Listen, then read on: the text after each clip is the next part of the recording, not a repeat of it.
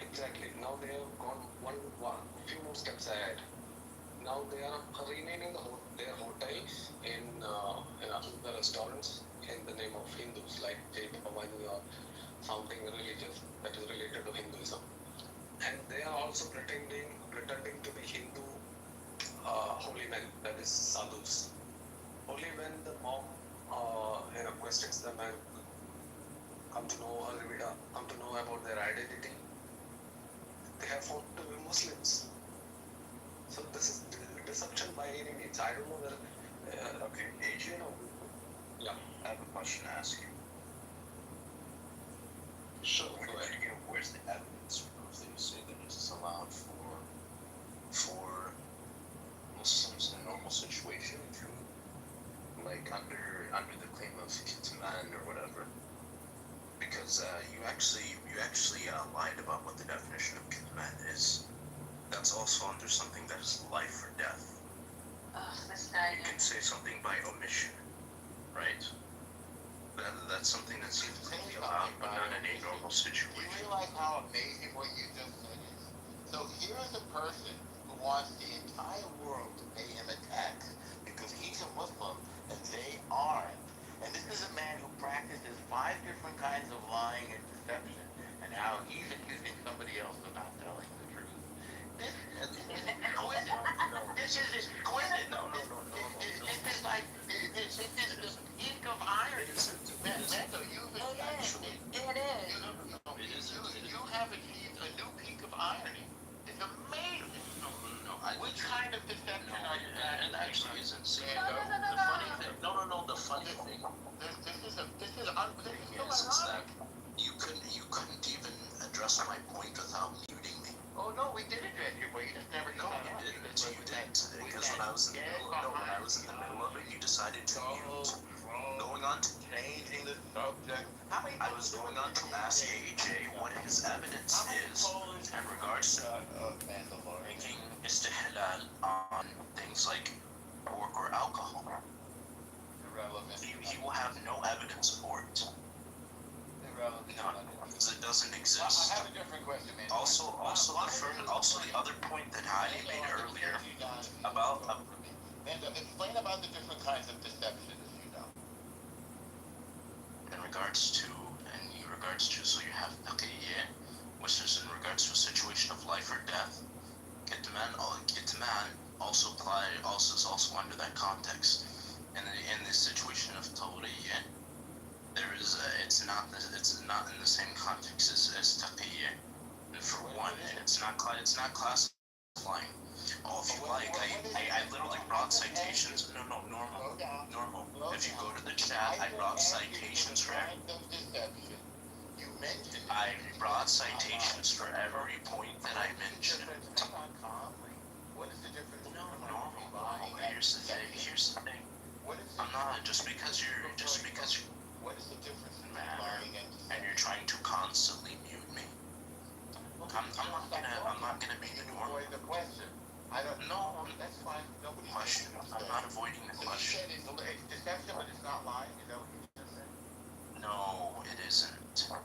Okay, Tawriyya That's not even said. Yeah, it is. Setting up taqiyya is different. You're just gonna talk. Nobody else. If you hide your faith or identity in a life or death situation, it's allowed. Last thing. What's that ethnic group that you mentioned you're a part of? Because I want to learn more about that. Bottom, that's the plural term. Singular term is How do you spell it? H-A-E-H-R-A-M-I. That's your tribe.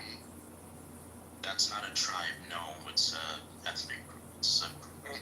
Say it again. H-A-B. H-A-D, D is in David. H-A-D-H-R-A-M-I. H-R-A-M-I. H-A-D-H-R-A-M-I. Hadrami. Okay. Which country?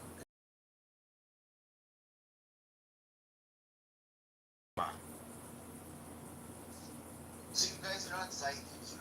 You said Arman? I've never heard of the country Arman.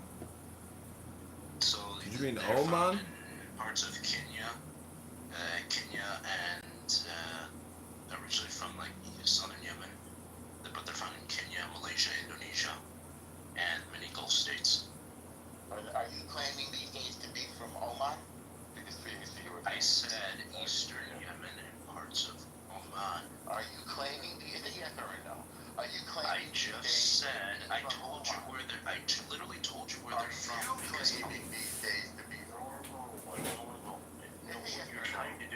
trying to literally witness. Even the Saudis in the Yes or comments no? are laughing at you. Yes or This no? is It's ridiculous. before you were Armenian. Are you claiming to be from Oman? Yes or no? I said Oman and not Armenian. Sabine, I never mentioned Armenian. You used to be Armenian. I never said that. It's different. I Yeah, you're. never said I know had your ever last. said I know your name before, I and never you've no, seen what voice. was my name before? So he's claiming to be from Oman? Okay, Sabina, what was my No, name? hang on a second, Mando. He used to claim. Hang on. Yeah, Armenian. Wait a second. Are you claiming to be from Oman these days, Mando? Sabina, like if Are you claiming to be from Oman these days, Mando? I said, do I need to keep explaining it to you? No, are you from Oman? Yes or no? Yeah, in terms of where my family clan is, yes. Your family is So they stretch from. Wait, hold on. They stretch from Yemen into. So are you from Oman or not? You're not from Oman. Yeah, I mean, I think you answered the question, Yes, yes. yes, the No, just say where you're from. isn't okay. He's being very deceptive. We're learning a lot about Normal. your Are you life. listening? I said Lofal. We're learning a lot. He's doing tequila. He's doing tequila. Yeah. Sabina, I'm not doing tequila. This is Takia in action. Takia Clown House. This is a kid. This is practice. Yep. You changed the name of Like, Sabina, like, relax. This is not tequila. everybody is relaxed. Nobody would ask the question. Just because, no, I'm literally Oh, yeah, no. people who are geographically illiterate. No, we just asked you where you're from and you wouldn't answer. I just said, do you not know where, look up, okay. What did you just El say? Normal. What did you I'll just let say? them go do the talking. What did you just say, Look Mando? up the What did region. you Okay, just look. say, Mando? What did you just say? I just said Lofal. Okay, you're from Lufar, right? No, Lofal. Dhofar. Look at where that is. Okay. So you want me to guess where you're from? No, it's not guessing. Anybody can Guess it. Okay, so thank you for participating. It was really good. You're a man of mystery. You're too mysterious to tell us where you're from. I get it. Okay. Said where? Okay. Well, the Lofal dog is is in back. Western Oman. Thank you. Should I ask him a question or no? No, it's, let him answer. It's going on and on. No, I just sent him back. He is deadening. Because no matter who you ask him, he's got some other kind of crazy answer. And he thinks he's being clever. This is, again, maybe somebody who's supposed to can explain this to me. It's a particular kind of refusing to engage with the question. That's the question and he talks to Sabina. Then he says, can't you hear me? Then he says, I told you. Then he says, you're too stupid to know. Then he says, use Google. And he can answer a question. I mean, it's tedious after a while. And this is also, I think, a conflict between civilizations and cultures. There's literally no way to get a straight answer. Sorry. You're trying to get back up.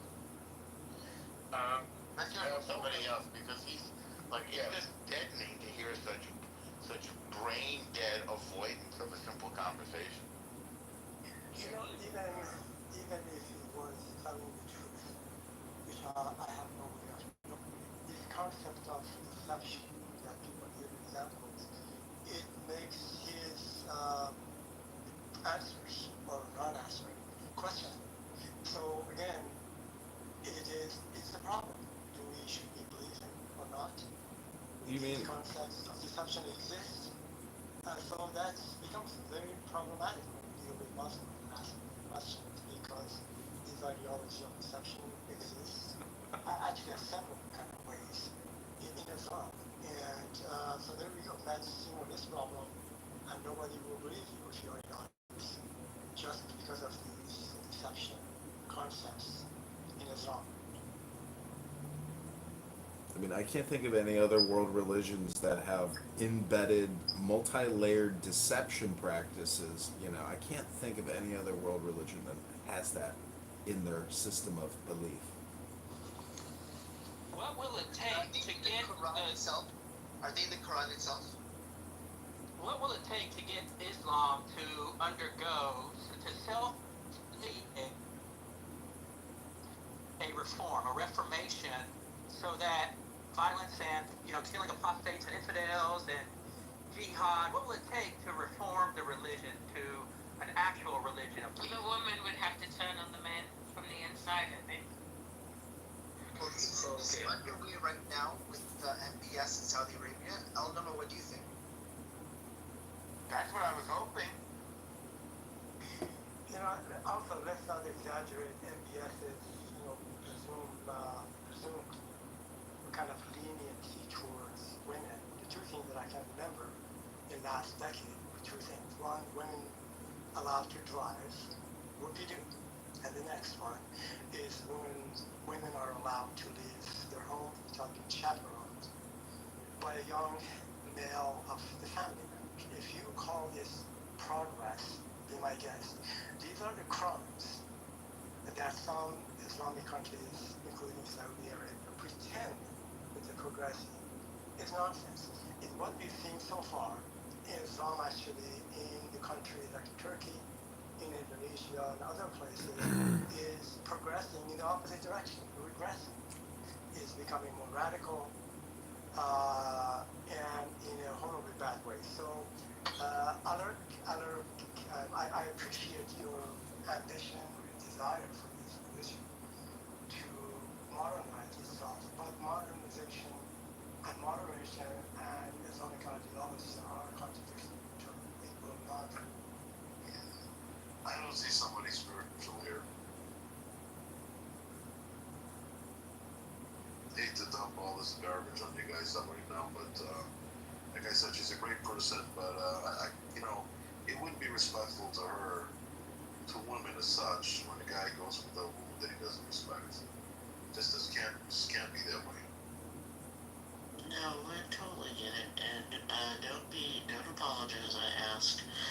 I actually have to head off, but Shabbat Shalom to everybody, and I will catch up with you later. Yeah, thank you for hearing me out.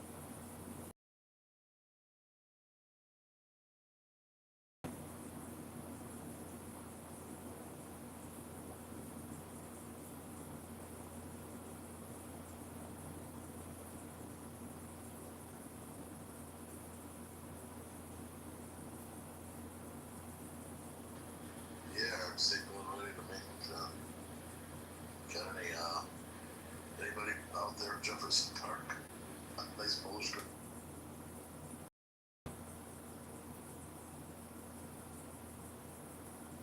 Skoki's a place. I don't know. Is Skokie still mostly Jewish? Or at least considerably Jewish? They still have my delis that I like over there?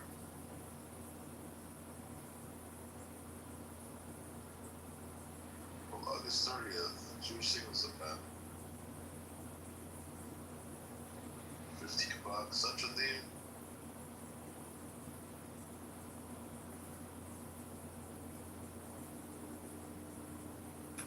Example, I never had to live obviously as a Muslim woman, but I feel like the younger generation of Muslim women, they want to work, they want to have more freedom, they want to be able to have love relationships and not have arranged marriages and so forth. And it seems to me that this is, at least from a Western perspective, it's inevitable. But maybe I don't understand Islam very well. There are people. Go ahead. I mean, there are people. I'd settle for them not killing people who disagree with them. Well, you're asking a lot. There's a huge obstacle when you look into Islam against reformation that will actually last and implement strong safeguards against misogyny and inequality and apartheid systems. When you examine Islam, for me it's really like a constant revolution towards the past, because there's this deep belief that is mainstream to Muslims, that the prophecy is that the Ummah, meaning the community of Muslims, is in charge to implement the Golden Age. And they're trapped because the Quran being the direct speech of God, they cannot distance themselves from scripture, and Muhammad being the best example, and he had like very questionable attitude. They are just trapped into always worshipping this man that made such horrible things, including child marriage, genocide, being a warmonger and misogynist man. So they're trapped. They just believe that the more they are close to his society of the 7th century, the more God, they're in charge of God's plan, and this is placing Islam closer to ideologies like communism. When people are so delusional, they really think that they can erase inequalities or evil from the world and achieve this perfect world under Sharia or under communism. And so you have to consider the aspect of Islam that is present so much in Judaism and Christianity, except for very, very, very small or old sects. And so this delusional dream is what makes people insane. And why does Islam really work in synergy with the leftist mindset? That's because there is a revolutionary will. And why does it also blend in with when the right is leading? That's because they have a very conservative approach. So this is the mix, a constant revolution towards the past. That's the problem. I have a question for the group. Can I ask? One second. El, can you pin the link that I have sent you? This clear case of Morula facing the disbelievers that he has converted to Christianity and then bombing, Liverpool bombing. So you sent this to me back channel? Yeah. Okay, I'll look for it. Gentleman who wanted to ask a question, go ahead and ask your question. Yeah. Thank you, Honorable. This is a question for the room. There have been polls done of there's a specific poll I'm thinking about, done of over 8,000 Indian Muslim women, which found that 67% of Indian Muslim women wanted to ban Sharia law inside India. Now again, India has something like 230 to 250 million Muslims, so I think that's a lot of Muslims. Why would Muslim women want that? And does that suggest that there is a stream of liberalism within large chunks of the global Muslim population? I can answer that. I don't know what is the exact percentage, but women have been suffering a lot in India because the personal law is allowed, that is Sharia law is partially allowed in India. The punishment part is not allowed, that is Samudra is not allowed, but the personal laws are allowed. Clerics have been using, not only the clerics, even the family members have been using it to subjugate women since independence, even before independence also. If you go to the courts, you'll find a lot of divorce cases where they are not getting any maintenance, and even property, even the division of property, the first claim to property of, if I'm a woman, my father's property would be divided among his relatives, and only a part of that would be given to me. So that puts a lot of women under the mercy, at the mercy of relatives of their relatives. So when those women who are aware of this are actually fighting against this. They want the secular law. So one of the advocates, you know what he did? He remarried according to Indian Special Marriage Act, which gives the right of property to his two daughters. So now the people are following this. Instead of going only for Islamic marriage, they are also registering the marriage under the special provision, so that their property can be given without any legal dispute to their children. Not only that, there are many other cases which is languishing in Indian courts, which takes a lot of time to resolve. And usually it is to the disadvantage of the Muslim women, because this all are interpreted Sharia. I mean, the religious books. So that poses a unique problem. I look at triple talaq. It was so prevalent among the Muslim men to just say talaq, talaq, Un talaq. poquito de estudio en colegio y la escuela de la secundaria. Say talaq, Para talaq, 4 talaq, and años. just divorce the women. After having 3 children, where will she go? She's not even allowed to have a job, or not allowed to have a property, anything, nothing. So she is on the streets. Her children are also on the streets. Now she married someone else, and then these children will be abused by the stepfather, and the abuse goes around, and they will not be raised as a good citizens. So definitely, women are getting educated. They want to do away with the Sharia law. Yeah. So here's a question. Why isn't this the case with UK Muslim women, where there is far more support support for Sharia law in Muslims who don't live in the UK? Some of them are confronted to Sharia law and they know what it is, and some of them in the West, they fantasize about this, and when they see horrible facts about Sharia in other countries, they say, those countries are not real Muslims, and it's not the true Sharia. We believe in the true Sharia where women will be happy no matter what. That's the double speech that they have. Like communists. Oh, that's not real. Exactly. That's not real Exactly. socialism. Exactly. It's failing everywhere, but it's still winning model to talk. One thing that I've listened to a few like people that I don't know have degrees or whatever and stuff, and they can talk about this like at length. Another thing is that there's actually like quite a societal divide between Muslims and like everybody else in the UK. And I think that part of the reason why it's specifically second generation children of immigrants that are born into Muslim families that are actually becoming much more extreme than even their parents were. I think part of it is because they feel like outsiders in the UK. It's literally what I feel like is happening. And so they actually find a lot of their identity when they're coming of age in Islam. And that's why they're becoming more extreme than they are where, like, you know, in Saudi Arabia, they're like, the youth are all like leaving Islam en masse, right? So yeah, I really think that's a huge part of it as well. Is there a contrarian in the room who actually can support or, you know, espouse Sharia and tell us about the beautiful, wonderful benefits, you know, that people can enjoy? Like, is anybody here an actual supporter? Not a supporter, but I can explain why people like it. Because it's totally designed for Playboy men. I mean, it's totally designed for players. Other than that, yeah, go ahead. I would like to ask Sabina a question. Are you from America? No, I'm from tomorrow. Okay. So, okay, I'll ask a question about Ilhan Omar.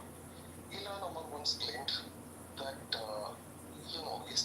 Islam prohibits interest on loans, isn't it?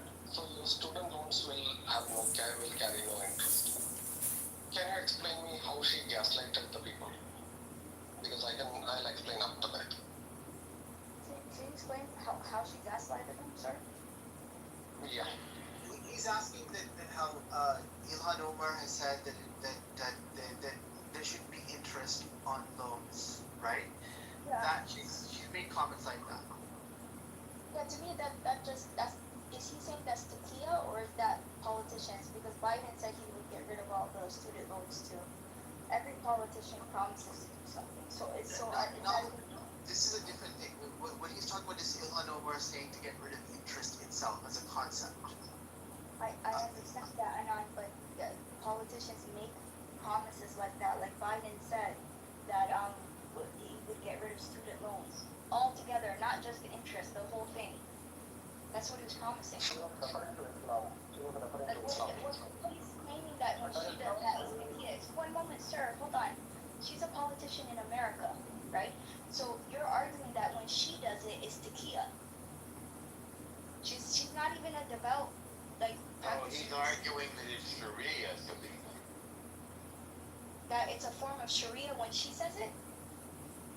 Yeah, abolishing interest is a Muslim concept. That's what they're saying. Oh, okay, hold on. This is what I don't understand, right? And this is why some people need to understand the different geographical locations, right? What's happening in India is not the same. When Ilham Omar left Somalia, Sabina, wait, let's stay focused. yeah, Do you understand that in Islam they do not like interest? Do you understand that? yes, I know that it's called the riba. Okay, What I'm hang on, saying- hang on. So what the other gentleman said was that when Ilhan Omar says we should abolish interest, that is a Muslim concept. Do you get that? Abolishing interest. Okay, that's all he's saying. Right, but I'm arguing that that's not coming from her Islamic perspective. That is actually coming from the what do you call it? Like what's his name? No, Bernie Sanders and the whole socialist group. Bernie Yeah. Muslim never said abolish interest. It's a uniquely Muslim concept. They have said to abolish student loan debt. Right. So abolishing a student loan is not Sharia. That's not abolishing interest. So if somebody says, for example, I want people to wear a hijab, you can say, well, somebody else wears a hat when it's cold out. Yes, they do. But wearing a hijab is different. So abolishing interest is a specifically Sharia custom or law. That's all he's saying. Okay, that's fine. Look, there's going to be certain things that Muslims say that are very similar to other Abrahamic religions because it's the same. It's an Abrahamic religion, right? Now I know No, that. but wait, Sabina, this is not like Sabina. This is not like an Abrahamic religion. This is specifically Sharia. And Sharia is part of Islam, correct? It is Islamic law. Okay, so and Islam is not an Abrahamic religion? That's not relevant to what we're saying. No other religions talk about getting rid of interest. Elon Omar, who is a Muslim woman, suggesting that we abolish interest is a Sharia idea. Okay, so I'm asking you guys, and that's all I'm asking, to acknowledge the fact that yes, she's Muslim, but also acknowledge that she's from Somalia, and Somalia never had Sharia law. She's never lived under. Not the question, but you do understand My that answer is that she's not abolishing under. interest Okay. is a Sharia idea. Sure. Nobody else has ever said that, except for her. Okay. Not Bernie, not Biden. Okay, so hold on. The nuns wear head coverings, yes? Yeah. Normal? Okay. Yeah. So is the Pope implementing Islamic law when he tells them to cover their head? Not in that case. Not in that case. No? That's different than interest. Oh, so there's overlap. Hold on, so that means there's No, overlap. there isn't really any overlap. She's the only person that ever suggested that.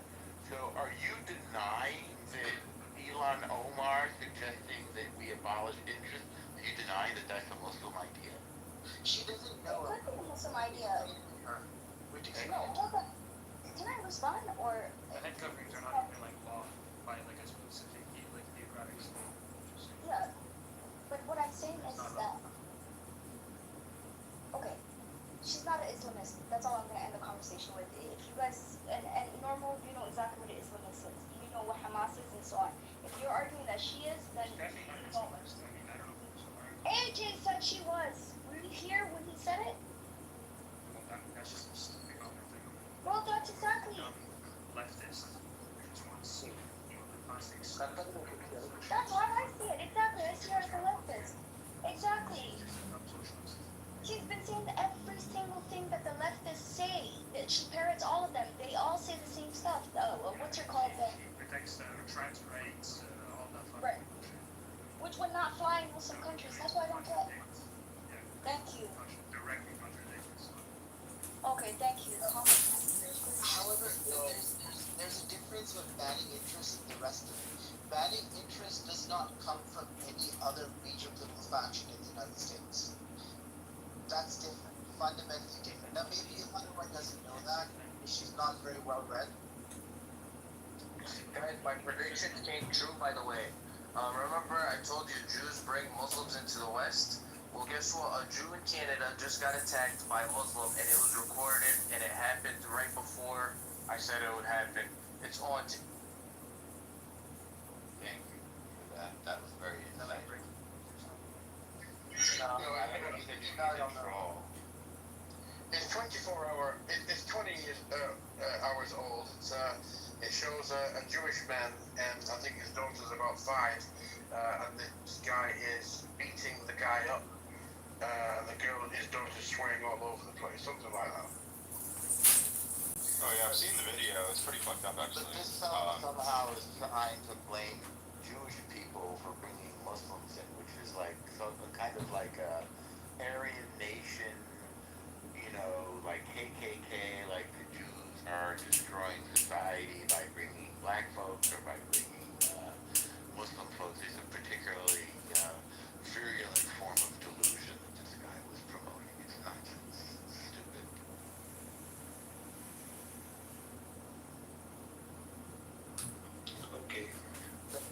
it's making more. I want to just make sure somebody understands this. There's a concept of usury in Christianity, but that is for excess interest. It's not for zero interest. The concept of zero interest specifically comes from Sharia law. I don't know any other like major thinkers or philosophers who push that. Now, maybe I'm wrong. Maybe there is something, but I would like to know who that is. Okay, I'll finish the issue. Okay. Thing is, you will hear only about the ban on riba, that is the loan, interest rate. But the problem is, how do they get around that? Okay. Now what they do is, they rename the interest. They call it profit. For example, if I take out a loan of 100,000 US dollars, they will add 50,000 US dollars to the original amount, making 1,50,000 and call it profit. 50,000 is the profit, and then they will divide it into EMIs, and you will have to pay the EMIs. And the Muslims themselves are complaining that this is more than the usual interest rate they would have to pay. See, initially they will never say about this. And you know what? If I was talking to a banker and he was saying that we are getting a lot of deposits because the Muslims are not taking interest, means they don't want interest. I told them, do you know what the other part says? He said, no, I don't know. See, the other part says this is a real trap.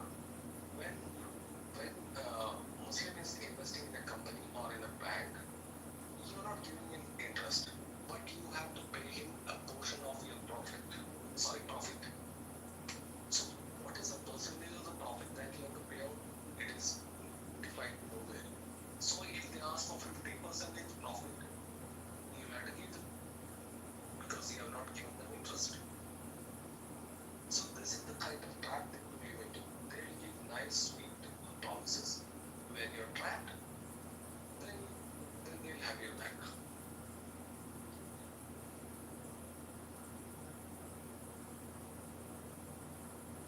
The reason you have that perspective is because your country used to be ruled by Muslims, right? So that's probably why you have that perspective, right? That's why they're like, oh, if they come in, they'll take over and so on, because that what happened to you. Hello? No, but that is what happened to India. They were ruled by Muslims. No, but you're saying it's specifically has that to do because that's what happened to them. That's what's happening in all the Western countries.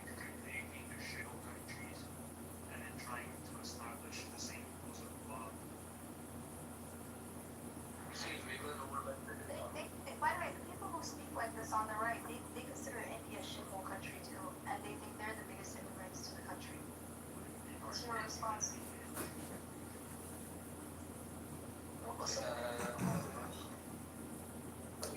Every country was a shithole country at some point, and then became something, and then went back to being shithole, and then became something, and went back. It just comes and goes, comes and goes. You know what? It was a shithole too. When was America a shithole? Are you serious? You don't know how bad this thing was. When was America relative to the rest of the world a shithole?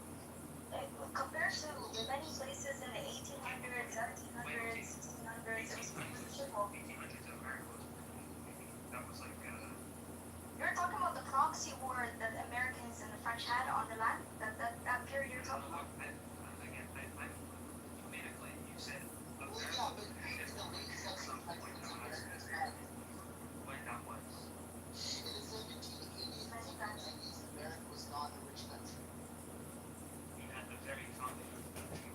Exactly.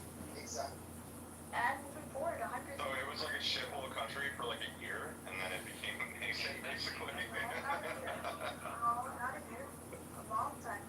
You know, going back. I would actually say that the reason why the U.S. has never been a shithole country, because since its inception, it has had the Constitution, which has actually made it so that people can't get away with as much. I know that there's a lot of corruption in the U.S., but nearly as much corruption as to like what's happening in the UK, for example, or what's happening in all those shithole countries, you know? So I would actually say that it was never a shithole. Sabina, I was just reading the Constitution yesterday or the day before, and it is actually a rather complicated document in terms of reading it and being able to comprehend it. It's rather complicated because it takes in hundreds of years of English legal history and theory. So there's a lot of thought that went into those rules. And so I'm just wondering, like, do you think the Muslims also have if there is their set of rules, like, is it as complex as the Constitution?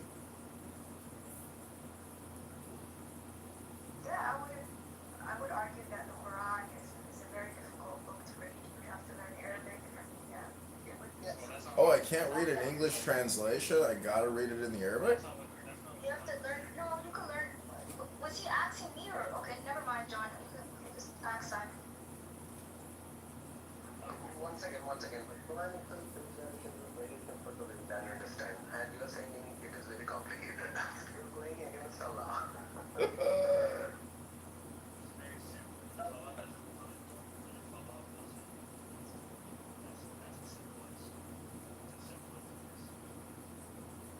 And Sabrina, see, we were ruled by Muslims. We were invaded by Muslims. That would be the right phrase. Okay? And we were ruled by the So British you weren't ruled? You weren't ruled either? We were ruled. We were invaded and ruled by both the Muslims that Is it fair to say colonized? colonized. Exactly. Right, and so hold on. So if you come from a country where you were colonized and mistreated, wouldn't that make your view of it different than other countries that haven't been exposed to it, right? That's why I'm saying I can understand, right? So How you have a he's negative. anti-colonial. I thought No. everybody is anti-colonial. Yeah, that's why I said, okay, so if I could just land, that's my point. When I'm pro-colonial. Islam, when Indians criticize Islam, I think it comes from an anti-colonial perspective because they were colonized. So their way of understanding and Because pushing they don't back like to be against it invaded is and normal. What about just that? No one likes to be invaded and ruled. Am I allowed to finish talking, Simon? What I'm saying is, okay, you know what? Stop. You know what? Don't ask me questions. I just want to listen from now on. Because if someone asks me a question, then I can't respond. So I'll just be quiet. Say something, please. If somebody asks somebody a question, please let them speak. Go ahead, miss. Well, let me ask you one more final question, Sabina. No, don't ask me questions. Ask someone else. Okay, let me ask some other people in the room. If, the former speaker, Anand said that being a Muslim is like being a playboy. Like, it gives the guys all the great benefits and the women are kind of used as like chattel. So, like, what are the great benefits of joining Islam? Andrew Tate can tell you. Is that anti-Semitic, Jew-hating kickboxer who rapes women in Romania? I know it's not trolling. That's right. That's right. It can easily promote like a toxic masculinity type of model for young boys, and it's attractive because they don't have to do anything. Since young boys do cheating, That's not true. That's not true. The men have to. Also, being a martyr and fighting for your land that's not a hard thing to do. sorry. If the Muslim men are supposed to protect their country and die as a martyr, that's an easy thing for a man to do. You think that's easy? That sounds like a cult of death, Sabina. You're making this word. Okay, and Israel having forced conscription for kids to be in war all the time is also a cult of death, you could say too, correct? No, that's called democracy. That's not called. So how come they don't have a choice? Why is it forced conscription? Well, they do have a choice. They can do social work instead of things. Okay, perfect. What's about is really cool. No, okay, you have every right to defend your country, right? But if someone said to you that the kids who are fighting right now in Israel, that they don't have a hard job, you would get upset, right? So don't think that because if they have to fight for their country and if they die as martyrs, that's a hard thing to do. Don't say that it's an easy thing to do. They don't die as martyrs. Why are you making up shit, Sabina? Why are you lying on it? Don't You talk can die as about a martyr. Muslims. Anyone could die as a martyr. Nothing. Yeah, you can. Do you read Hebrew? You said you have to read Arabic to know the Quran. Do you read Hebrew? It's called to attract evil people.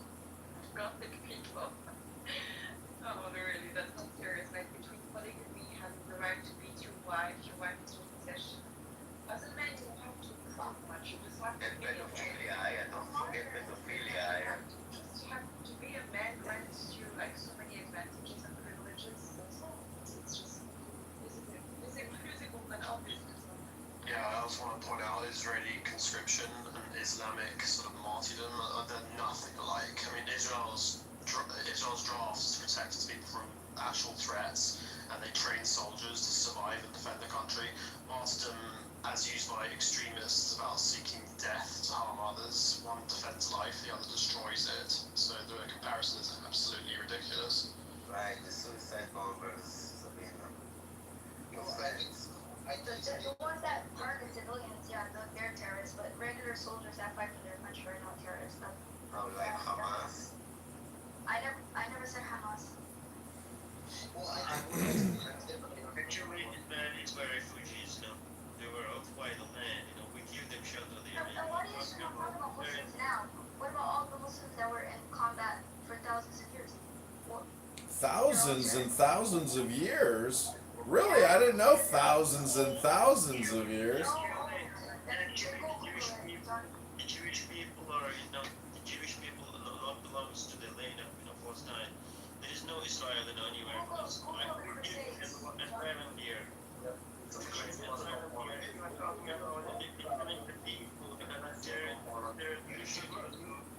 You should look in your book, Father.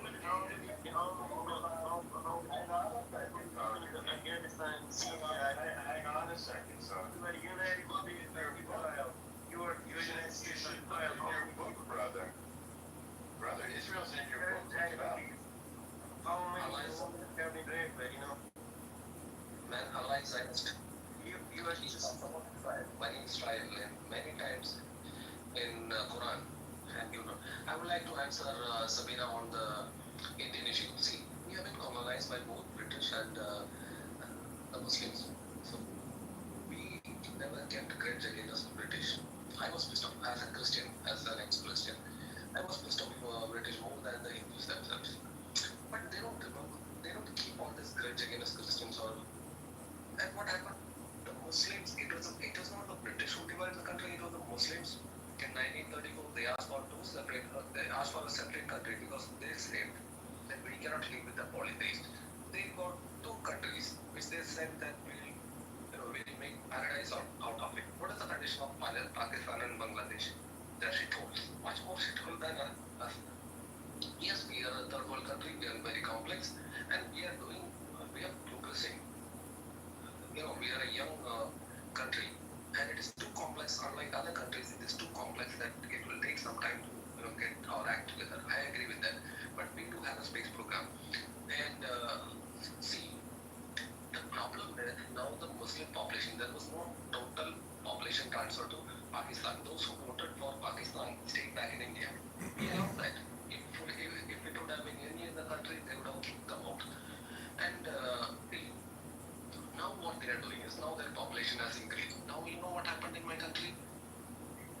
The Muslims took out a procession, and a 10-year-old kid, I don't know whether he is 10-year-old, less than that probably, he has actually called for genocide of Christians and Hindus in India.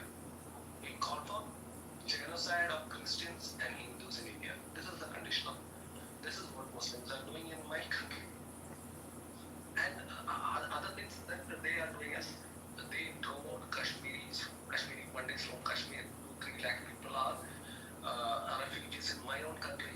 Those are Hindus, and they are not allowed to. 500,000 non-Muslims were kicked out of Kashmir in a matter of days in 1990. That's ridiculous. Exactly. You know what announcement was made from the mosque speakers? Leave, convert or die. Really, Delhi, Delhi. This was from mosque. This is happening in the pre-India. Okay? We don't have problem with the other. We have got other minorities like Parsis. We have got Zoroastrians. They are the best minority that we have. They are the pioneers. We have got government in exile from Tibet. They are living peacefully here. But this is the only minority that is creating problem for others. That is why we have to take some steps for our own survival. It is not because that we hate or do something. We allow them everything. Even Sharia law is implemented here, personal law is implemented. What else do you expect? But you are still not satisfied. I am a minority here. I am living peacefully. Believe me, if you are peaceful in India, you can live a very good life. Nobody is going to snatch your women or nobody is going to snatch your property.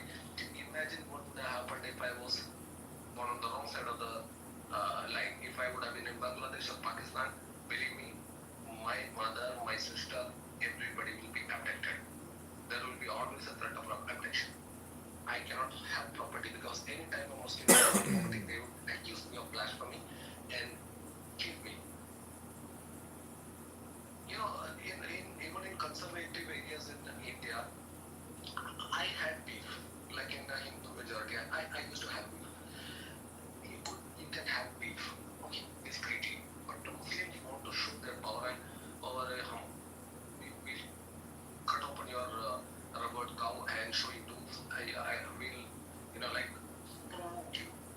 That is when problem happens.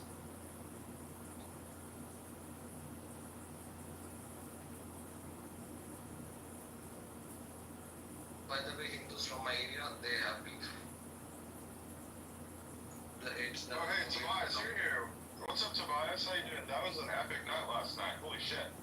Yeah, that went on for quite a while. Actually, I left. I don't know how much longer you guys went on for. But when did the room close? It didn't close until like 4 o'clock today or something. Wow, it's crazy. Yeah, or 3 o'clock, yeah, something like that. I don't know, bleeding, but yeah, that was epic. Yeah, and fucking hell, that was like, yeah, it was just fun. Thanks, man.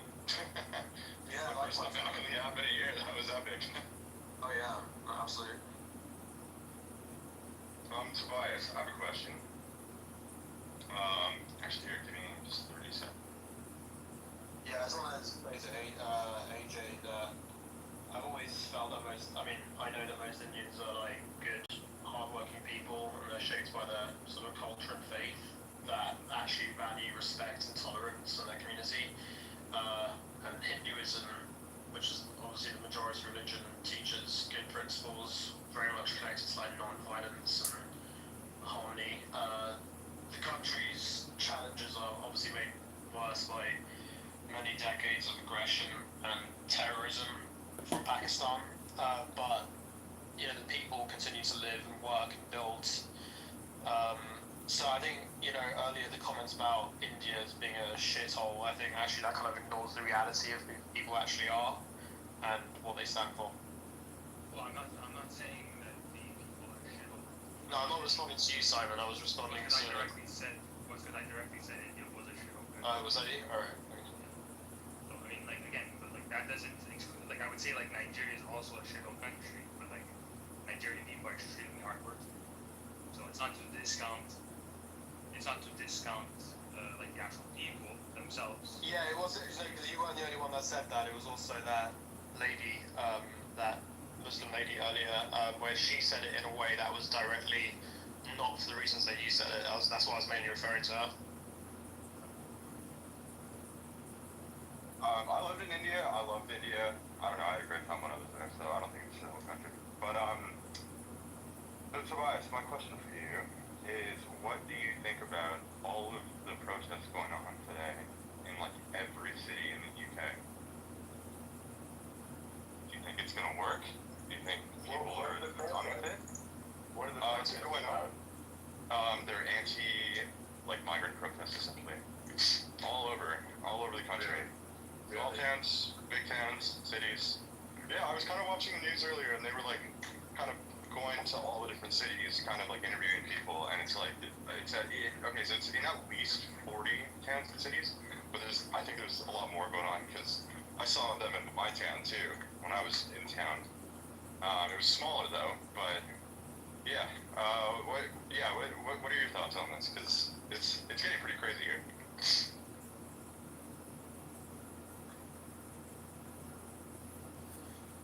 Yeah, I've been kind of busy all day. I read a little bit about it. It does seem a bit crazy, man.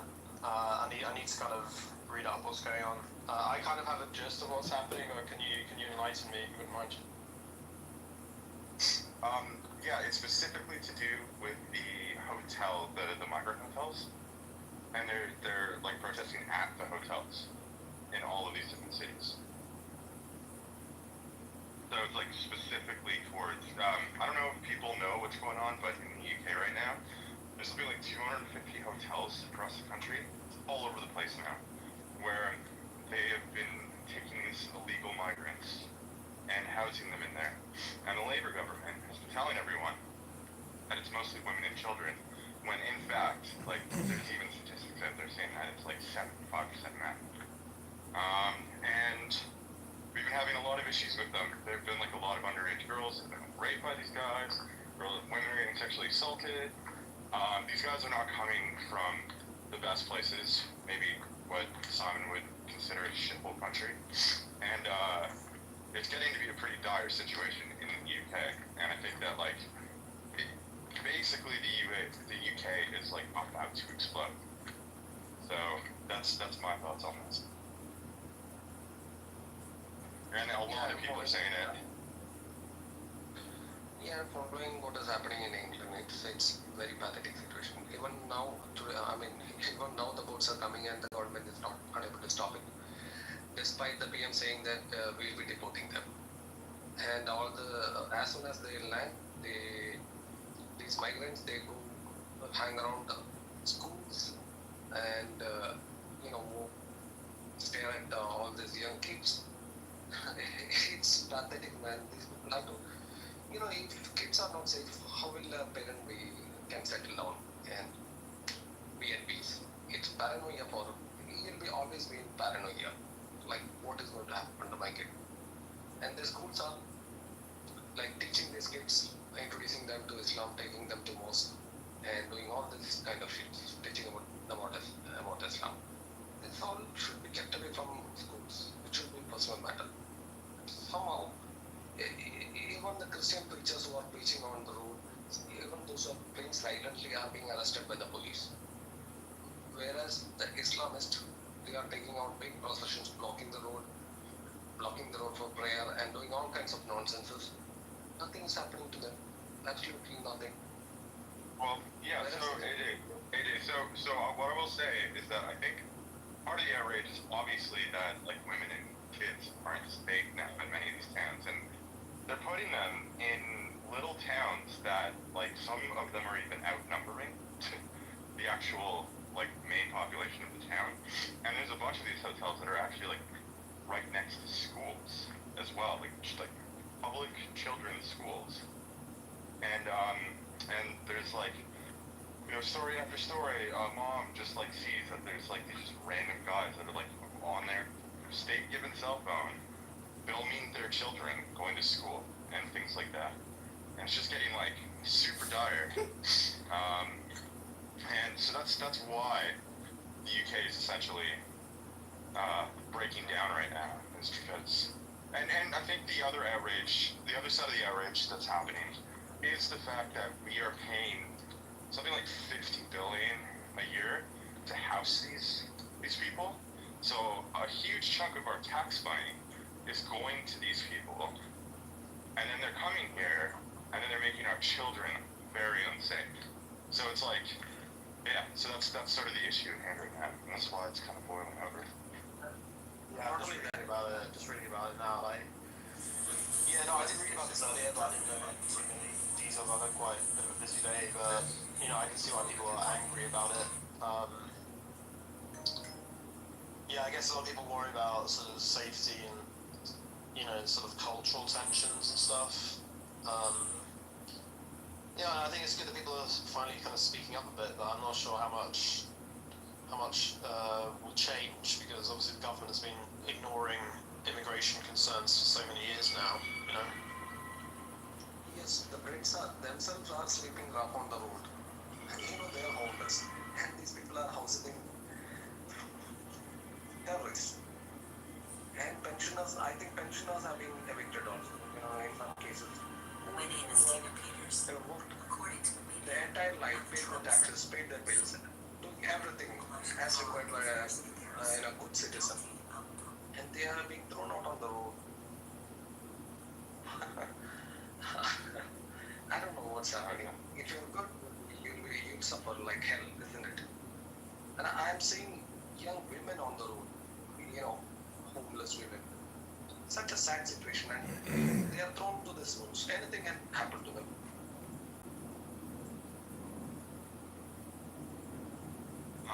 Yeah, I mean, one other big thing that happened that has people up in arms is that one thing that specifically happened that has like veterans on arms, for example, in the UK, is the fact that there was like a government funded veteran housing estate that they kicked all of the veterans living there out to rehome migrants, like boat people, which is pretty outrageous as well.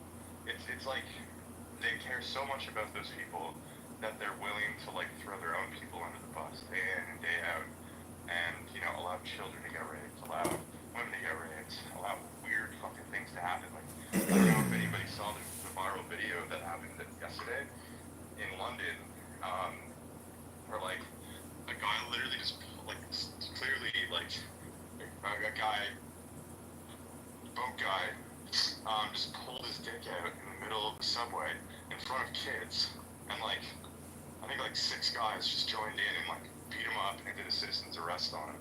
It's like a super viral video that literally just came out. I mean, you gotta look at it from. Can't you see it from the perspective of the Muslim man who's 28 or 32, living in a hotel in a foreign country that he's never lived in before? He just came out of a war-torn place, and he's angry. He's not feeling that great about his situation in life. So he might take risks and opportunities that violate the law and are antisocial behavior and are destructive. I'm just saying, what is the perspective and the attitude of the migrant living in the hotel in a major Western city? So I could kind of disprove your point. So actually, the majority are not coming from war-torn countries. They're actually coming from countries where there's no war going on currently, and they're being called for essentially economic migrants.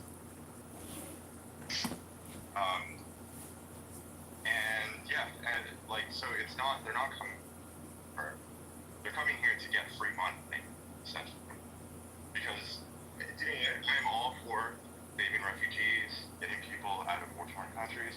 If people are unsafe, I would say that the UK, now that it's the rape capital of Europe, I would start to say that women and children should probably start migrating out of this country. You go to a safer country. But yeah, no, a huge portion of these guys are not coming from war-torn countries. They're coming as economic migrants because the government is giving them money, giving them free housing, they're giving them a cell phone, they get a weekly allowance, and most of them are ending up with permanent residency in the country.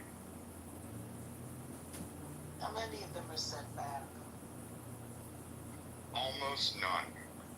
Almost none. What's the process? How long do they wait before a decision is made? Well, there's so many people that have come into the country, the courts are backed up by about 2 to 3 years. So it takes about 2 to 3 years now to find out if they can stay. I think something like 85-90% stay, and they get permanent residency. And at that point, if just say they do something like rape a child, at that point, they can just rip up their other passport and say, well, I don't have that passport anymore, so you can't deport me from this country. And the other thing that's outraging people is the really lenient sentences that are happening to these people. Like, I've read story after story after story after story of people getting suspended sentences for, like, raping an underage girl because they have these lawyers, these NGO lawyers, that are saying they didn't know that it was wrong. And on what basis does the government grant them permission to stay? What do they look at in order to decide whether or not they can stay? Is it their behavior, or what is it? Well, to be completely honest, based on what's been going on here, I would say that they don't even look at anything. I mean, I would say that it's essentially just unvetted. Like, large, mass-scale migration. So there are people that are coming here that have like rape charges, for example, or murder charges in the previous country, and they're not checking that. So there's all these people that are in the country now. I mean, one of the things that's like really scary, for example, is that the previous Tory government hid an entire Afghani refugee program from the public, and without us knowing, some obscene amount of Afghanis came to the country, and they put a complete media block on it. And it's turning out that a lot of these Afghanis just applied for the program that did not work with the UK Army or the US Army, and we're working as interpreters. And they're actually, now we found out that some of them are also ISIS terrorists. So it's like, it's a complete shit show over here. Like, I've never seen anything like it. I've never seen such a massive breakdown in standings. It's almost like the governments want to demoralize the people and cause chaos. I wonder why they'd want to do that. Yeah, exactly. Yeah.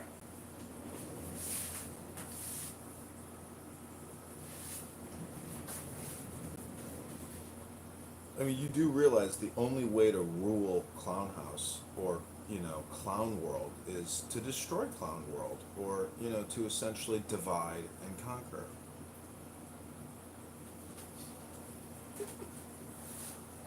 Pakistan is not at war with anyone. It has not been at war since a long time. But What do you mean? They just attacked India 3 months ago. Yeah, that's that demonstrates the religious hatred. If it is a war between two countries, just attack the soldiers, isn't it? An army post. What they did was they infiltrated into India, 3-4 hours. They went to a touring spot. They literally pulled out. First of all, they asked whether they can say the Islamic prayer, and when they were in doubt, in order to confirm, they pulled out their pants and checked whether the men were circumcised or not, and they immediately shot them without even asking any question. And when the accompanying women was in a state of distress and said, "Kill us also," they didn't kill them because they wanted to leave people, so they'll be in a state of trauma. And everybody, Hindus and one Christian also was killed. So this is the religious hatred. We don't, there is no other problem other than religious hatred. I would like to inform the room that there is an Islamic prophecy that says that they will conquer India. It's called Ghazwa Hind. You can just type on YouTube Ghazwa Hind, and you'll find hundreds of videos that prophesizes this. They're already ready for this, and there are people asking, when we conquer India, what will happen to all the Hindu women, whether we'll marry or whether we'll keep them as sex slaves? This is the kind of idiotic question that they are asking to clerics. See the kind of indoctrination and the kind of hatred that they have against others. And even the children are so indoctrinated that a video came up, like we'll be celebrating our next holidays in New Delhi or in Mumbai or in some other city. What that implies? That implies that Pakistan will conquer India and they will either convert or kill all Indians. And even celebrities, that's another, we love the Pakistani cricketers when cricket happens. So even prominent Pakistani cricketers whom we have helped, many times, they were talking about this. They are saying that rivers of blood will flow, which means only one thing, that again the Hindus will be slaughtered by Pakistanis. They believe it is. So it's not Islamophobia or any bullshit. From a fascist.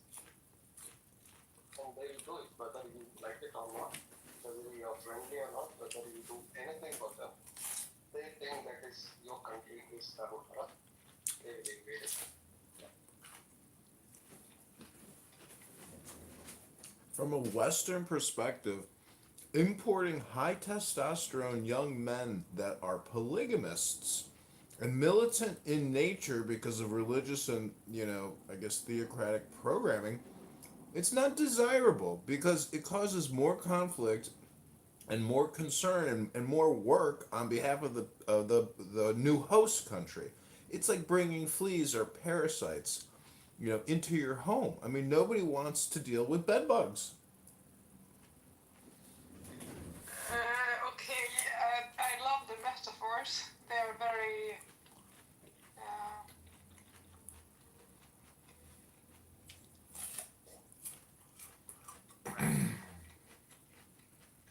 no, but I just think that they were a little bit small, maybe, but it's okay. The word you were looking for was creative. I just want you to land. I want you to hit that nail on the head there, John. Not quite there, bro. I can see what you're saying. I just wish you were like there.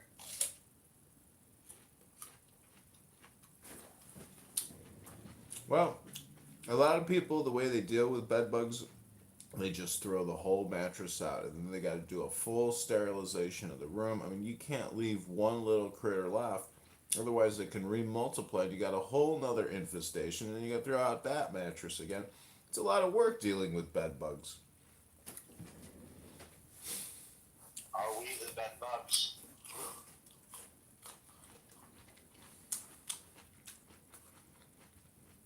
Well, sometimes you don't know if you're the parasite and sometimes you don't know if you're the host, but intelligence is being able to determine whether or not you are the parasite or you are the host.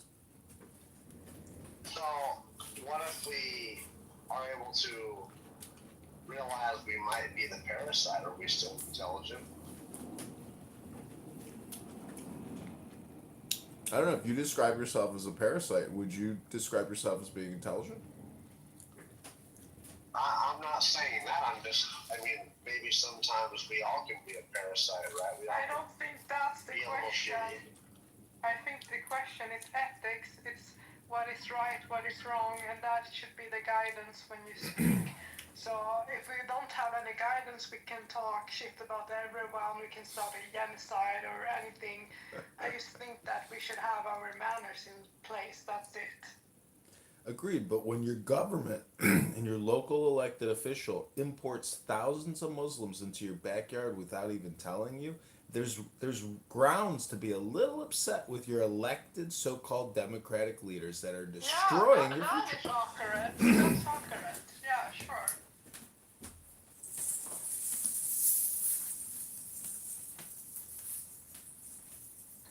I have sent you a website. It's called thereligionofpeace.com. It's very informative website. They update the daily attacks or incidents that happen around the world. It also gives the statistics on what is happening around in the world in a month. It has also some interesting things running like Ramadan bombathon. During Ramadan, the number of kills that Muslims make is given a statistic. Hinduism.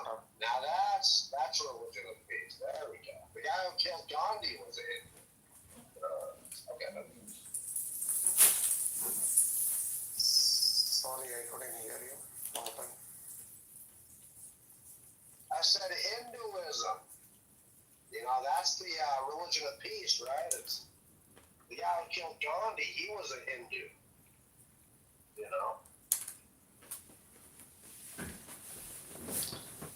You are saying that the guy who killed Gandhi was a Hindu? Yeah, he was. That's what I've been reading. He was a Hindu. Yes, of course, he was a Hindu. When women were being raped in Calcutta in Direct Action Day in 1947, you know what Gandhi said to these women? Learn how to get killed. If the Muslims want to rape you, just let them rape you. He was also responsible for another genocide in 1921, wherein the Muslims almost wiped out the Hindu population in certain state of Kerala.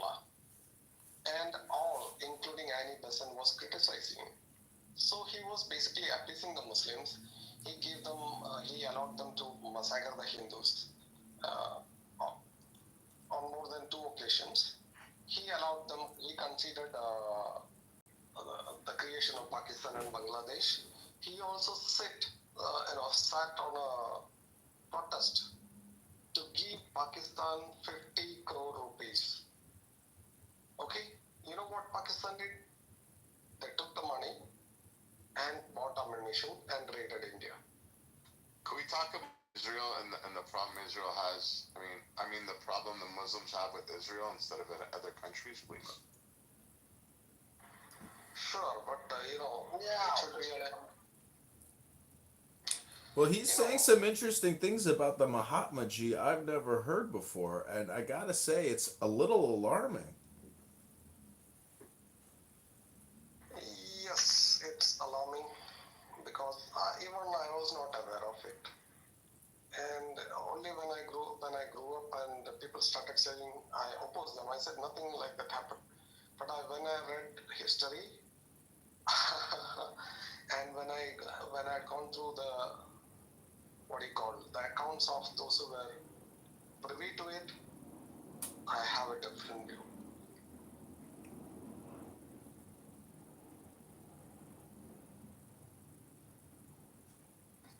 Maybe, yes. I was just going to ask if one of the mods can reset the room and we can start this party. So, it should not just concentrate on Israel because people will think that this is happening only in Israel and you are to be blamed.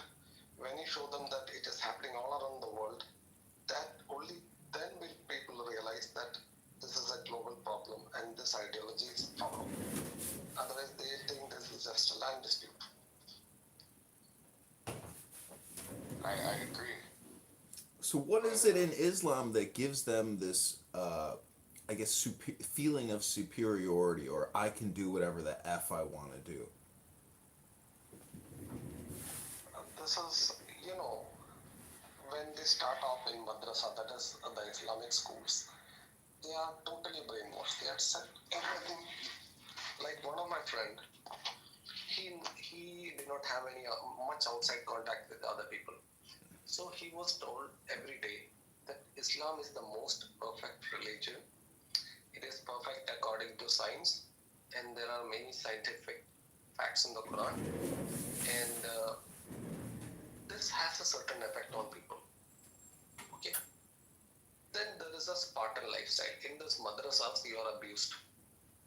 You have to get up in time. If you don't recite the Quran, you are trashed mercilessly. So it is a Spartan lifestyle. And sometimes even the food is very scarce. You get abused sexually in this madrasas. You can get corporal punishments. You can get severely beaten up. So where do they vent the anger? That is when these imams redirect the anger towards the non-believers. They'll not teach it directly initially. They'll say, Allah doesn't like shirk. And who are the people who commit shirk? Yes, it is the Jews, Christians, and here in India, it's majority Hindus. Whom do they worship? They worship the cows. All kind of these tropes are fed into their psyche. This act, even if they don't mean it, it'll be in the back of their mind. Like a guy was describing an incident wherein this guy has never seen a Jew in his life. Okay, so both this Hindu and this Muslim was traveling on a bus. Suddenly, a foreigner alighted the bus. I boarded the bus, and he said that he is from Israel. While conversing, he is from Israel. And the Hindu guy was describing he has never seen a Jew, and this Muslim friend also has never seen a Jew. But immediately the Muslim got angry. And he is usually a cool person. He was like so angry with this guy whom he has never known. And he wanted to thrash him, but he knew the consequences. That's why he was keeping his cool. I would like to narrate another incident, very funny. Okay, like 2 years back, a cleric was saying that we should not have fruit juice. Why? Because the juice rhyme with the juice. It is the invention of the juice. Imagine the kind of tropes they are making up and distributing. you know, it's very funny. But at the same time, it is also tragic because there are people who believe it, idiots, because they've been conditioned that way, and they have this control mechanism. Everything that you do is controlled. If you don't go to say, if you don't go to mosque, people will notice and they will ask you, "Did you come to mosque?" He cannot lie because there will be others who will corroborate the story. And if you don't come, he will be like ostracized, and people will like physically assaulted if they don't come to mosque for a long period of time. Did Muhammad decide to call? Did Muhammad decide to call Islam Islam because they want to like slam all religions and slam all other ideologies? Is that the basis for the Muslimic, or the Mohammedans is Islam? No, Can I play a video? I got a video. I can play. The mods don't mind. yeah, mine. Yeah, I'll read the context 1 second. I mind. You mind? Yeah. Who's that? Yeah, you're not a mod. Okay. Then, mod. No, you're not. Okay. And then, Mod, can you mute that guy so I can play this video? no, mod. It's good. Okay,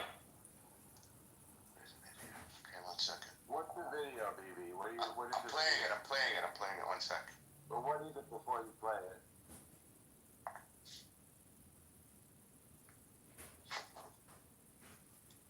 Muslims living with Hindus. Problem. Muslims living with Baha'is. Problem. Muslims living with Shintos. Problem. Muslims living with Buddhists. Problem. Muslims living with Christians. Problem. Muslims living with Muslims. Very big problem. All right, I don't want to hear. I don't like to bang on any religion, so I don't. Okay, I don't think it's helpful. BB. Thank you, though. It's not banging on a religion. It's stating the facts, and then the video wasn't even finished. I understand. I muted it. I don't want to. It is banging on Islam. You're saying that Islam can't live with anybody. No, but you didn't know that. Okay, never mind. I'm not gonna argue. Yeah. If you listen to the full context of the video, they leave their country to go to another country, and then because they didn't like the country they left, and then they turn that country into the country that they left. It's like a woman that getting plastic surgery all the fucking time. You can't keep her happy. Even God can't even make her happy. When Pakistan was divided, the man responsible for partition was Muhammad Ali Jinnah. He was a Shia. Okay.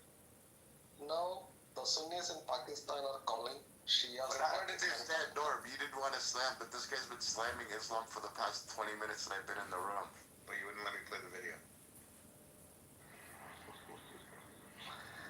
Okay, another sect called Ahmadiyas. They were at the forefront of partition. Now the Sunnis are saying that they are not Muslim. They are being persecuted, while Ahmadis in India are having a peaceful life. You can see during Eid, they are not allowed to sacrifice the animal. Their minarets are broken down. Their places of worship will be bombed. Yeah, Muslims are safer in India than in Pakistan because you don't know who is going to come and place a bomb in Pakistan.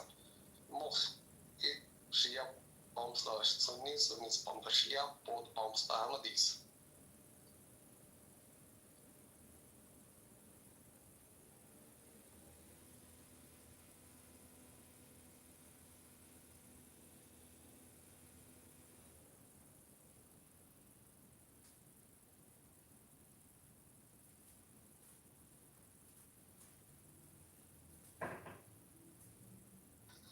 Well, Scotty has put up another room which says the Zionist can't be reasonable or have a debate. And there is tone in the room, except Scotty. Oh, there's another live going on, is there? Mr. AJ? Let me check. You know, I have one. I started an Islamic, Mohammedan, Muslim nonprofit so I could help spread the joy of Quran to more Muslims and more potential Muslims. I figure like get ahead of the curve before they control the marketplace. Okay, now can I play the video? Tobias? Ruben chick? But he's asking that. It's BB. Yeah, you can play it. BB, play whatever you want, man. Yeah, I'll allow it. Okay, then I'll moderate you too, BB, one second. Thanks, and then I'm gonna read the context after because it's pretty interesting. But yeah, 1 second, guys. Thanks. Because I think it's important. Problem. Muslims living with Hindus. Problem. Muslims living with Baha'is. Problem. Muslims living with Shintos. Problem. Muslims living with Buddhists. Problem. Muslims living with Christians. Problem. Muslims living with Muslims. Very big problem. So this led to they're not happy in Gaza. They're not happy in Egypt. They're not happy in Libya. They're not happy in Iran. They're not happy in Iraq.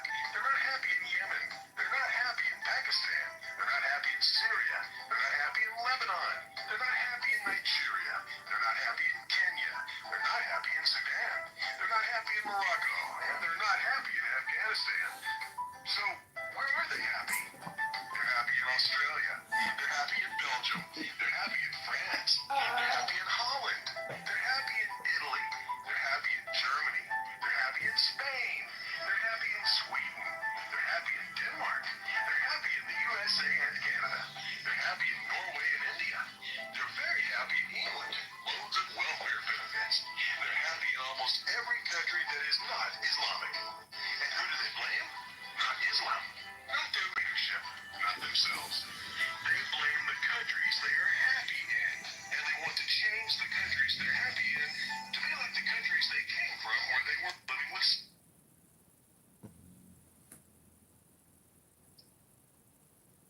So When you read the, it says, for those not following the logic of this video, Muslims flee their own countries to objectively better countries than the only one they fled with, the goal of turning the new country into the one that they fled from. No logic, but it's their religion that tells them Islam is to take over the entire world and enter every house. Many other migrants flee countries that are not Muslim, but the difference is that they assimilate into the countries by respecting its laws, but becoming more like the people in it, sometimes for the better, sometimes for the worse, but they do not have an end goal of turning it into the place they came from. That would make zero sense.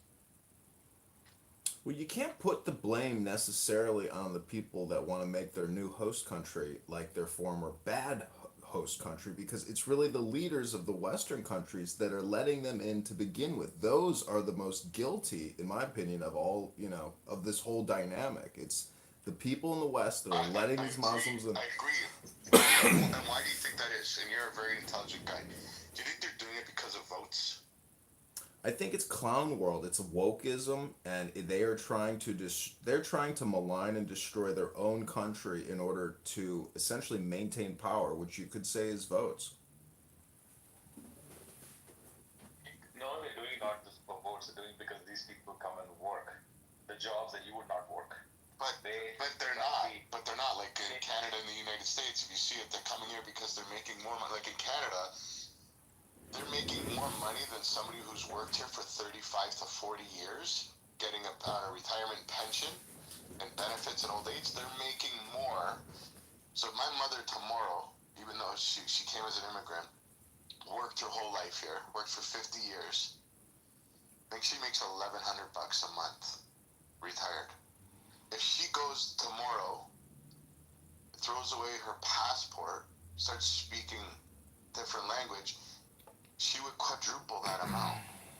How the fuck is that right and normal? I want to know the actual stats on how much migrants, like what's the ratio, how much they're taking off of the system as opposed to the people that actually built this country. I would agree with your statement if it was 20 years ago. They come here, they work. No, they come to Western countries and into Europe and take the benefits of it and then burn the flag of the country that they're sitting in receiving the benefits of it. True, but I'm saying there's demographic change. I mean, you cannot deny that the average age of Europe is now like 45 plus, 47 plus in Spain and in Norway and so on. You cannot deny that sooner or later, the doctors, the nurses, lots of these people will be immigrants. And out of immigrants, a huge number of them are going to be Muslims. So you think, wait, hold on. Because from my understanding, the Muslim world's making babies at a faster rate than anybody else. But somebody who's very well versed on Yaakov, he could give you like actual data and stats on that. But, Yaakov, you actually talked about the birth rate. Yeah, in Western countries, they have much larger families than native populations. In the U.S., average American family is like 1.69 kids per woman. It can be anywhere from 3, depending on where you are, 3 to 5. When you're getting all these benefits and you're getting housing allowances and other things, it's easier to have kids. Okay, But there's a built-in incentive to have children. Like they're taught, more kids equals, better future and quicker path to taking over. Absolutely.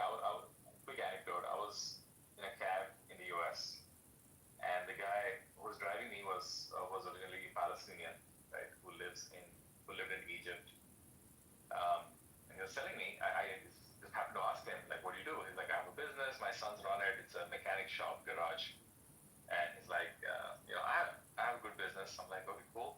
He's like, yeah, I have 5 kids. 5 kids in America, 5 sons.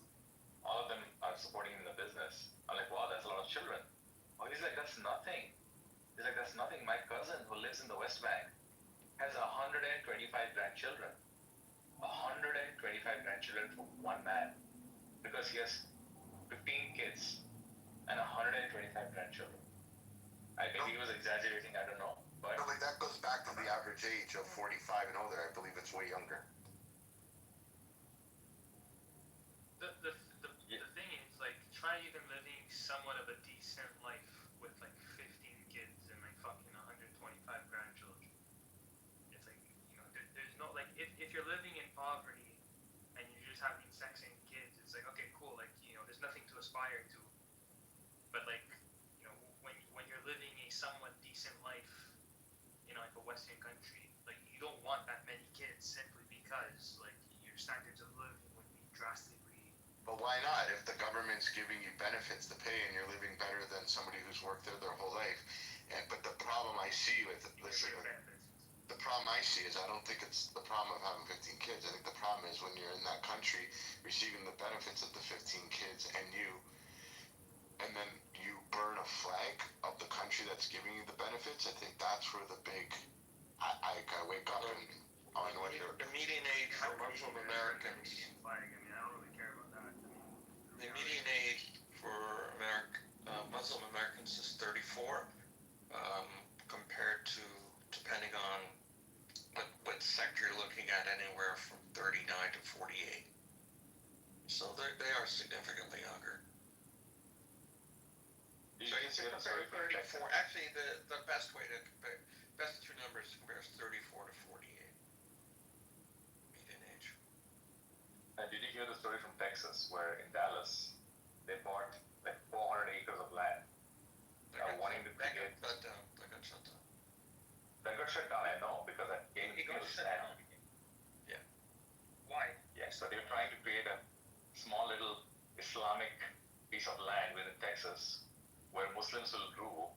They will have a central mosque and mostly Muslims will get housing in that community, and they were trying to create a small little Sharia law, you know, in Texas. Why would they do that? So the way they got around doing that, and I don't know how, I have to look into it, I don't know how Governor Abbott shut it down, because it's a local land use issue, but he claims to have shut it down. But the way they got it, you can't just sell property to Muslim Americans, it's just not allowed.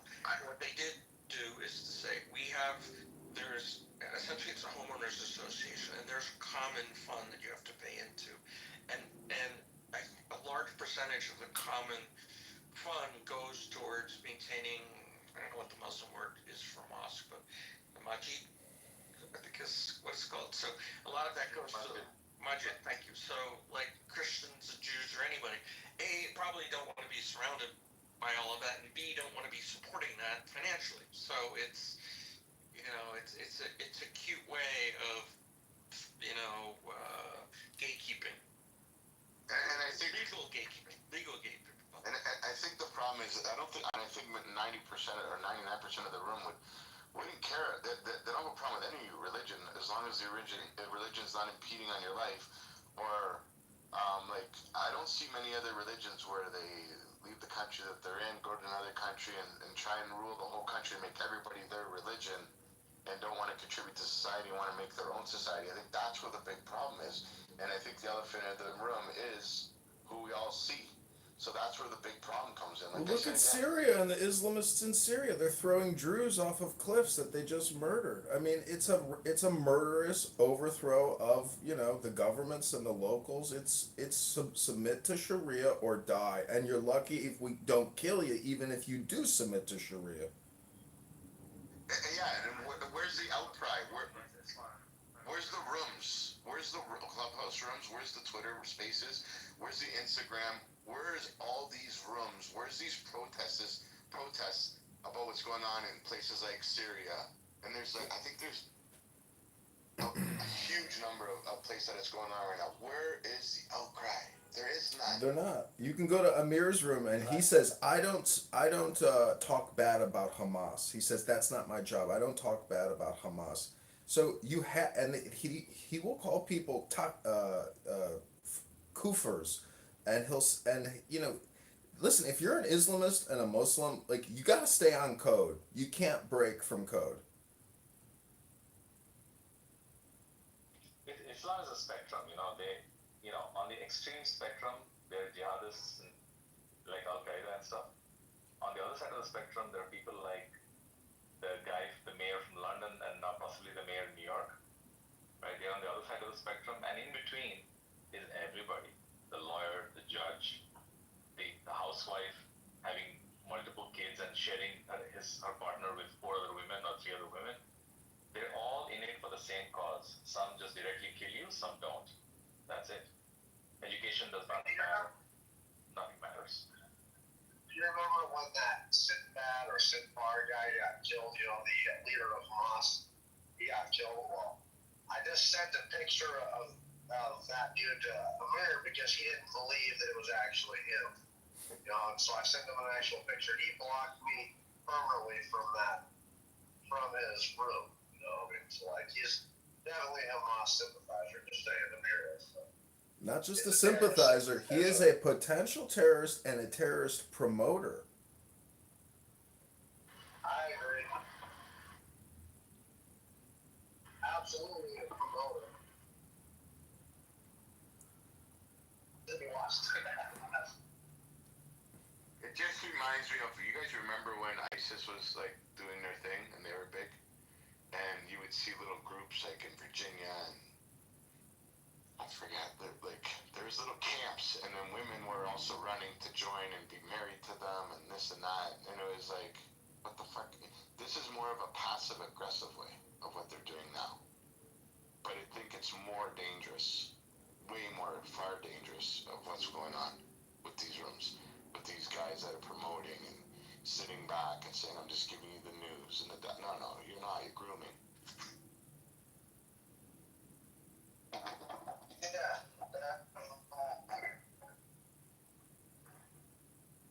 Just as bad as our schools were grooming us for college. I mean, who the fuck are the groomers, bro? Yes, Adamir, yes. See, if you're a leader and you all you do is stir the pot of hate, you're not a leader. You're actually a leech, a parasite, a turd.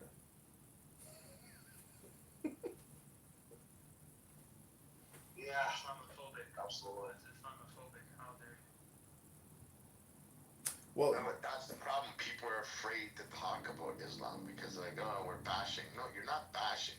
If somebody's robbing a bank, no, but listen, that's the problem. People are afraid, right?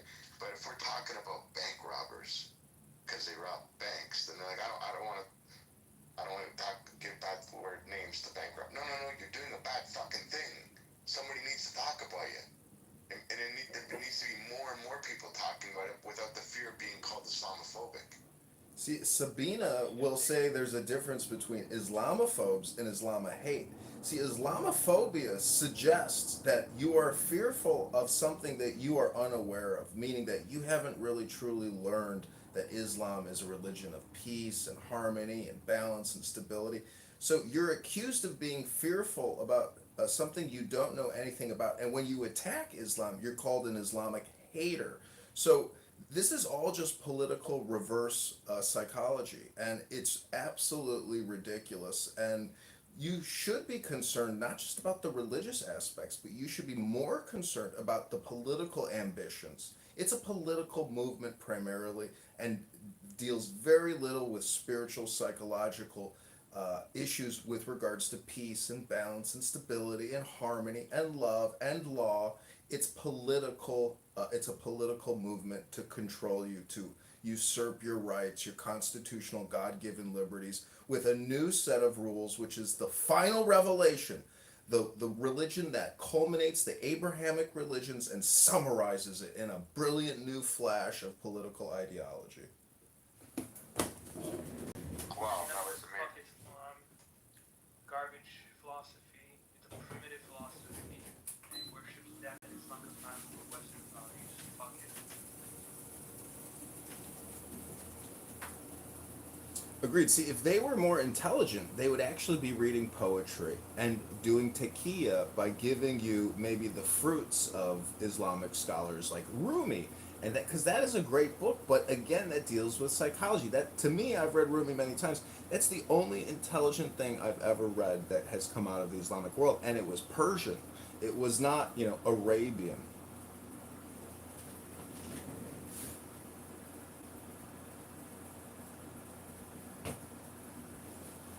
I just can't wait until everybody is just starting to all come together and just saying fuck Islam. Like I just can't wait forward to the protests. You won't see that because in the left and the West, we are totally woke. Wokeism is the herd psychology still. The mind virus hasn't necessarily been broken, and it will take strong leaders and patriotic leaders like Trump and J.D. Vance and other great Americans who are willing to resist the woke mind virus, which is an infection in our soul, in our charter, in our constitution. Well, do you think that kind of? Do you guys think that, like realistically? Because I think you may be onto something, but I don't know, because everybody, I don't know what your ages are here, but when I was a kid, everybody loved Michael Jackson. Right, the Jackson 5, Michael Jackson, he was like everything. He was like mesmerizing the way he danced, the way he sang. And then towards the end, everybody turned on him. Well, he was dangling babies out of windows. The guy turns out to be a sociopath, psychopath, and Everybody loved Bill Cosby too, bro. Everybody loved Bill Cosby too. No, but exactly. But the people we're talking about, they don't dangle babies out of windows. They throw them out fucking windows and throw people off rooftops and murder. Well, You know what I mean? look what the former speaker said about Mahatma Gandhi. Historical revisionism is a bitch because a lot of people think Mahatma was this fantastic leader, but no, he actually gave up a lot of his own people to appease Muslims and allowed them to get murdered and said, learn to love how to get murdered. Like that. So there's a dark side to history with regards to, this glorious revolution and liberation of neocolonialism or colonialism. So you know, you have to take everything with a Those grain of chicks salt. sleep naked with young teenage girls too, bro. Well, he was just trying to boost his chakras. You know, all great leaders need to keep their chakras boosted. Yeah, yeah. But how many of us have seen those videos of the child marriages that are going on today in 2025 still? The people are, how are people not shaking their fucking head? Because you know, from the TikTok, Instagram, YouTube consumers of the West, when they see something happening in a third world, they just go, "Oh, that's just third world customs." You know, not my problem. But literally down the street and in every major U.S. city, they're building mosques at an unprecedented rate.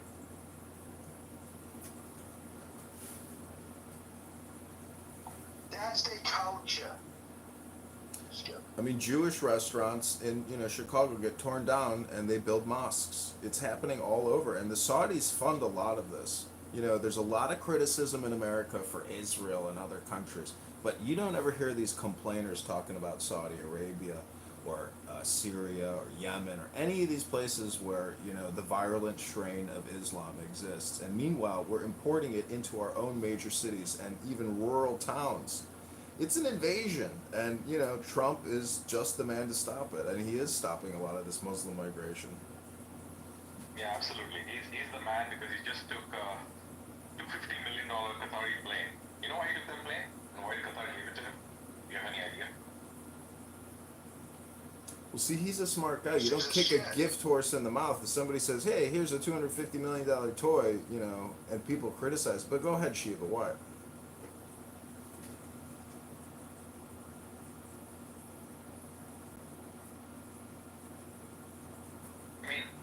The biggest sponsor of terrorism in the world is Qatar.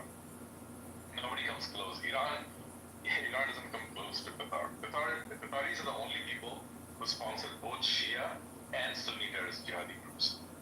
Okay? The Qataris have a huge American base protecting them. The king, the leadership of Qatar is being protected by the American military. Can you imagine what we're doing there?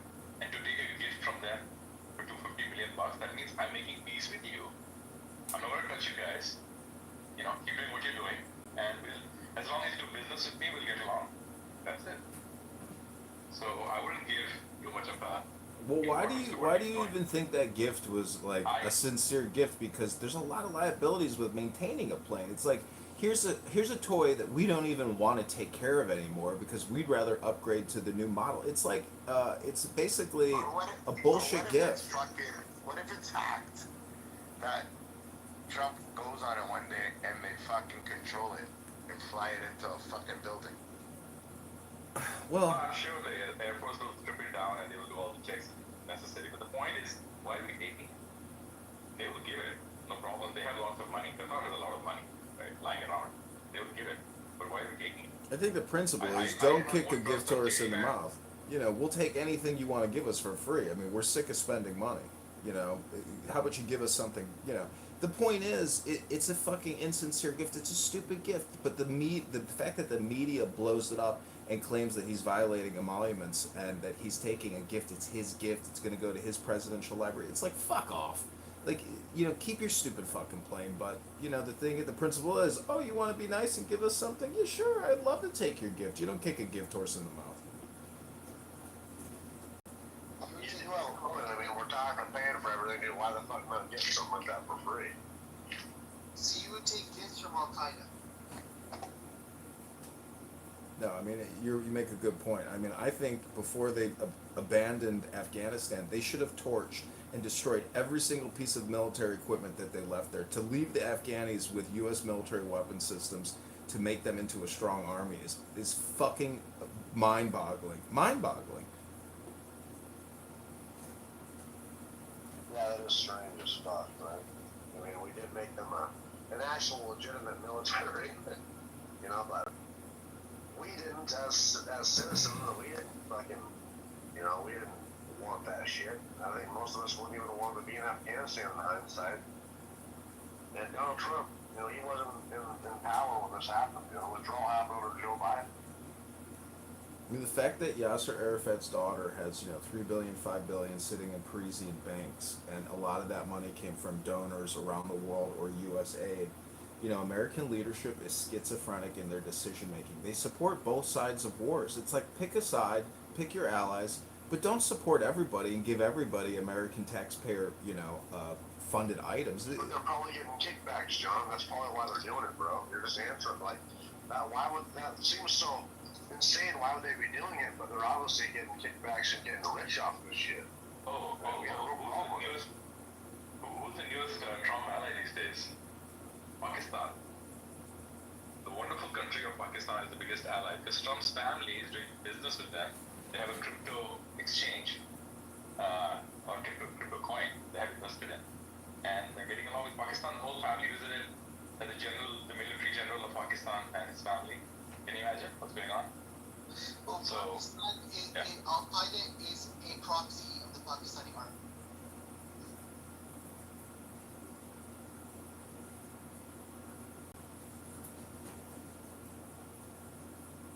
Yeah, I mean, Trump's sons just issued a SPAC, which is basically a blank check IPO, I think, for 100 million, so they can make an acquisition. It must be nice to go to the market and be like, "Hey, we want to start a business. We don't know what business it's gonna be yet, but if you could maybe lend us $100 million, we would love to take that money and buy up somebody else's business."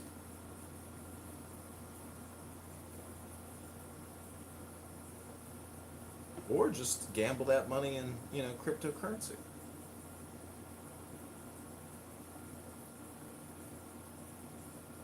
so yeah, I voted for Trump. Don't get me wrong, but I don't know where this is going.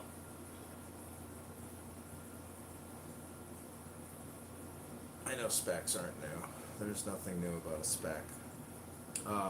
But yeah, I mean, Islam is not the religion of peace. I have the glorious Quran, and I've tried to read it a few times, and it's very difficult to read because it's so boring, and it's you can tell that it's not written by some kind of college academic, scientist or philosopher. It's really definitely written from the desert, but I have heard in some circles that at the time, the Jews were actually happy that Islam emerged out of nowhere because it was a political movement that was used to fight Christians, and many Jews felt that they were persecuted by Christians. So now there was this third party which was waging war against Christians and Christian kings, and Jews were supposedly happy that there was this new force fighting their own persecutors. So but now in 2025, I think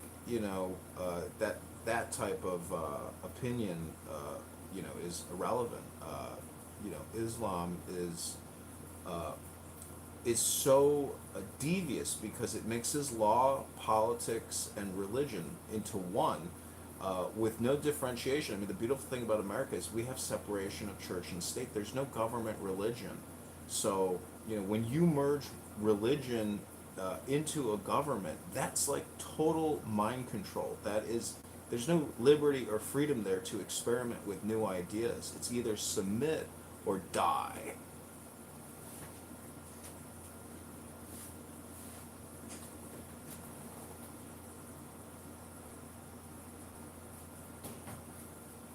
The title is fucking amazing.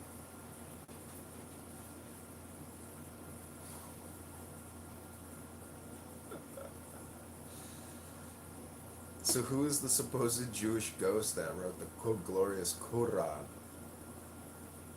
I'm wondering if they did that, if they, like, some Jewish guy's like, I'll do it, and he just cosplayed as a Muslim.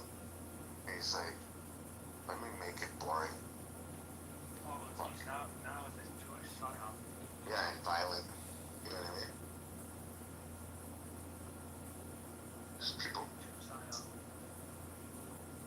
So do people like violence? Is that what's going on? Is that why it's being, is that why it's being flocked towards? Because like people need violence, or they call that a little excitement, but then they change it and call it passion. Well, it's because they justify it. I mean, this is like the problem with the West, the Muslim world is that, like when they hear the resistance against the West and blah blah blah, like they actually sanction it. Like and it's like to whatever degree, like necessary. Oh, Hamas are killing Jews, or 9/11 goes down, and like these people cheered on. Yeah, but isn't there some Arab Muslim countries right now that are totally against Hamas, and people are ignoring them and saying that they're not Muslim countries now because they feel that they're traitors? Who's this? I don't know. Isn't Saudi, Qatar saying to Hamas, release the fucking hostages already? Does that mean that they're against Hamas? Well, you have France, Canada, that are saying to Israel, like, we want to shit on you and we want to recognize Palestine as a state. So you have countries that aren't Muslim and Hamas release the hostages, but you have Muslim countries. Okay, that's honest. That's like dumb. Like, so Canada, France, like country. When it was happening. Yeah, go ahead. Roger, let's talk about what causation is and what has happened. We had a refinance culture and a lending culture that, a certain generation participated in, to taking out millions of dollars out of their equity to send their kids to, study women's studies at, Cal State Berkeley. So, I mean, this same generation is a direct cause of the same pattern of frivolous financing that the generation that they're complaining about engaged in. Yeah, the good old-fashioned HELOC. You don't see many of those anymore. Is that like a wrestling move? No, the HELOC, it's a home equity line of credit where people would take the value of their home and they would borrow against it. Using your home as an ATM. Yes, and then essentially never paying your home off. You can. I remember people buying houses in Modesto where they move out of the Bay Area. They'd go to Modesto, they'd buy a very inexpensive home, and then the value of the home would go up moderately. It wouldn't go up like the 12% per year that the Bay Area would, but let's say it goes up like, I don't know, 7-8% per year.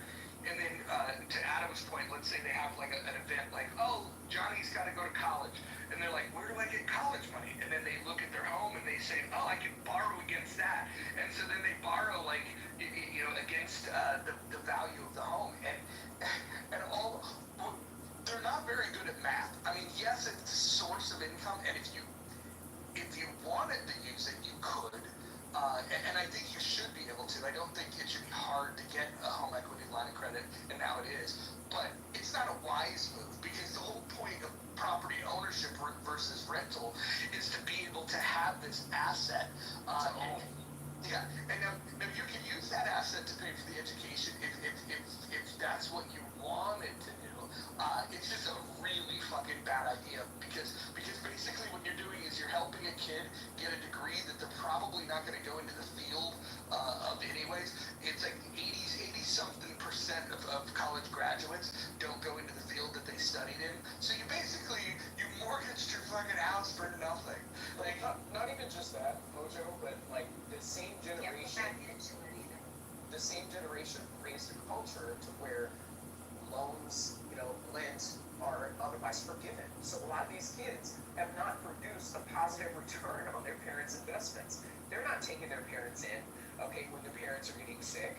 They're not, showing up and mitigating certain costs of their said parents aging in place. They have just taken, and have given nothing back in return.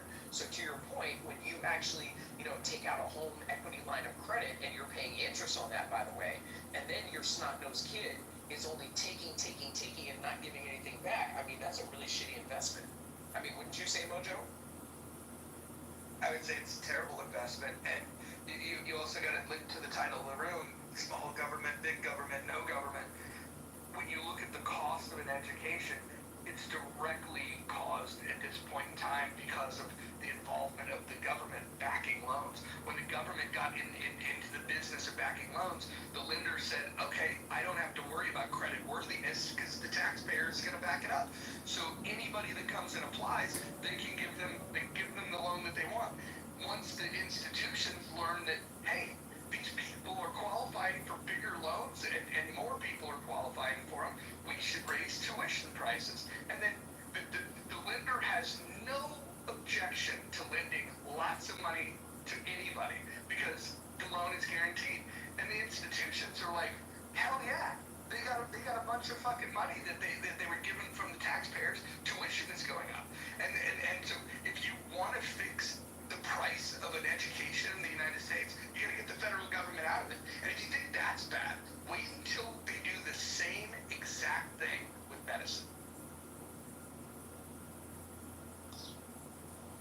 Yeah, I remember like when lately with the Trump thing with not just Columbia but other universities, and realizing like not just the endowments. Everyone knows like Harvard has like several $billion endowment. Like this is just money sitting in the bank. But just like the amount of staffing they have versus students, and like how much they charge per year, and how much they pay professors, and I don't know, the whole thing just, if the government's like subsidizing a huge portion of it, or some portion of it, whatever portion it is,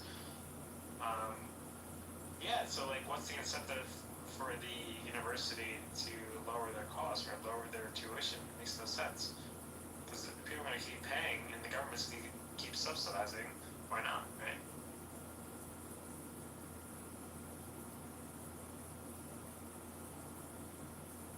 So I see the poll results, 77% prefer small government, 16% support no government. I call that the spirit of Bima, that is still with us. And then 8% prefer big government. I'd love to hear from the big government people. Like, what do they mean? Like, why do they prefer a big government? Like, why is that a benefit? Love to hear that. Well, it doesn't always come down to the belief that this fiat currency bubble supply system is infinite, and therefore we're just mean and nasty people who want to be fiscally prudent, that there's enough to go around, and it's all artificial control. Well, I think those are the people that have bought into a particular lie, but I also think that there's plenty of people that are just stupid. I would say the no government are the people that I question and look sideways at, because if you have no government, who's going to protect you? Like, I mean, I want you to think of this. I promise you, that, like, if there is no rules, and we just had, like, whatever goes, whatever you can determine, and, we're going to call it the frontier, when the frontier was there. It didn't work out for no government on the frontier. I do recall in history that it never worked out well for them. So, I mean, you're going to have someone like me who will have no problem conquering you. I'm not that kind of nice guy. I may have, I'll just take your stuff and leave you for dead. I may decide a whole different type of government. I'll make sure you're in a government. It'll just be one of my choosing. And you'll end up facing the consequences. And see, people don't realize, like, government protects you from fires, wildfire. I mean, what are you going to do? You set up this settlement, you imagine, you think everything's going to be a utopia. You're not going to have, like, a government entity come in and save you. You're not going to have rescuers come in. How about your heating supply, your electrical supply? You know government there, like, you need those things. You need an infrastructure. You need railroads. You need grocery stores. You need all that. Private market may or may not take care of it, but if there's no government, private companies aren't going to build to the extent that they're going to, because there's no protection for them. They also require protection. They need to make sure that they're not going to be robbed. They need to make sure that they can safely set up shop in an area. That they're not going to have to shell out massive amounts of money just to repair things that are damaged, because, hey, there you go.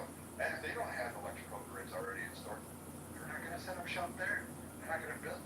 So it's always confusing to me when I hear the no government people, like the Bimas, and they just think that somehow or another, everybody is just going to go kumbaya, pick fruits in the orchard, and then they'll just share the peaches they got while sitting there, standing naked in the sun all day, and nothing will happen. How about mass protocols for disease elimination? Like, your mosquitoes, they carry a shit ton of diseases. You you know that the U.S. and with a multitude of other state governments try to keep those at bay because you guys can't figure out how to get standing water out of your backyards? I mean, these are things that people don't think of when they think of government. I would love for one day for us to do a room where we just play the debate that I had with Dima about anarchy, and just listen to her explanation for questions like, hey, we have 5,500 nuclear warheads. Who's gonna have control of them? And her answer to that was the people. The people will have control. And when you ask, well, what people? She just said, well, whoever. It's the people could just have them. And you ask her, okay, well, don't you think that the people that have them currently, like, I don't know, like if you had a nuclear-powered sub, you'd probably just keep it. Under what standard would you have rules of engagement on when you would use these things? And she said that it would be up to all the individuals to decide how they would want to use them. I mean, like, when you start asking the real questions, forgive me, axing the real questions, you get some very bizarre answers. And I would encourage people to go and listen to the stream. I'll go find it myself and I'll pin it to the top. It's very interesting when she was asked the hard questions, how she would just spin out of control. And what's interesting is that we all know that the anarchists will never fucking take over. It's far more likely that we get a tyrannical government than no government, which is why with the 75% that said small government, there's a challenge to keeping the government small. Like, it started off much smaller than it is, and it's growing and it's growing and it's growing. It's become more tyrannical, where we have $37 trillion in debt, $100 trillion in unfunded liabilities, and the government has the power to levy taxes over you to pay for their spending, which they also borrow, which causes inflation, which is another tax on the people. So I think that the biggest challenge is how do you keep a government small? And Bima's answer would be, well, because you can't do it, you should eliminate it.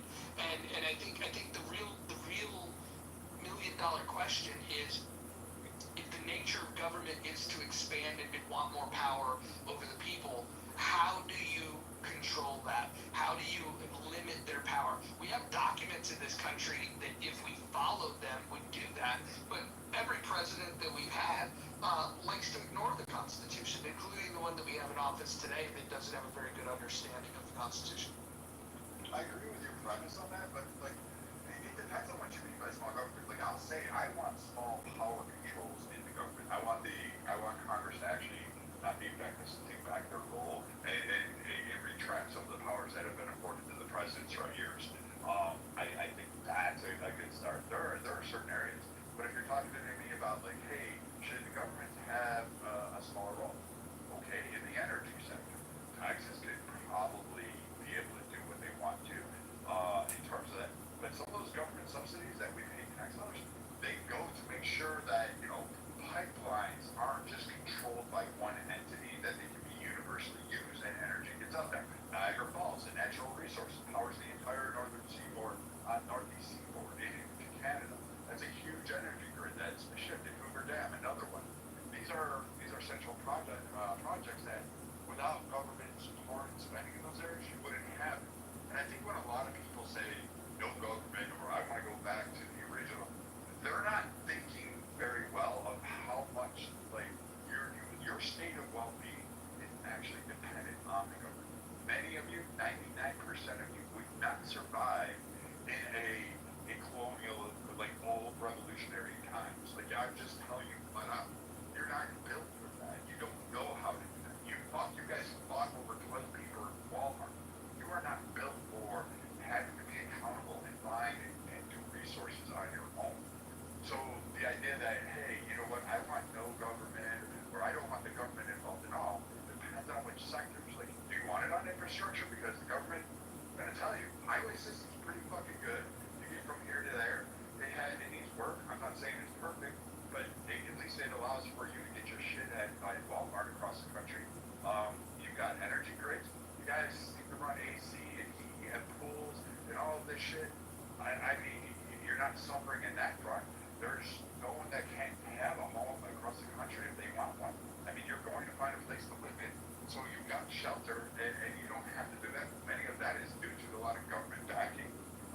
So it just depends, Roger, where we're going with small government. We can pick up certain things, and I agree, the $1 trillion is a bit much to have that much debt up there, but I think it's a lot more nuanced versus big, small, or no government, and then the people cheering no government. We should never listen to them. Ever. Well, I agree that people are going to have different ideas of the reach that government has into our lives. I think that when I look at both sides of the political spectrum, even if you have something as simple as the First Amendment, right?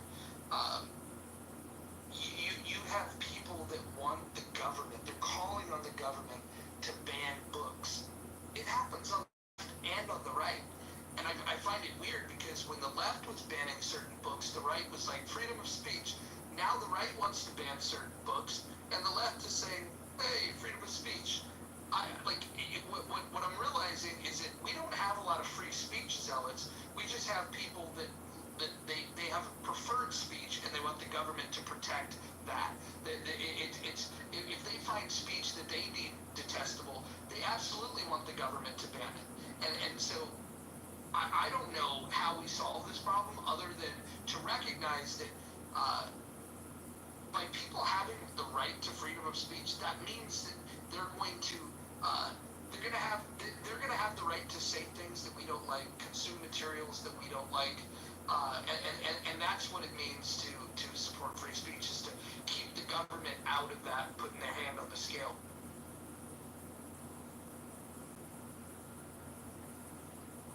Lou says the richest 1% owned more wealth than the bottom 99% combined.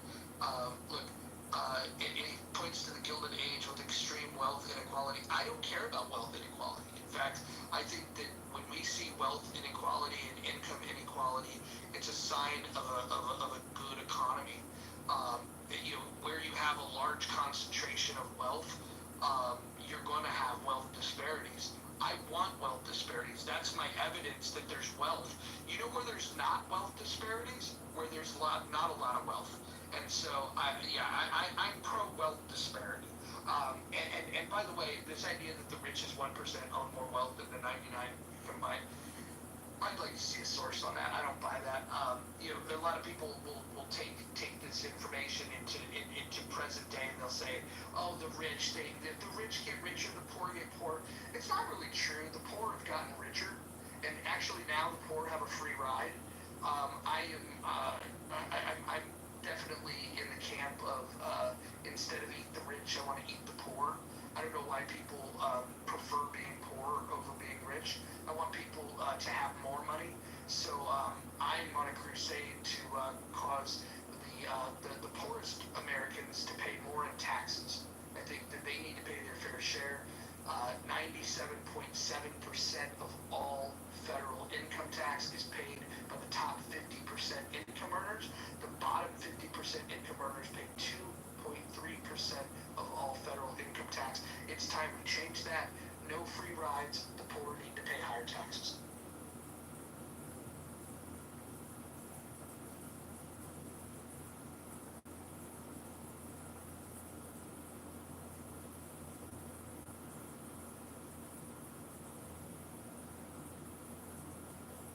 Well, it's the way it's set up when a low income taxpayer files. He's actually just getting a refund check or a credit from the government, or basically a wealth redistribution or a borrow and a spend from the government. So you are required to annually file, but a lot of these people also don't even file. I would say 20% of the population doesn't even file a tax return. So it's to your benefit to file if you're super low income, because you're just going to get the annual refund from the government. So the system itself is fucked up. Correct. This idea that the rich are the problem is I'll never understand it. I would say that we need to start having more straight talk, that the rich should be held up in a higher regard, and the poor they're the ones that need to be shamed into paying their fair share. And I think it's high time that the poor dig into their pockets and pay their fair share. Well, so let me ask you a question. Do you believe that instead of giving people a child tax credit, sorry for the parents in the room, but do you feel that instead of giving a credit, they should be charged more in taxes? Because if you look at the likelihood of that said child coming into this world being a beneficiary of the government, shouldn't those said parents be charged higher in taxes? I would go the opposite way and then just give a tax break for single people that have no children. Okay, so I was controversial, but then Roger stepped on the gas. So we've incentivized, if you think about it, we've incentivized the idea of like marrying with kids, these are going to create tax credits. But the truth of the matter is the people that get fucked are the people without kids. If you don't have kids and your property taxes are going to fund the school, like how is that equitable? You don't even have little bastards to go feed down at the fucking schoolhouse. And by going to feed, it's because they don't teach them anymore. It's like a fucking, this whole school lunch program, it's fucking amazing to me that people literally believe that it's the job of the school to feed kids. It's almost as if parents don't have any responsibilities. I don't even recognize the world we live in today. It's weird. It's crazy to me, Roger. I remember, like, when I was in middle school, my mom used to send me to school with, like, a check for the month of, they just added it onto your account, and, you put in your little pin when you went up to the lunch window and you got your food, and, my parents paid for my food. Like, I guess I never questioned, like, were there people around me that weren't doing the same thing, and, like, how fair is that to my parents?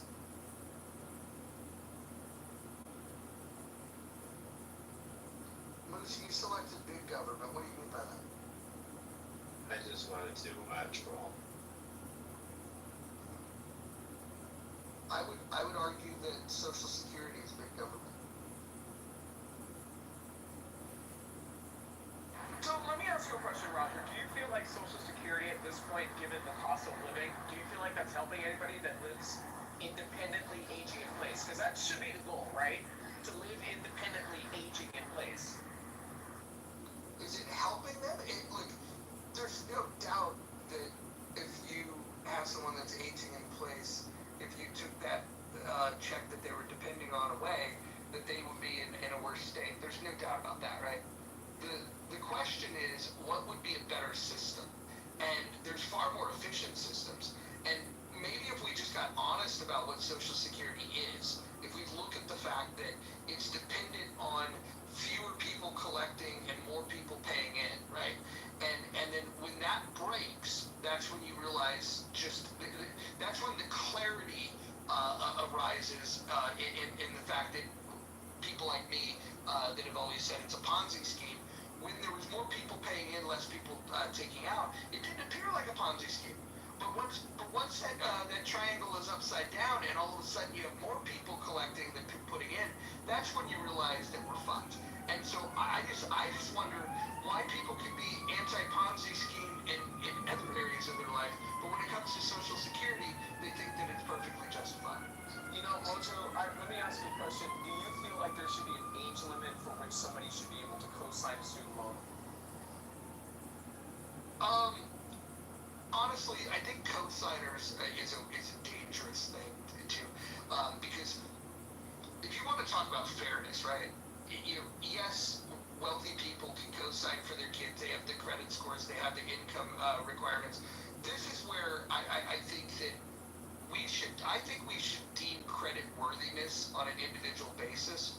And I don't think we should give loans to these little snot-nosed bastards that don't have a means to pay it off. Now, if you wanted to have a deferred payment, that would be one thing. I think the way that I would loan money, if I was structuring it, if it was Bank of Mojo and somebody wanted to borrow for a student loan, what I would say is like, oh, how long are you going to be in school? They'd say, oh, 4 years. I would say, okay, no payments for 4 years, no interest for 4 years. But then I would have a payment plan that on the back end of that, as they're starting their career, they would pay it off. Well, and see, Roger, for me personally, Correct, Nick. Yes, they do. I saw one of my cousins that has. They don't exclusively have it. She has a fucking master's degree, and she's a yoga instructor. Meanwhile, at the end of my grandmother's life, part of her Social Security was being garnished because she was a co-signer on her student loan. How? Don't you think that there should be safeguards to, protect people from ending up in those situations? No. I think people need to plan for themselves, and where my sympathy for people come in would be, this is the question, like, for social safety nets in my mind. What do we do with people that can't work? Not that they don't want to work. If you took an able-bodied person of sound mind, I have no desire to construct a wealth transfer to those people. Maybe there could be skill building workshops so they can better participate in society. But the real question comes down: what if somebody's mentally ill, or what if somebody is physically disabled, and the limits of what they can do and their ability to be able to produce for themselves and sustain themselves? What do we, in a civilized society, do with those people? Now, there are some people that, for efficiency's sake, would say, fuck them. I can't get there. I do have compassion for people that can't help themselves. Because the alternative would be to turn a blind eye on them, and then all of a sudden we're not human beings. We're like a bird that just throws the weak bird out of the nest. It's not going to be strong enough to fly on its own? Fuck them.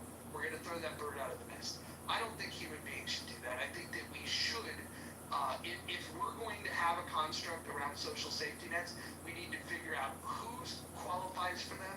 We need to figure out who's going to pay for it, and then how do we make it as efficient as possible to make sure that the need, that the resources are meeting the need in the most efficient way possible.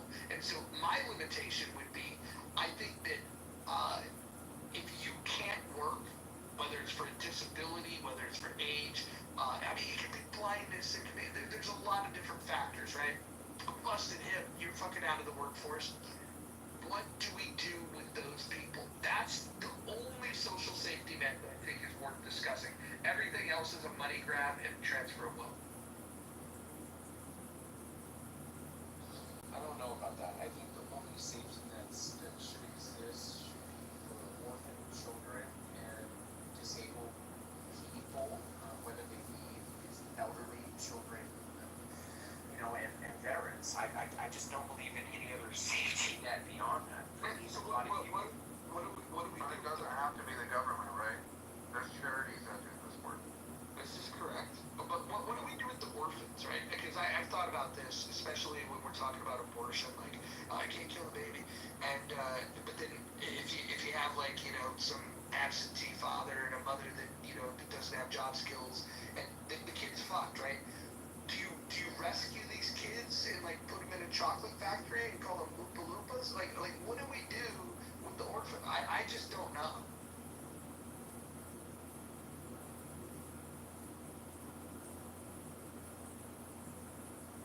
Well, wouldn't it then be at that point, there's a lot of couples right now that are unable to have children for medical reasons. They can adopt them out to those families if they meet certain conditions. Well, we've made it very difficult to adopt in this country. We've made it very expensive to adopt. And then what we've done is we've got this temporary foster system where the worst of the worst people look at children and bringing children into their home as this money grab. The foster system, if anybody's familiar with it, it's fucking terrible. It's broken. And then the people that legitimately desire to have kids and can't have them for whatever reason, or have decided, hey, there's a stockpile down at the shelter of dogs. I don't need to breed dogs. I can go get one from the shelter. I think we should think of human beings as the same way. But nobody wants to make that system easy. If I wanted to go adopt a dog, all I have to do is go down there and pay the adoption fee, and I get the dog. That's it. That's it. They ask a few questions, right? But you answer it, do you have other dogs? Yes. Are you allowed to have dogs in your house? Yes. And that's, you need to be sure that you're not allowing pedophiles and other weirdos to grab these kids. But we have far too many rules on adoption, and if we're gonna make sure that abortion is illegal, I think that we need to figure out what we're gonna do with these kids. What do you think we should do with them, Adam? I'm sorry, what? What do we do with these kids? What do we do with the orphans? Well, I think that,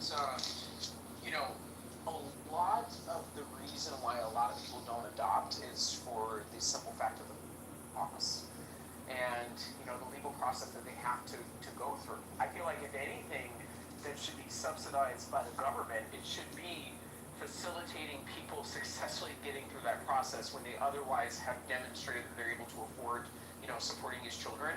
And I feel like the schematic that's kind of used in gauging that affordability also takes into account the exorbitant cost of adoption. So, I don't know.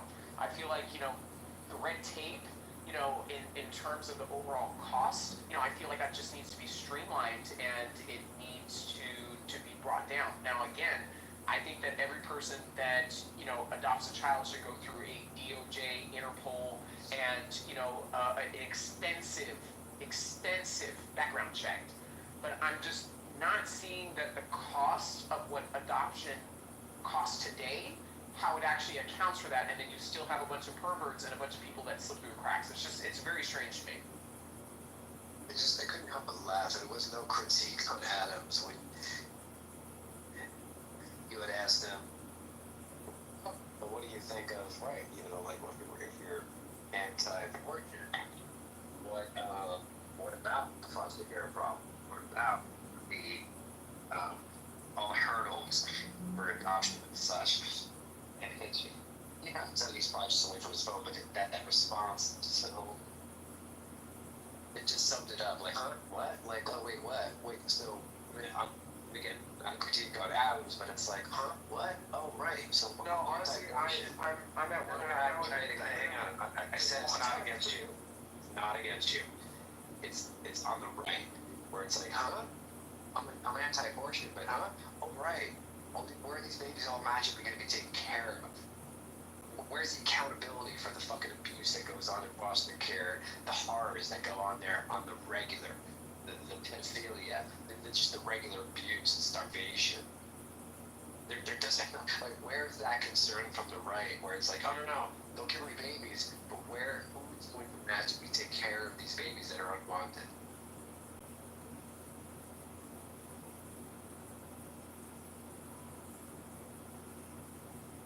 Well, right off the bat, America hates children. We know this. So, these are very easily fixable situations, and for some reason there's a reluctance, not even an observation of the Constitution or people having, complaints about a lack of rights. For some reason, the system continues to remain broken. So, I've come to the conclusion that America hates children. Like, it absolutely does. Like, if you look at the policies that America has laid out to the detriment of children, all the way down to abortion, like, I don't know. I just feel like this country hates children for some reason. It's very disgusting.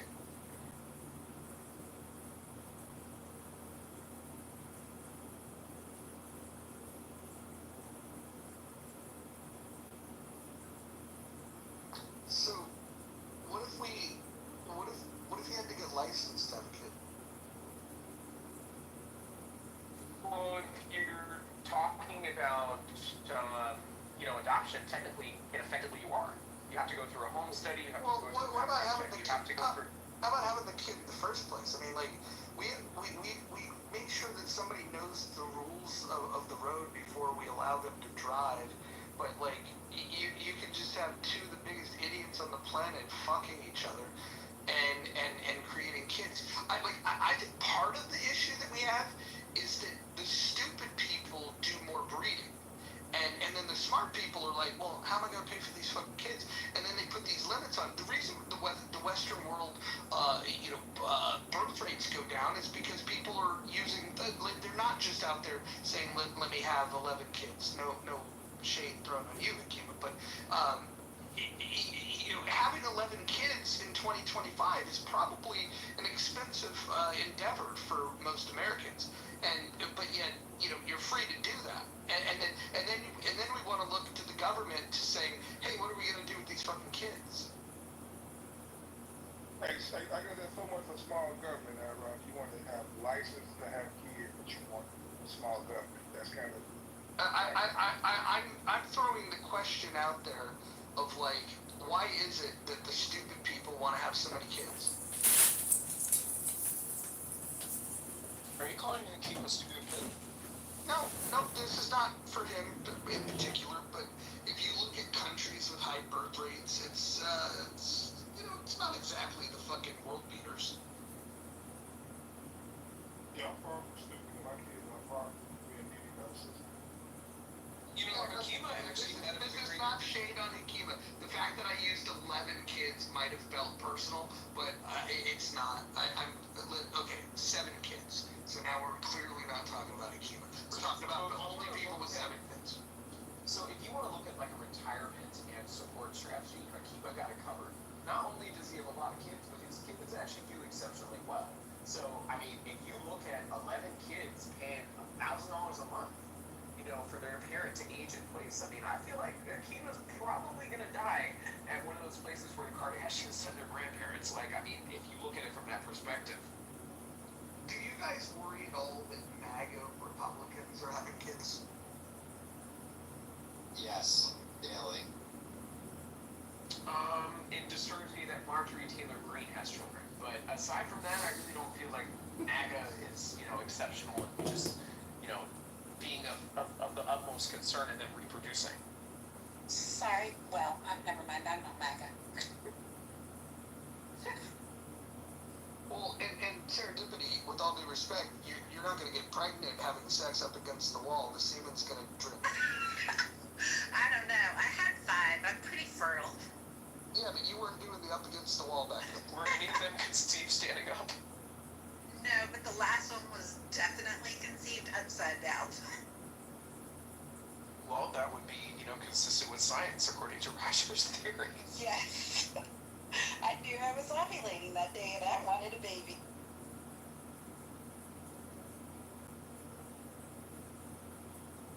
For those of you that didn't catch the reference, you have to show up every day to be able to understand these inside jokes that I will not explain to anybody.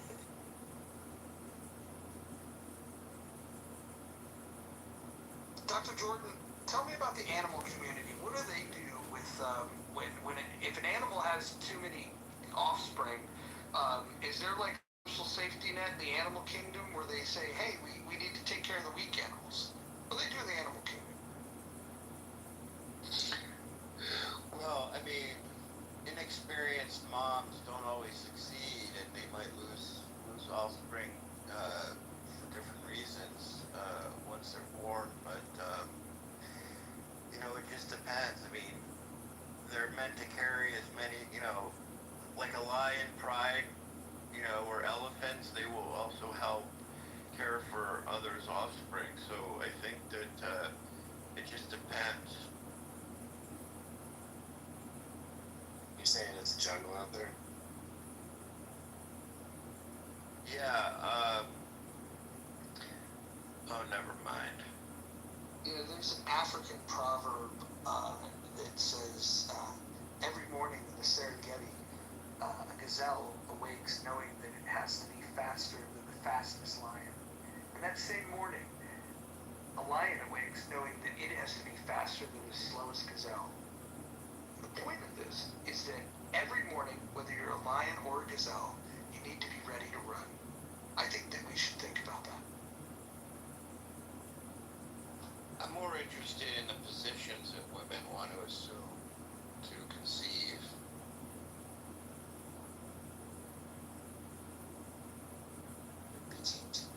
That's not allowed.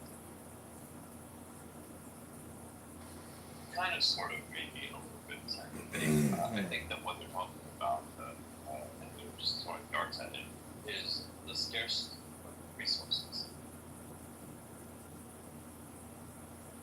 Someone asked me about the grizzly. I used to serve on the board of grizzly people. I'm happy to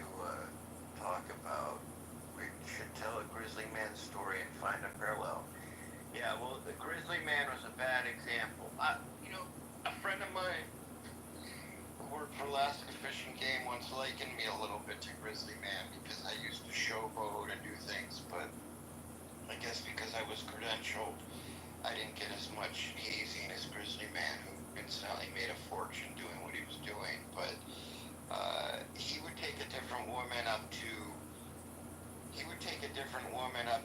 Alaska every year. I don't know what the nature of each relationship was like if he, was sincerely into them or whatever, but he would take them up every summer. And maybe it wasn't every single year, it was a different woman, but close. And I don't know, that was like, he felt like he was in his domain, and so that he was showing off. So it was kind of a really tragic story. Grizzly Man documentary? That Grizzly Man? Timothy Treadwell, whose story was featured in Grizzly Man the movie, yeah. Oh, okay. Because I thought, the main guy just tragically, not only him, but his not a grandma, I think, right? His girlfriend or ex-girlfriend were both mauled to death. No, it was caught on audio, and audio, but I refuse to listen to it because I have enough trauma in my life. Would you say that was narcissistic for him to think he could live amongst 100%. 100%. I know the whole story very well, and I know more than I should, and yes. But, he wanted to be an actor, and he found his acclaim doing something different, but then like many people who get involved with these things, he thought he was like God's gift to bears. And instead, he put himself and the bears in harm's way. So it was a kind of a tragic story. He struggled with addiction, right? Wasn't this his own? This was like his elixir. This was his own, being in touch with nature and God. This was the only thing that kept him sober. I think was part of his journey.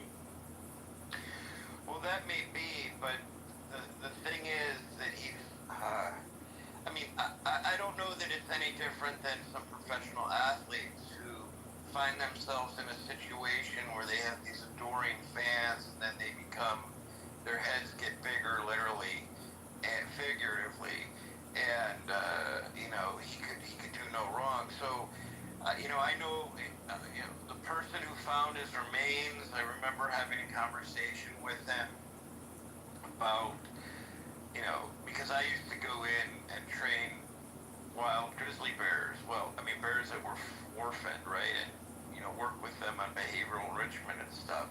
And we used to have these conversations. I came from a science-based perspective, and I would never do what he did with those animals. And I've written about, in different forums and on publications about what's safe and what's not, even for photographers, of course. But Timothy Treadwell was an exception in that he gained a huge fan base.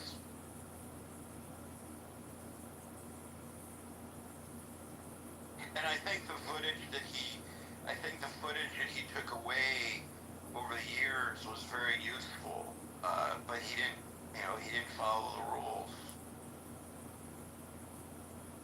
And you begin to think that, you can get away with this or that. It's a whole kind of psychological journey that people go on, I think, in these, when you're with wild animals on like an inanimate object, like a race car, right? Like if you're race car driving and you get a thrill out of it, but there's an allure in working with dangerous animals that you think, you're safer than you are. So, I don't know. I'm done talking.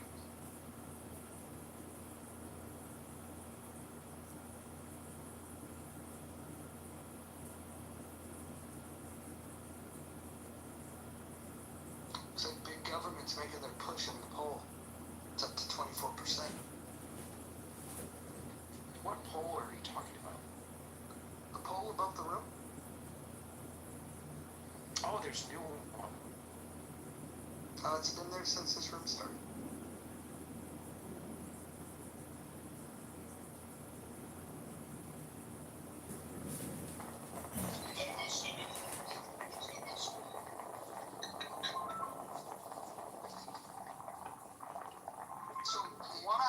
people that surveyed want big government. It's amazing. You got a lot of win there, Edward. For everything. How are you? Edward, you're off mute.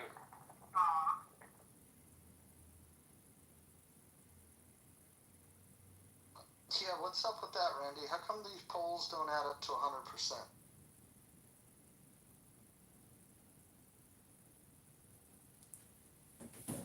John Kitover, hopefully you'll win your race for Congress, but what do you think of this poll? Are you surprised that only 60% want small government? Well, I just asked Grok, can you please give me the top 100 line items in the annual budget of $7 trillion? So if you really want to know what big government is and what all the borrowing and spending is funding, you should probably know what the top 100 line items are in the annual federal budget of expenditure. And so it doesn't surprise me that a quarter of people are communist, socialist, Marxist, redistributionists, high taxers, because a lot of these big government people want to eat the rich, destroy the rich, and that's really the hand that feeds all of society.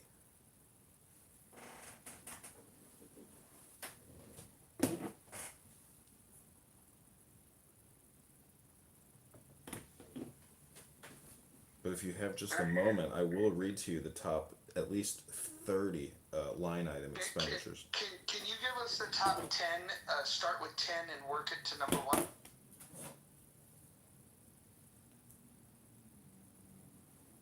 Yeah, here we go. Just give me 1 minute, I gotta find it again.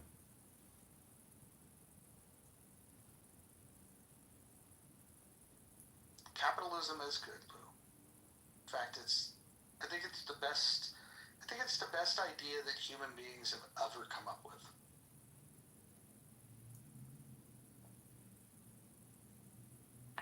Real quick, why aren't people watching Howard Stern anymore?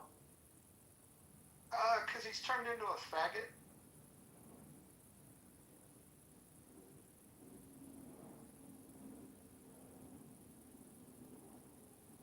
I could use that word. If you look at my PTR, I'm an ally. He's just not funny anymore. He's probably happier in his life because whatever trauma led him to being as funny as he was once upon a time, he's probably worked through all that stuff. But now he's just not funny.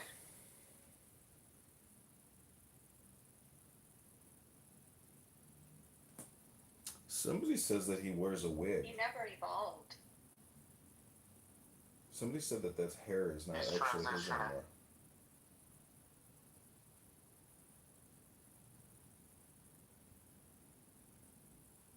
Well, he did do the blackface comedy routine with a famous African American comedian actor. So, there was a time where you could be sensational and try to be funny with race play, but those days are over. I mean, as the only Jew on the stage, I think, I can tell you that we're all traumatized.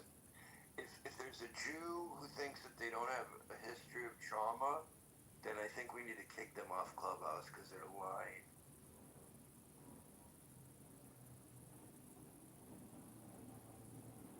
well, there's a lot of Jews, my father's a Jew, my uncles are Jews, my aunts are Jews, my cousins, and they came over in 1900 on a boat and went through Ellis Island, and they all made a big success of it.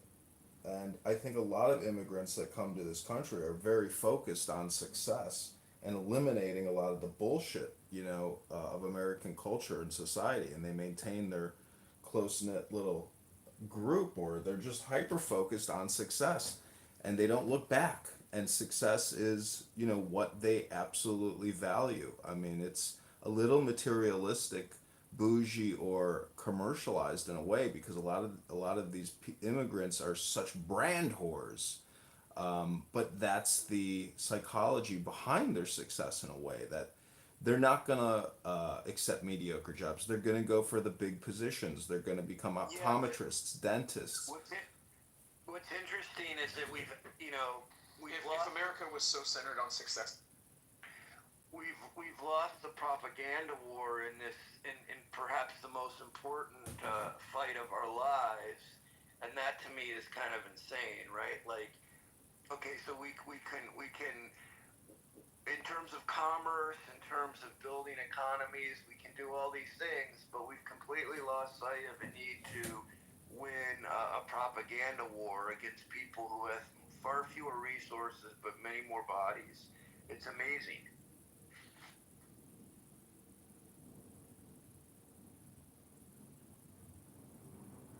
John, wouldn't you say intelligent immigrants coming to America look at success differently because they look at America not the same way some citizens look at it? Yeah, it's like Meaning it's the process of becoming an American is knowing about America and how it functions and falling in love with the idea that, hey, if I can go here and I can do it, I'm going to do it. it's just I think it's just in group out group where you come from nothing. Like I've traveled to third world countries and it's honestly invigorating seeing people live in garbage because when you come back to America you literally kiss the ground and you say I can't believe how other people live in third world countries. Praise God, that America is the way that it is. So when you come from shit and arrive in a golden palace, that feeling like stays with you. So there's no like degradation of your ambition. It's 100% all the way. I'm gonna go to college, become an accountant, a CPA, an optometrist, a surgeon. Like you're gonna work your way into the highest paying fields, and that's why when you go to your doctor, you're usually greeted as Mr. Patel or Dr. Patel.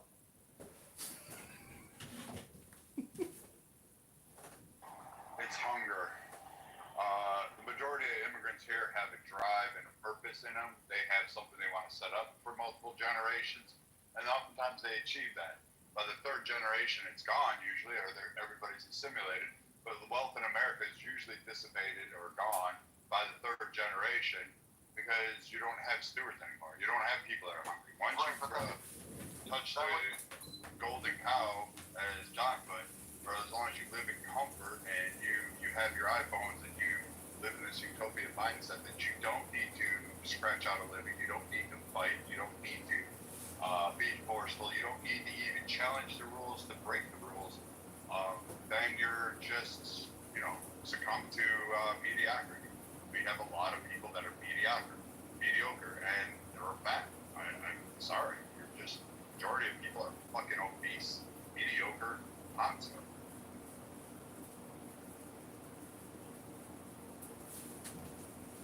I don't know if anybody's watching this, but Ron Paul is having his 90th birthday barbecue live on X Spaces. John, I was invited to that, and I have to tell you, the last time I saw Ron Paul at the Reno Libertarian Convention, he didn't look good. He had to sit in a quiet room until it was time for him to come out and speak, and then he goes out and he speaks, and then as soon as he's done speaking, back to a quiet room. He's not been right since the stroke that he had on air. Did you ever see that where he stroked out while he was like on a live broadcast? No, I didn't see that. He's not really been the same. And in fact, the guy that he does the podcast with now is just like a fucking Russian propagandist. I think Ron Paul has fallen from the grace that when he was in office, I thought he was great, but as he ages, he gets crazier. Yeah, I was happy and proud to meet him, but he did not have that Trump gusto and bravado of saying, "Well, we're going to lock her up." So, he was not an effective communicator when he ran as president. But these are the top. I asked Grok, what are the top 20 spending categories of the annual $7 trillion budget? This is from the lowest to the highest. It's allowances, commerce at 15 billion, energy at 20 billion, community development 30 billion, science and space 35 billion, agriculture 40 billion, natural resources 50 billion, general government expenditures 60 billion, housing 80 billion, international aid 70 billion, Justice, 80 billion. Transportation, 120 billion. Education and training, 200 billion. Veterans get 305 billion. Health, including Medicaid, is at 620 billion. Income security, which is 675 billion. Defense at 921 billion. Net interest, 928 billion. Medicare is 1 trillion, 1 trillion 11 billion, and Social Security at 1.4 trillion annually. Now, that's not that doesn't seem totally accurate to me, but I think it's like a good index at least. So That feels like 2023 numbers.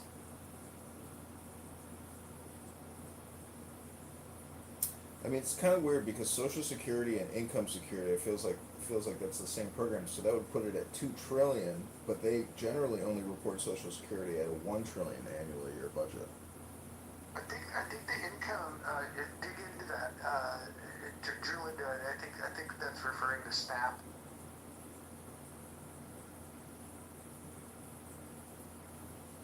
But another way to SNAP fall under agriculture as part of the agricultural programs.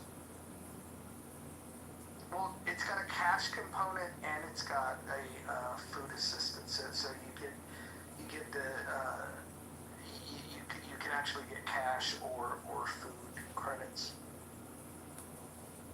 Why do states individually manage the disbursement of these programs as opposed to the federal government administering the disbursement of these programs? Well, a better question is why do we collect it, send it to a centralized a place, pay huge administrative fees, then disperse it to the state for additional administrative fees, only to trickle out pennies on the dollar for the benefit.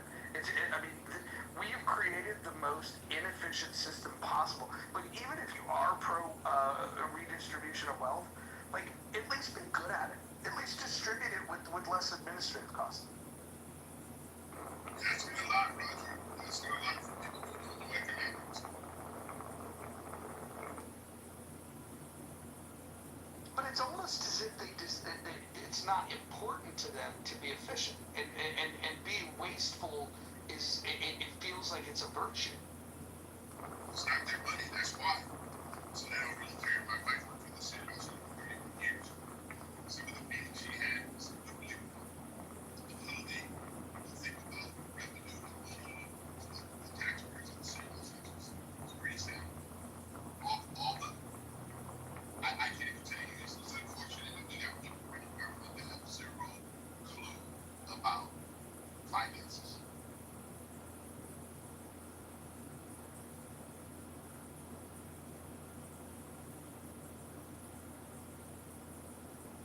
If you guys want to learn about personal finance, there's a guy on YouTube, younger guy.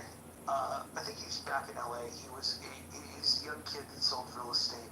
He's just really smart. What he does is he gives really sound personal finance advice about like credit and investing and saving and just how to manage your personal finances. And his name is Graham Stephan. I don't know if you guys know this kid. And what he's figured out is by giving high quality information for free, that the algorithm really favors him, and his YouTube channel kills it. He makes a ton of money giving free advice to people on personal finance, and I would highly recommend it.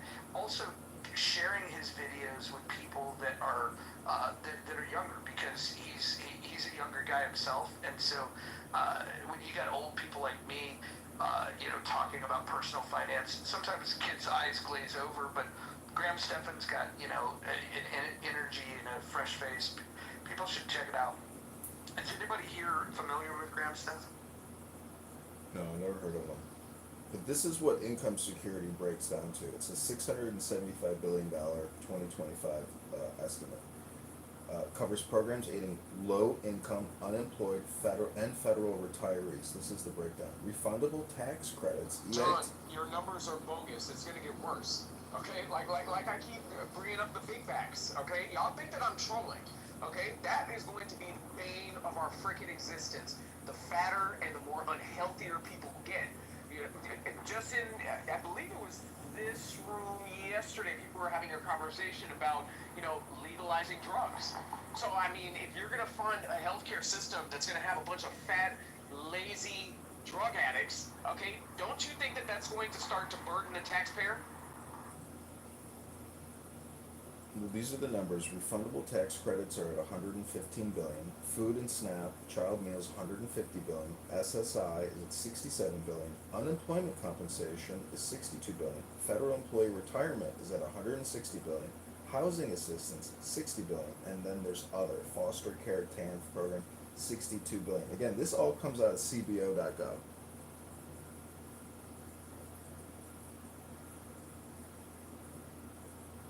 So let's revisit those numbers in another 5 to 10 years. If our country hasn't filed for bankruptcy by that time. Do you guys think that there's a borrowing and spending problem in America? Yeah, that's how people got so fat, Roger. So you have to There's a borrow problem to with spend. People by living beyond their means. Like that's become completely normal. Yep. Adams, do you like the new title of the room?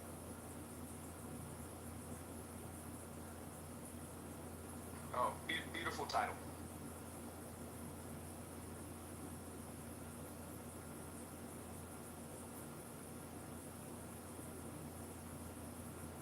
But I mean, it's a fact though, Roger. Like, the bigger the average American has become, the bigger our government has become.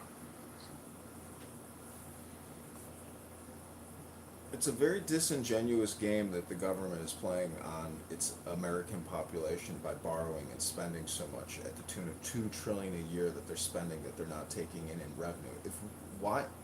Why can't there be some type of constitutional convention or consensus at the leadership level that is inappropriate, that to borrow $2 trillion and spend it year after year after year with no end in sight is absolutely ludicrous? Why can't we have a balanced budget amendment or a law that demands a balanced budget unless in time of extreme need such as war? Hey, John, you know the answer to that question. I think that's kind of rhetorical, right? Well, it's not. It's actually just linguistic logic and common sense that, if you talk to Maxine Waters, she would say something like you just said, or she'd give others some other type of deflection. I mean, this is very clear communication that demands, that you perk your ears up and say, he's 100% right. Why aren't we all going in the streets and demanding accountability but rational budgets and rational spending? You can't spend now unless you borrow, and so it creates this future event which we want to avoid, which is essentially bankruptcy, liquidation, or degradation. I mean, the same rules that apply to your checking account should apply to the rules of your government. Otherwise, that mirror system is broken. It's dishonest, disingenuous. It's like looking in a mirror and seeing a fake image of yourself. We want the real image bounced back to us, in our fiscal accountability. This is unsustainable. Chairman Powell says we are on an unsustainable path, and at 2050, at $4 trillion in annual interest, plus all these other expenditures that I just read, it will create hyperinflation, and your milk will be $20 as opposed to $1.99. Your bread, your eggs, your butter, it will all go up. I mean, in Weimar Republic, prices were doubling every single day in the early 20s. So that's what will happen, but we can prevent that. But that's the worst part, is that shouldn't even happen in a well-functioning economy. Unfortunately, 40% of this economy is completely artificial. It's all borrowed it's all borrowing and spending. Your doctor, your hospital chain, hospitals are shutting down because Medicare, Medicaid is no longer going to these facilities. So the whole system is built on borrowing and spending, and it's shutting down part of it, but it's also continuing. I think there's, as far as whatever the number is basically going to infinity, i.e. the dollar's going to zero, I think this is an inevitable path. I think there's sort of like some optimum that they can, try to ride it out? Like, what is the optimum level of borrowing and interest rate and so forth that it can squeeze as much juice out of the lemon as possible? But it's clear like it's all going to break down in the next 20 years, max 20 years. And I don't know about you, but I fully intend to go. I'm definitely blaming fat people. So I just, I'm talking to a ChatGPT 5 here, and they say by 2075, 50 years from now, it says debt held could easily exceed 300% of GDP, which in today's dollars might mean 150 to 200 trillion dollars. And that's not unfunded liabilities. That would be debt in 50 years. Anybody want to comment on that? I think that's way further out than I would expect. I think it's much sooner that we'll hit those numbers. Well, I asked it for what it's going to be in 50 years. Let me ask it shorter clips. Hold on. Like we're already at what, 120, 130, maybe more. So like doubling the debt to GDP is like, it's going to come much faster than that, Roger. So no, this is referring to the 37 trillion that we have now. They say in 50 years it'll be somewhere between 150 and 150. This is not the unfunded liabilities. If I get you that number, it'll scare you. It'll get to a number that you probably couldn't write on a piece of paper.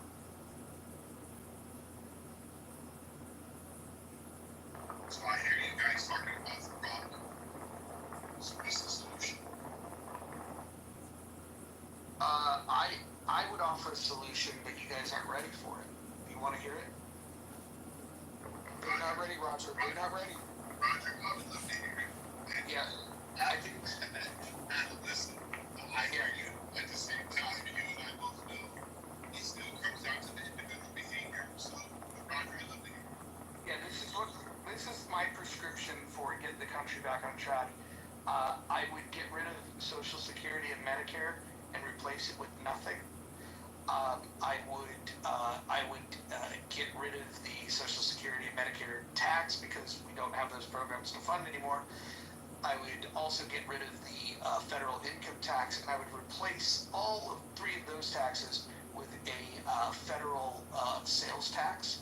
And and then so we would eliminate the top two expenditures in the budget, which would allow us to more easily balance the budget. We need to fight for a balanced budget amendment, and we need to begin targeting surpluses so we can pay down the debt rather than just continue to increase. That would be my plan. What would you do with the poors, Rodrigo? The poors need to be addressed this way. So if there's any poors here, the free ride is over. You no longer get to leech off of this system that has been created to give you all of the opportunities that you're too lazy or incompetent to take advantage of. And the poor need to pay their fair share. We need people with bumper stickers and t-shirts that say "Eat the poor." We need to start telling the poor that they need to pull their fucking weight. We need to stop with this lie that the rich are the problem in this country, and we need to acknowledge the fact that the rich pay the majority of the taxes, and we can no longer allow the poor people to not pay their fair share. And if we institute a federal sales tax, eliminate the income tax, the Social Security tax, Medicare tax, what we will effectively do is create the conditions in which the poor people can no longer hide. They will have to get jobs because if they want to consume things, they will then pay a federal sales tax on it. That's my solution. Roger, I like the plan to take the people off of the drug dependency. It's going to be very unique with the things you said, Medicaid and Social Security and the drug snap and all these things. They do need to replace because you cannot run a country based on programs. It was supposed to be program put out. It was unfortunately our country since the Great New Deal was going to be done.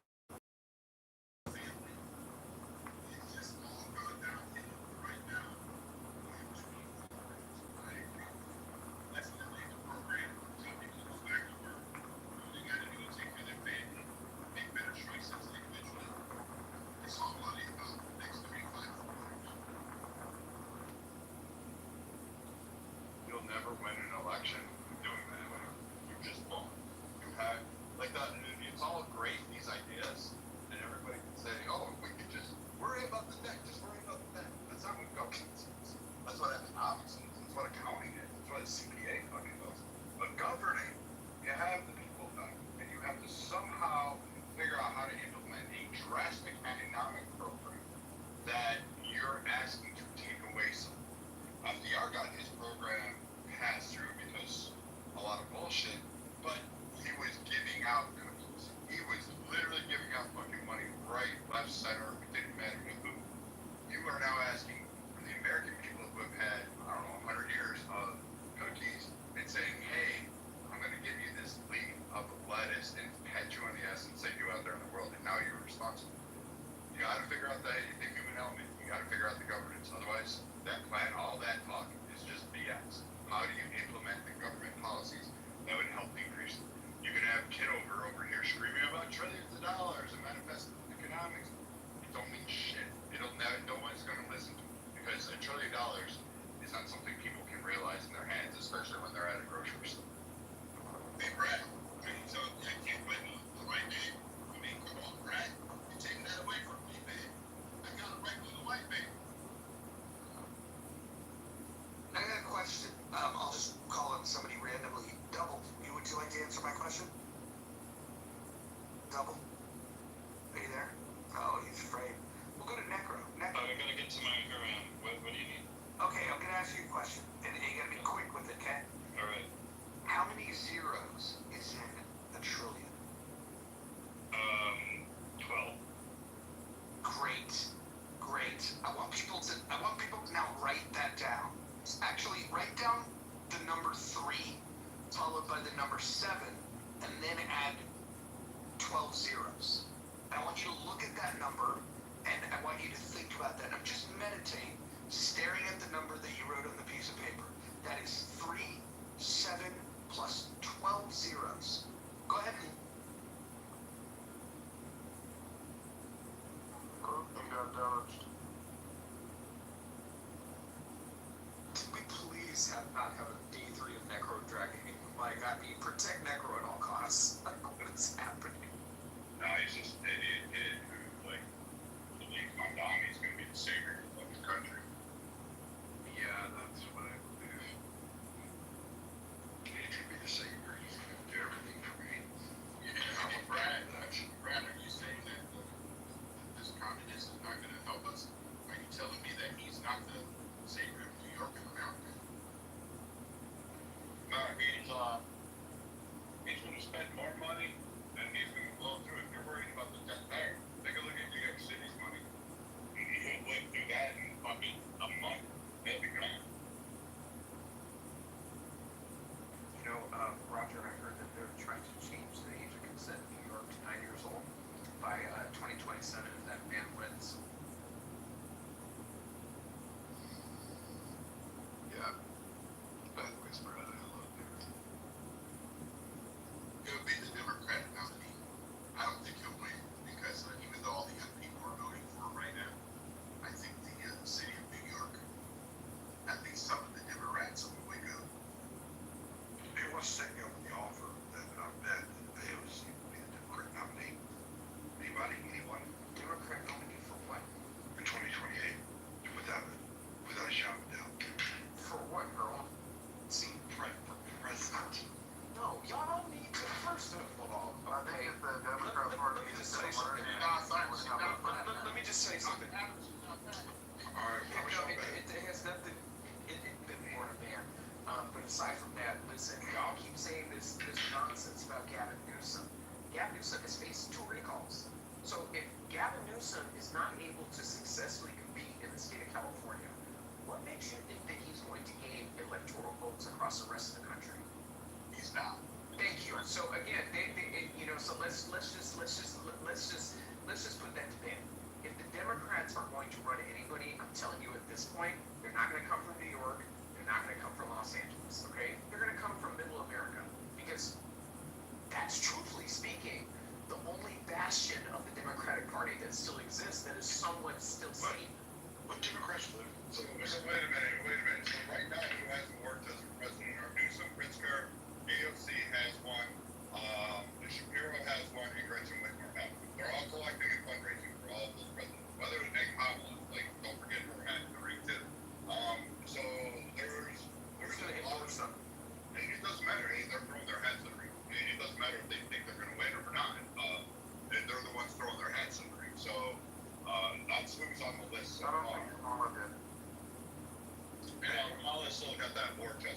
I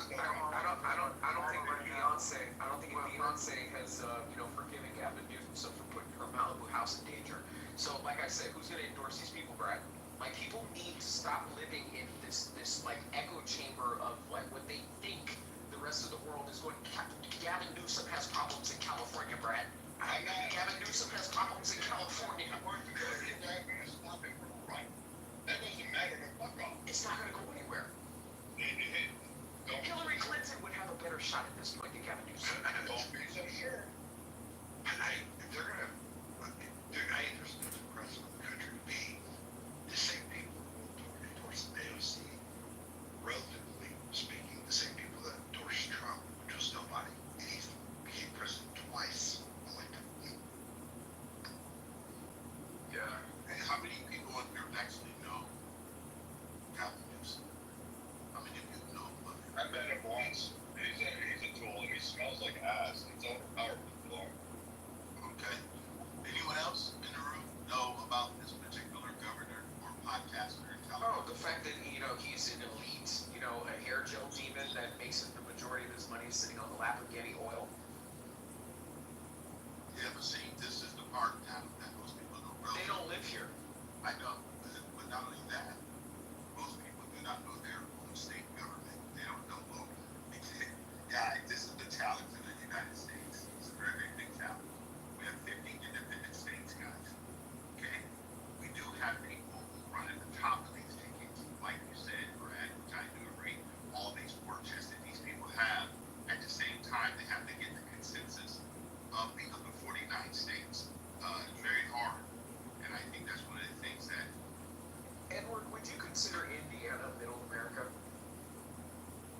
today, yeah, I would say it is. So, shout out to Pete Buttigieg. So, when people say that they don't have anybody in the Democratic Party in middle America, shout out to Pete. So, again, I feel like they would have more success running. I feel like they would have more success running Pete Buttigieg as opposed to somebody like Gavin Newsom. I would agree with you only because of the fact that most Americans today are not politically astute. Okay? So if you look at the fact that most people in the last 2024 election voted through middle America, the two, New York and California. Exactly. I don't think most people watching the map. You gotta look at the map, and that's why the people from Texas who did not want redistricting to happen don't understand the game now. It's changing rapidly.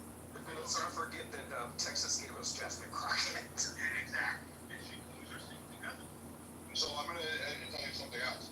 Newsom's already, he's got, like, if someone like Newsom runs, he's got California. That's going to death. That's gonna stay blue. Illinois, New York, those are all gonna be there. He has to win back the blue wall and has to figure out how to flip Pennsylvania. Shapiro needs a force to be reckoned with. Another one. So people sitting there sleeping saying, oh, Newsom, he's got problems in California. I agree with him. He does a shit job over there. But that's not to the national average. And again, the presidency is about showing it's optics. Brad, do you understand that Trump lost California in this last race by less than 100,000 votes? Like, you didn't see the auditing that they did on the California election, and they had 3 million. That's 3 million. 3.1 Exactly. voters. Exactly. So again, Brad, they're selling MAGA hats on Hollywood Boulevard. That's great. That's fine and good. They're going. California's gerrymandered. They're all the electoral votes are going to the Democrats. It doesn't matter. Trump can run. You can throw whoever you want. You can throw Reagan back up there and see. He's not going to win on this cycle. So what's going to happen is Newsom's going to be a prominent player and a bigger voice in that area. When he throws his hat in the arena, you can dogpile all you want to. The Dems are going to rally behind him, and what you got to focus on is Michigan, Wisconsin, Pennsylvania. You got to maintain to shore up Georgia. You've got to worry about Vermont and I guess New Jersey a little. Like Carolinas are going to be a prominent player in this next election. It's like Newsom. You guys are only focused on what he's doing in your backyard. Trump had no experience in decimated 16 proactive politicians. Newsom's going around the podcast. He's going around from city to city, town to town, talking with people, gaining that fortunes. You guys are just worried about what Newsom's doing in the backyard. You don't fucking care about California.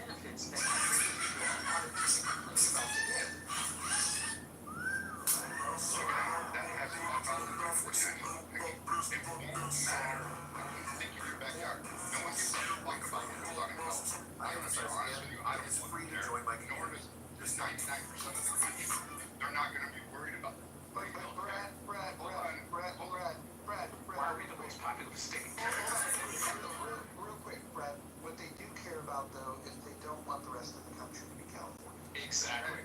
So I'm going to say this before the rest of them go up. No one gives a fuck about your local politics in California. They don't want to be like California, but you're talking about a rallying cry. Oh, I gave free healthcare. The Democrats are going to use that as a country. They have a winning message when it comes to free healthcare. The Republican Party doesn't have an answer. It absolutely does not have a strong message. And that sure as hell isn't going to be prompted up by J.D. Vance or whoever's going to throw their hat in the ring right now, which is still unknown. You don't have a Republican that is rising through the ether after Trump to be able to take a populist message and bend it to a Republican or conservative brand. So right now, Newsom is probably the front runner I would pick today. At this current juncture, Newsom is leading everywhere you get because Trump can't run again. So you don't have anybody else to counter him. Buttigieg. He's not even going to get out of the primary. He has a better track record with the rest of Middle America than Gavin Newsom. Oh, he's not even winning. Dark horse, ready? Barbecue. Again, not running. He was endorsing yours the way it was to get the cabinet position, the head of the SBA. So he is about being in politics. I don't know if he'll be jumped to the presidency, but Stephen Colbert. He's looking for a job. Is this tied? It's the economy, right? And Brad, I hear everything you're talking about. At the same time, I think the blue wall did not like the fact that the economy under the last Democratic administration was the way it was. And I don't think the people in California, because we flipped 8 of 10 seats, and I think the next round, 2026 and 2028, we're going to flip a whole lot more seats. You can say you don't care about local politics in California, but most of America does. And I would say to you that the blue wall is not going to flip back the same way everybody thinks it is. The Democrats right now are bleeding hugely.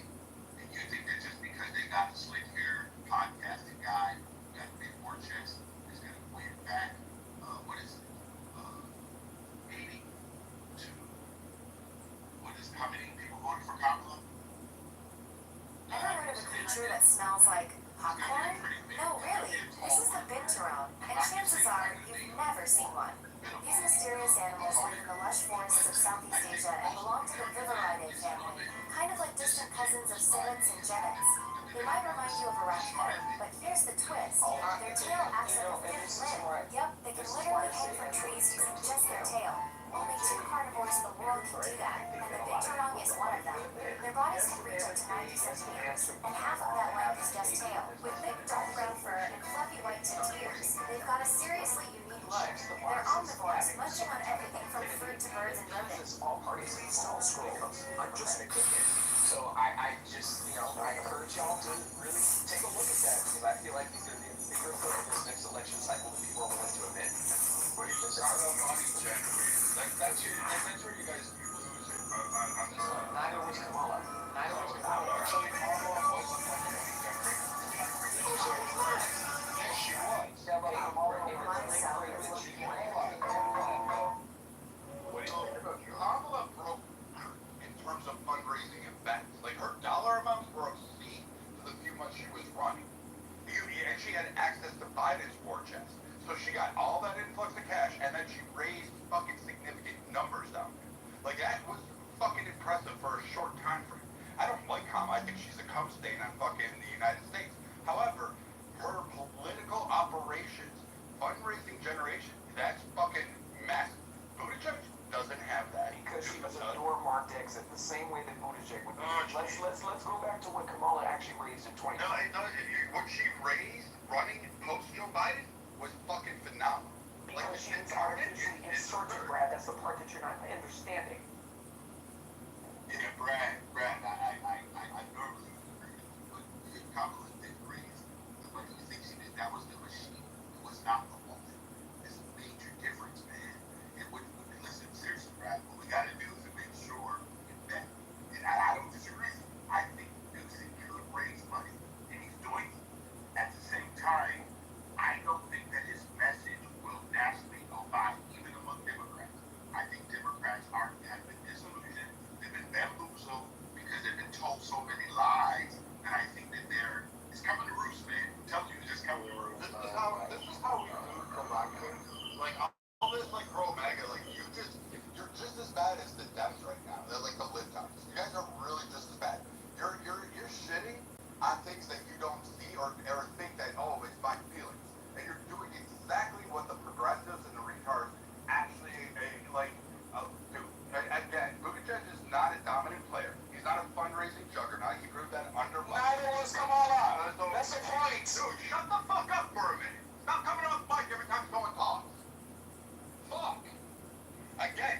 raised a lot more fucking money than the entire Democrat Party that was running when Joe Biden was in.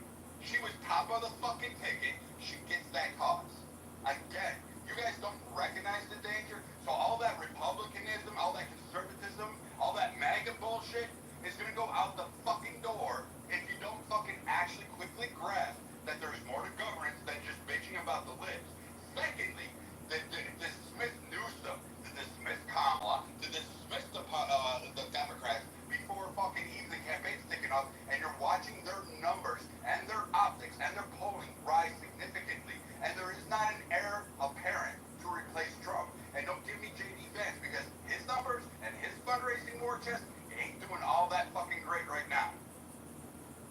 Brian is cooking. Like I don't know. You're doing great. I never read this long in my life.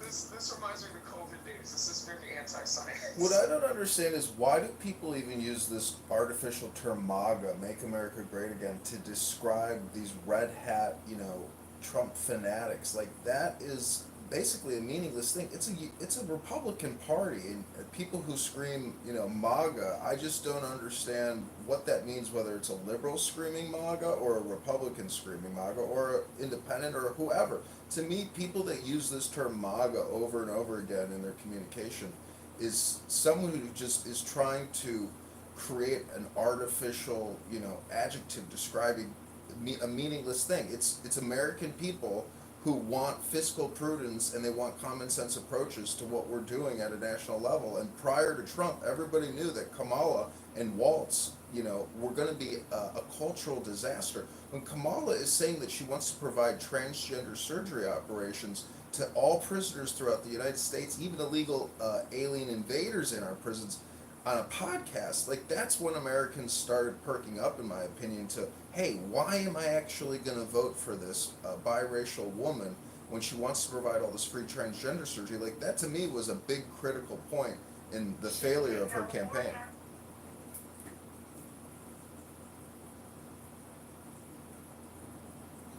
She sure did do it in California. She did. I was just reading this article here, guys, and it shows that recent reports, currently official population projections by state agencies indicate that Texas will become the most populated state by 2050. It's actually looking by 2034. The estimate is 39.5 million people in California and 44.4 million people in Texas. And it also goes on to talk about in the next 10 years that Dallas-Fort Worth is going to surpass Los Angeles. So your fucking state is hemorrhaging atoms. It is a fucking rat hole that everybody fucking hates. And they're all even, and they're all coming to Texas. So get fucked with your fucking California nation bullshit. Same with Manhattan. There are $15 million condos, $10 million condos, $8 million condos. No, but no, Adams is like, this is why California's the most populated state, because people love it here, it's so amazing. It's because we're a bunch of little car cocks. No, I agree with you. Obviously, population is voting with their feet, and they're getting away from the blue states. I mean, it's just reality. Which is hope that most of the people that's leaving these blue states are not coming to make their state purple. So they're not. Okay, all right. Well, let's hope now, okay? Because I see it happening in other spots, okay? It is very unfortunate because we should be able to run our independent states much more properly. And also, Brad, I want you to know I am a conservative, or a big conservative. I don't go with labels, don't care about MAGA, America first. I'm more an American, I will be American. And I just don't like the way our country's currently ran because we got too much big government and I hate bureaucracy. That's that one. Yeah, the only thing I'd say about Texas is they have a tendency to get people to align really quick in the state. There's a lot of patriotism here just on the basis of the state. The next presidential election will depend on how the midterms go. If there is a big shift in the midterms, which there are 21 seats that are up for contestation right now for Congress in the midterms. Like, though, am I assuming that everything falls according along party lines right now? There may be some incumbent upsets. There may be some, wacky things that go on midterm night. But I mean, if you're thinking that Republicans can just lay off the gas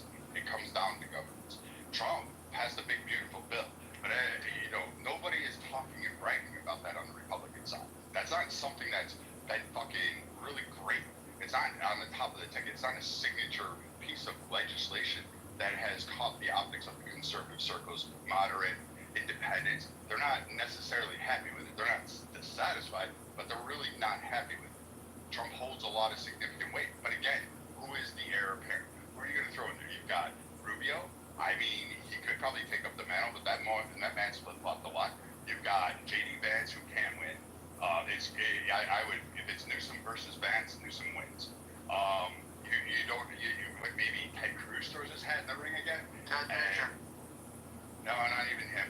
But I mean, there's no one really on the bench that you go down, and I mean, there's no one that I see that can actually pull up against the DNC machine. And let's not forget, the DNC, various PACs, are fucking funneling money all over the place. Now, the only thing that could really help Republicans is if there is an heir apparent that can take and bridge Trump to conservatives, to Republican, to independents, and to more centrist Republicans. If they can bridge that, they can find that guy that can do that and somehow brings everybody in alignment, then the Republican has a shot. Because right now, the Democrats are infighting with their progressive, retarded cousins. And so you have this shit that's going on in there. But if the Democrats unite under one person, like a Newsom, and everybody's saying we're going to send our money that way, Newsom's going to walk away. It's going to be a tough fight. And I don't know. Someone tell me who's the next candidate that you think is going to be able to shellac the DNC machine.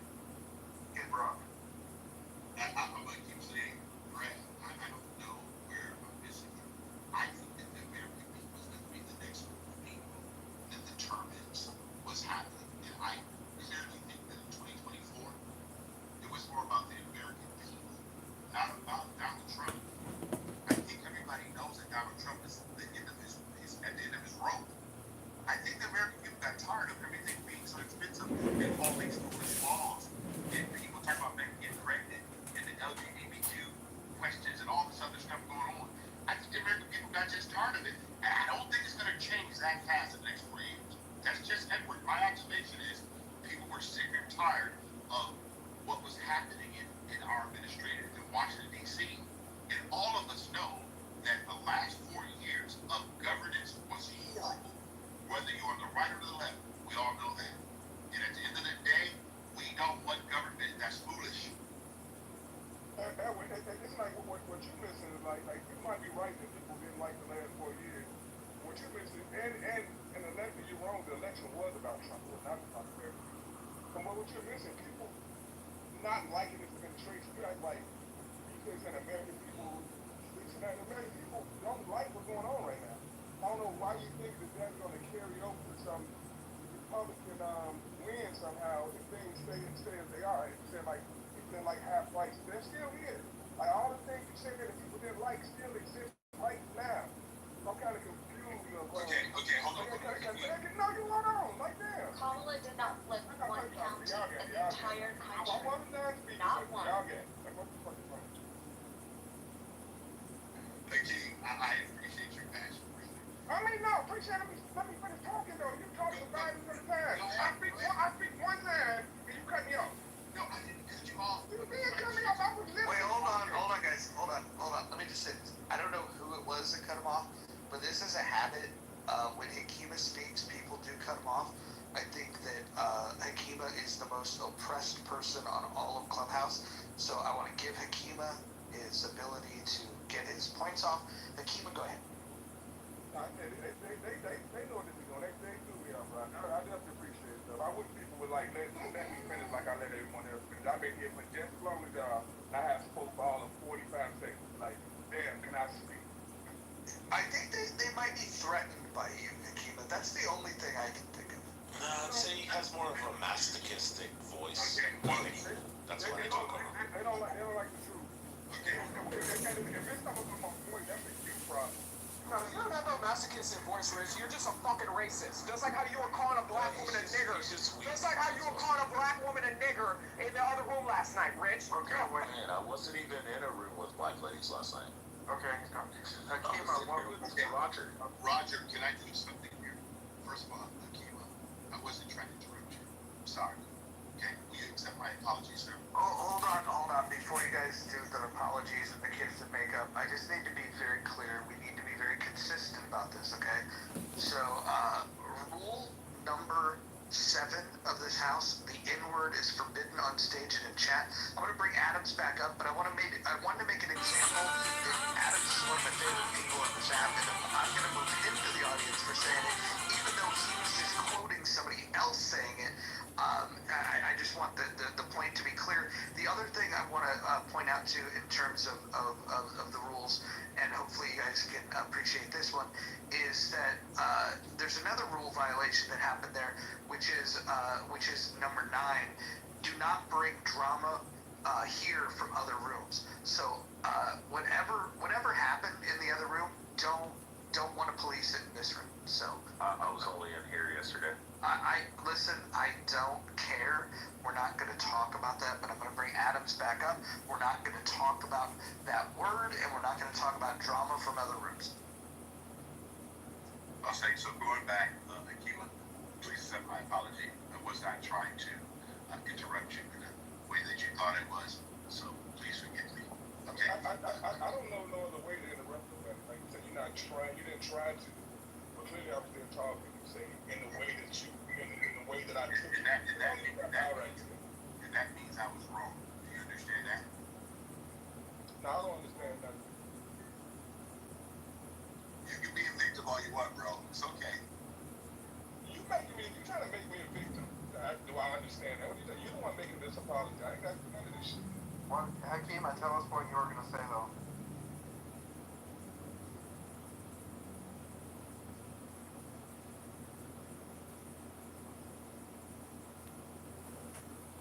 Hello? Did he say it? I speak when I decide to speak. Nobody prompt me to speak. And when I do speak, you cut me out. Because you ain't going to tell me what the fuck. Whoever that was, they cut me out. I'm not going.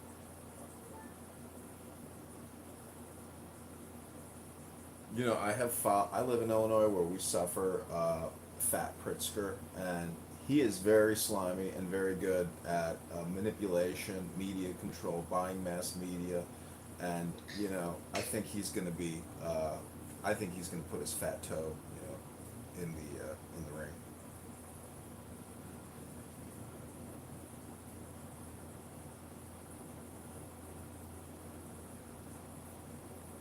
I couldn't imagine somebody as fat as him doing well.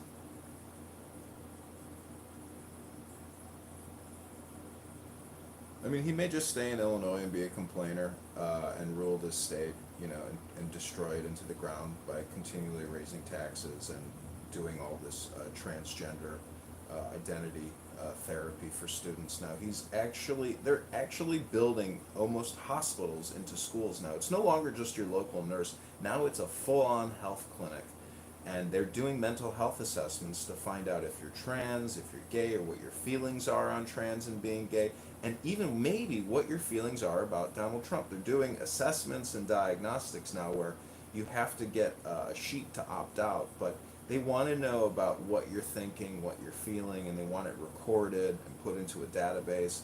So they are literally taking steps to prepare the future generations for wokeism, and you know, this type of governance and ideology has to be destroyed. They're building low-income housing for transgender community. They just announced that the other day. Hold on, I'll put the link in the chat. I just want to mention, I love Nick. Nick, I don't know who you are, but you're awesome. Could anyone share with us what Democrat right now run a good governance anywhere in the country? Is there any Democrat governor, mayor, anywhere? Fetterman post-stroke is turned into the best statesman that this country has. Yeah, jumping on that, Shapiro for Pennsylvania is a good governor. He's a Democrat. So you guys get me too, right? Fetterman. Well, Fetterman is a senator, but Shapiro, as a governor, is a great governor of Pennsylvania. I personally would like to see Stu Bannon run for the Republican nominee.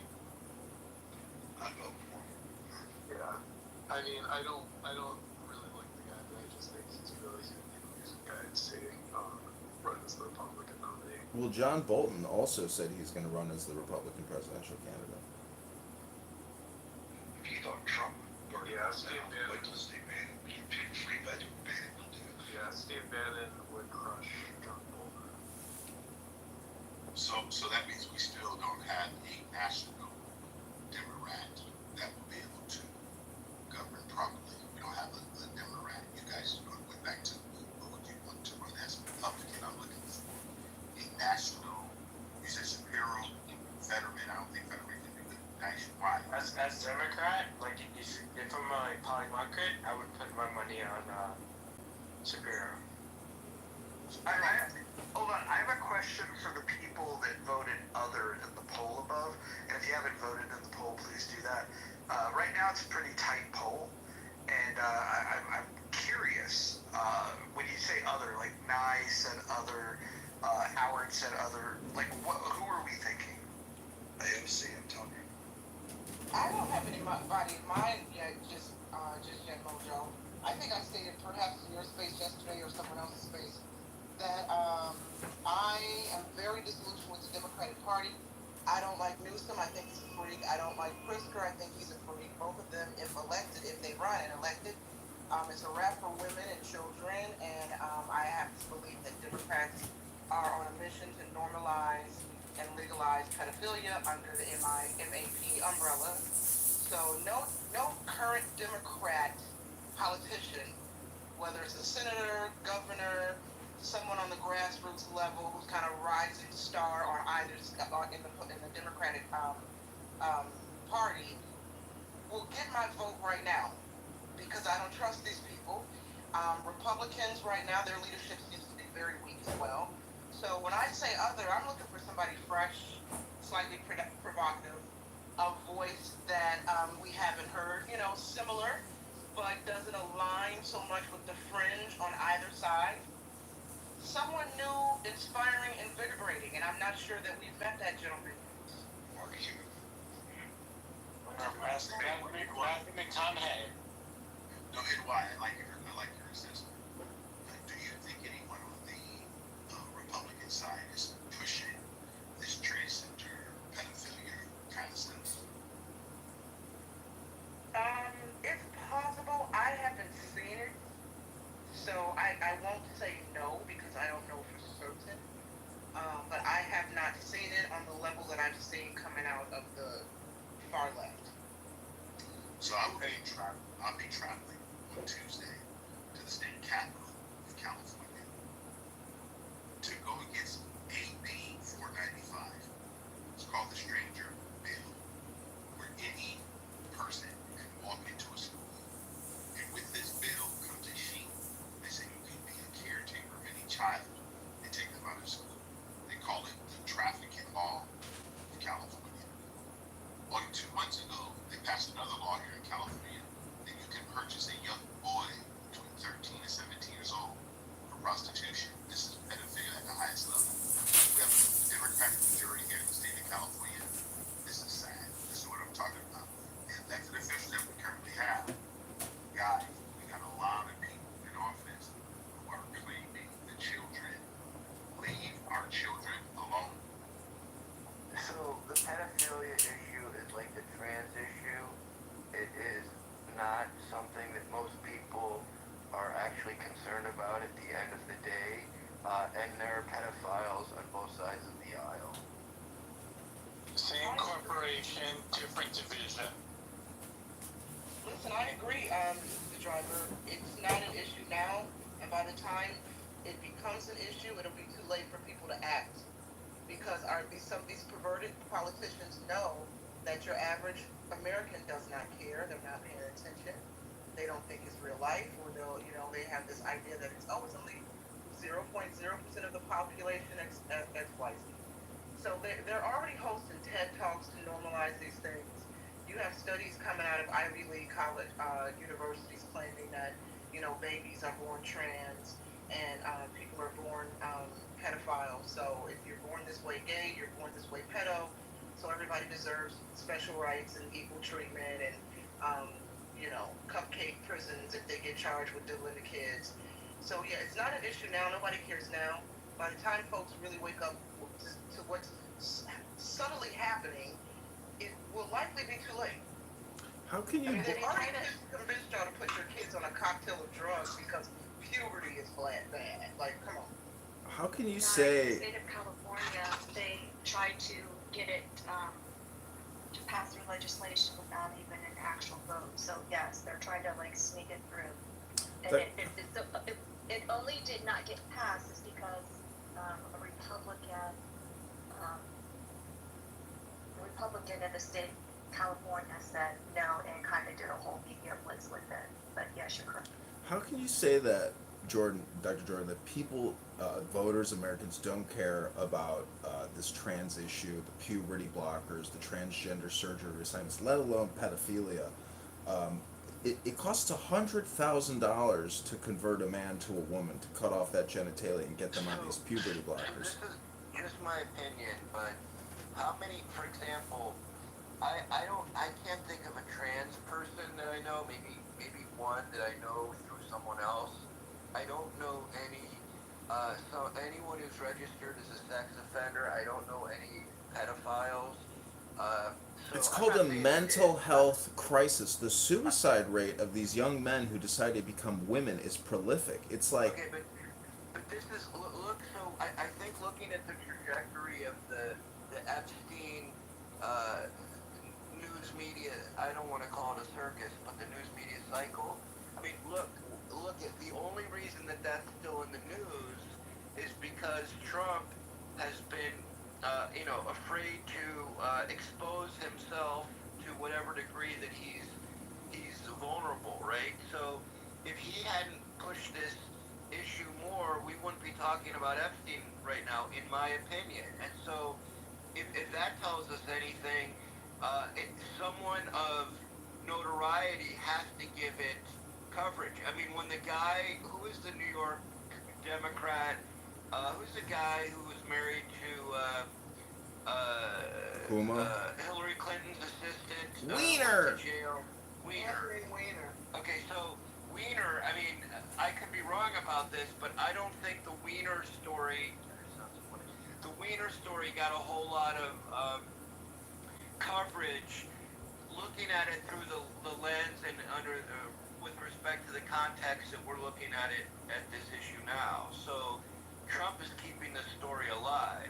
So to Nye's point, it might make if it bleeds into it bleeds into 2028 as a what's his name, Epstein story, then maybe it does have some legs, But I just don't think that we're nearly as exposed to pedophiles as we are to people on a spectrum of gender.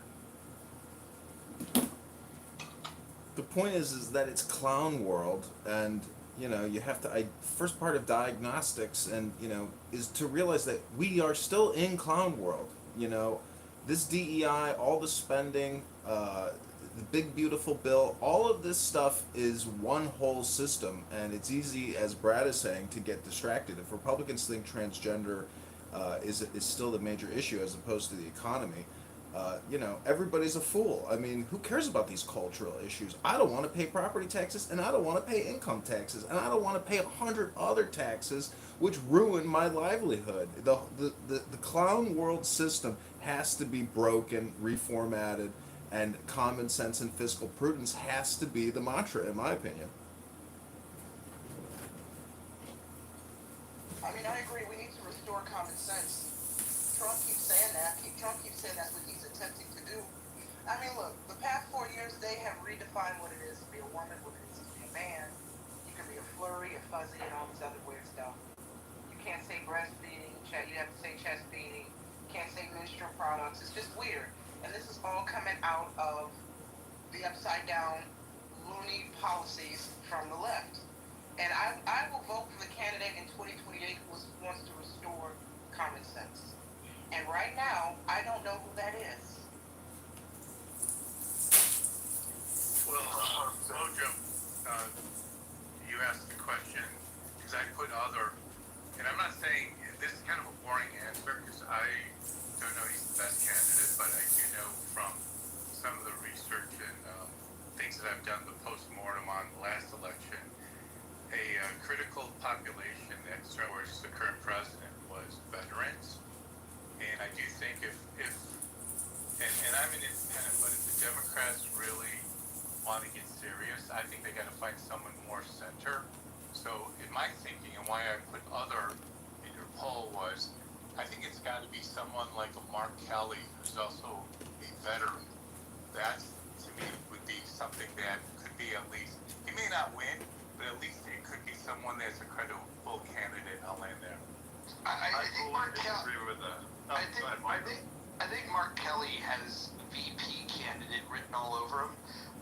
He's the type of guy that I think would run in a primary and lock up a certain voting block. And I appreciate the fact that that you dig into the numbers here. I think Mark Kelly definitely could play a role. I don't think he's top of the ticket material.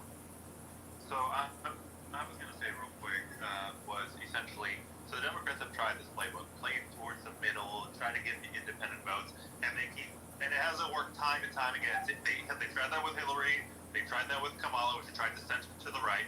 I know I'm going to get the pushback on it, but like someone who I think might actually win is AOC on the Democratic side, someone to fire up their base, to get people out to vote, and to instill rage into Republicans in a way that it will make her base even more exciting. They need someone that, like, the Republicans are going to the far right. I think Democrats need to cut the shit of trying to, gather the moderates or conservative moderate Republicans and just go straight for what they want. Either a Bernie Sanders or an AOC, I think should be their next candidate. Yeah, so when you look at hold on real quick, Brad, real quick. I just want to respond, then we'll go right to you. I think that Nicholas makes an interesting point. That's definitely one of their options. I think the better option is to go to the middle. So we disagree. But the one thing that's clear is they can't stay where they're at. Their post-mortem, they know that if they stay where they're at, they lose. They know that.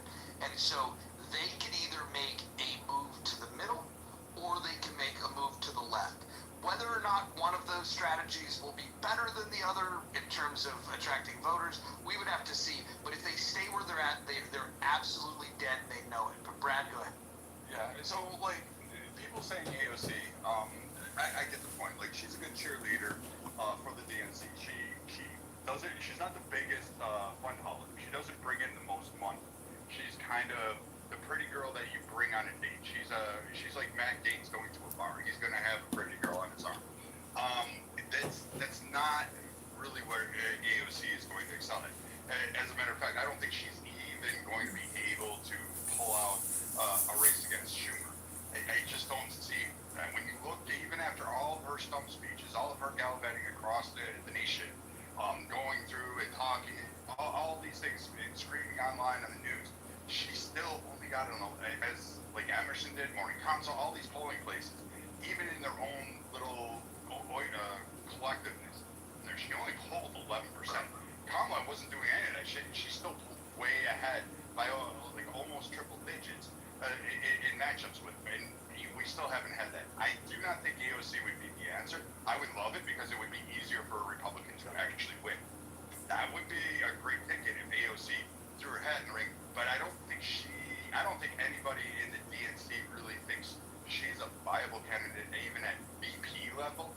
I think what they want is her to be a cheerleader. And remember, her district is redistricted gerrymandered to the fact that even a glass of water that has a blue label next to it is going to. So there's no way that she has really faced any kind of really political backlash or had to stand on her own 2 feet to get elected. And New York State is going to be hard to sell that because again, she's an Instagram girl. Like that's how the political apparatus look at her. I'm going to go to Newsom, who's got a national kill. Shapiro maybe, but he's screwing up pretty bad right now with his key left demographic, which was a lot of getting way too involved in the Israeli-Palestine thing, and he's making dumb career choices right now that's really pissing off a lot of people on one particular side of the aisle. He's also just not doing what he should be doing in Pennsylvania to really secure that state, which is why it's going to be out of the state. So, I mean, again, like, I'm looking at Pritzker, who's right now. Whitmer is still in the wind. She's a ghost right now. She's staying very quietly, but she's going to fundraising events. She's going to PAC committees. She's, like, traveling around and she's collecting in money. She's getting money on reserve. So, I think she might be a player in this, and she's not having any controversy. She's trying to keep her name out of the news, and she have a go at it. I like in politics itself. Like, who's going to be the best governor is irrelevant. It's who can you sell on the national stage, and that's what I'm looking at. Newsom can sell on a national stage. Pritzker is utilizing all his benefit. He's constantly trying to grab headlines. Shapiro is grabbing headlines the worst way. So I mean, I just don't. I don't know. I don't think Shapiro's going to do it. Kelly is definitely not presidential. They can't throw him up in the rafters. So he'll fumble like Welch did. Wes And Moore. it's to two. How about Wes Moore? He's going to run his third party, and he's going to, if he even throws it in the ring. So, I mean, I pretty much disagree with a significant portion of what Brad said, but I want to back up real quick to some of the arguments, right? Like, oh, AOC is from a safe Democratic district. So was Bernie Sanders, right? Nobody expected Bernie Sanders to be a problem, right? AOC is someone who can't run on the national stage. The Democrats did not expect Bernie Sanders to almost take it from Hillary. Like, this is so similar to what happened with Bernie Sanders. It may have similar appeals to where, whether or not you hate her or whatever, the working class people think that she has their back and she's looking out for their interests, and she can simplify a lot of the Democratic messaging to her. The people in her district actually understand what the fuck the Democrats are trying to do, which is something Trump is actually very good at, and so is AOC, and so is Bernie Sanders. And so I think AOC is a much bigger threat than the Democrats are realizing it, and I think she should be the one to. I think she might take it. I know it's not a popular opinion, but I think she could take it. She could take it from the. Okay, so let me ask a question. What's a bigger issue, anti-Semitism or pedophilia? Now, arguably, Jews represent a very small population, but to use an old trope, we're well-resourced. So I think we're going to be pushing Pritzker, who's got tons of connections, tons of money. He's got $4 billion. Josh Shapiro has 150K. He's more like a zoologist. I just don't think there's a lot. The front runner among the chosen ones is definitely going to be Pritzker. But see, he's so fat. Unless Whitmer marries me and converts. I think that you guys need to figure out that these elections moving forward are going to look a little different than they have in the past. The way that people get access to, an exposure to the candidates and the candidates to the people. And if you look at what Trump did in this victory, one of the things that he did really well that was a game changer was his appearances on podcasts. He was meeting like niche audiences, and one of the big challenges that they had with Harris is that Harris was so disingenuous that she couldn't do a podcast appearance without looking like a fool. If you guys have seen the podcast appearances, she just looks terrible. You need to have somebody that's going to be able to present well, that's going to be able to go into an environment where there's going to be tough questions and maybe get heckled a little bit. If you're hanging out with comedians, they're going to try to find the humor in things, and you're going to have somebody that has the emotional intelligence to be able to navigate those conversations. I don't think that Harris had it at all, but I look at the field and I'm trying to figure out like who would be able to do that, and I think Booty Juice might actually be the best for putting on the podcast circuit. But do you guys think of anybody besides Booty Juice? You know, he is a special appointment. I don't know if you know how he became a captain in the Army. He never went to boot camp. He never did anything. He just got specially appointed by the CIA, to be an officer. And Mojo, wasn't it that Kamala with Joe Rogan, she wanted him to come to her? Yeah, he invited her and she declined. Here's another interesting thing. when libertarians were having their moments in the sun, what's her name? God, what's her goddamn name? Fucking, it slips me. She's so irrelevant. No, the goddamn fucking libertarian broad that ran. She was yeah, she was actually offered an opportunity to go on Rogan, and she declined. And here's something that people don't know about that campaign, was that when she was running, she was also working full time. She didn't take off time. She was teaching at Clemson, and she didn't take the time off. And if the media wanted to meet with her to do an interview, she wouldn't meet with them until after 3 p.m. Eastern time. Like, think about that. So, like, noon Pacific, on the West could work, but she would not make herself available for anything. And so she never wanted to quit her day job. Now, you might say, well, why are you mentioning that? The point is that there's some people that really want to run, and there's the people that know that they have no chance. But when you're given an opportunity to get exposure, the reason why she didn't take that was that she knew she'd make a fool out of herself. When people, imagine Harris on the Rogan podcast. Just imagine when, even the layup questions that she wouldn't be able to get right. If a tough question was fine, she would just be fucking terrible. What the Democrats need is they either need someone super polished that can go out there and really deliver good answers, or somebody that's so fucking ignorant of the fact that they are dumb that they'll just go on there and they'll just say words. Like, if you guys were to tap on somebody like Bima, for example, not her specifically, but that idea of, she can be asked a tough question and without any thought will just blurt out a dumb answer.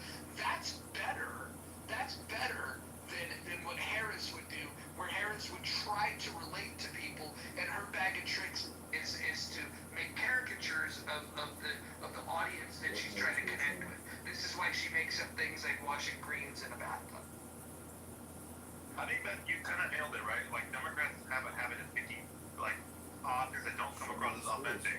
And that's where Trump actually does pretty well in. And so does AOC that might add in there, is that you think that she's not lying to you. She's not sugarcoating things. Neither is Trump. This is actually what she stands for. She just repeats the same thing over and over again.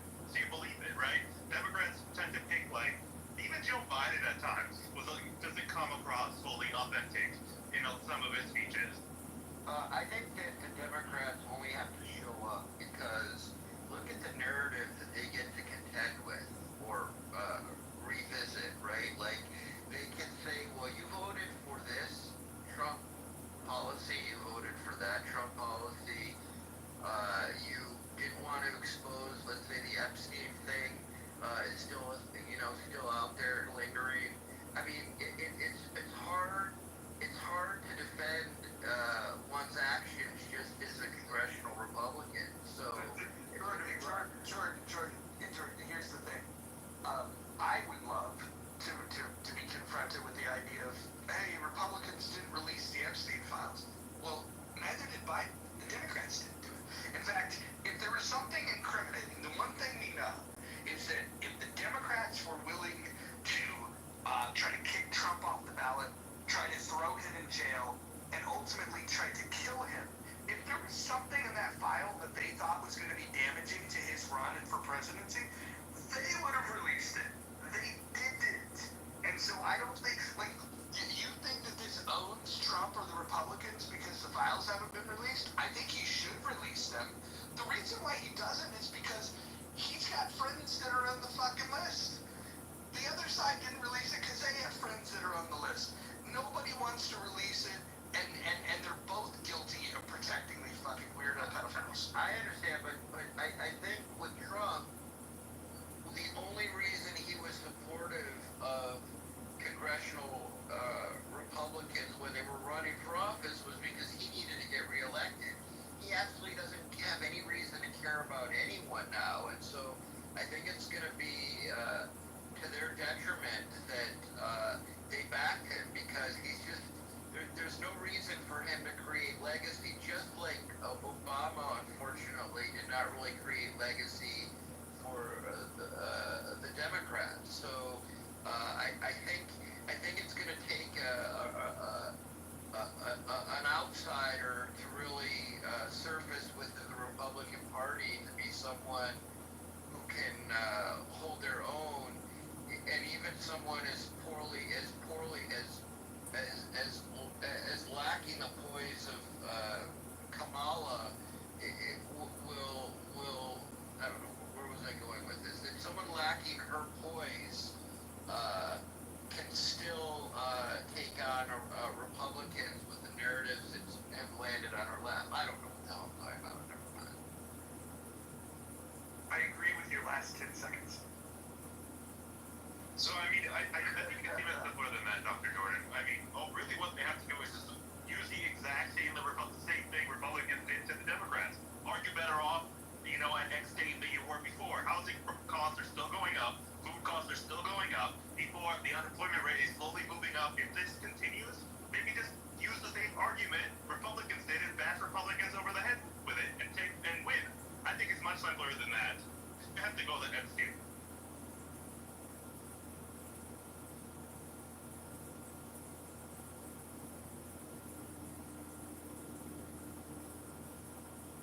Man, I should get paid for my opinion.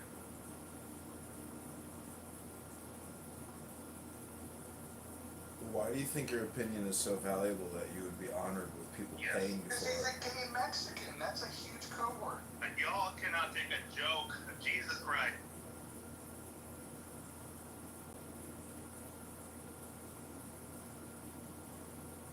El Normo's here, the gentleman that I voted for. How you doing, Norm?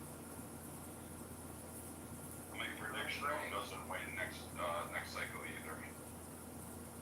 God, you're so negative, man. I mean, how about keep hope alive and you gotta believe in all those cool political slogans? I'm with him. How about I'm with him? Do you think that would work? If you mean I'm with stupid, yeah. I hadn't thought of that. Should be trying I'm with stupid.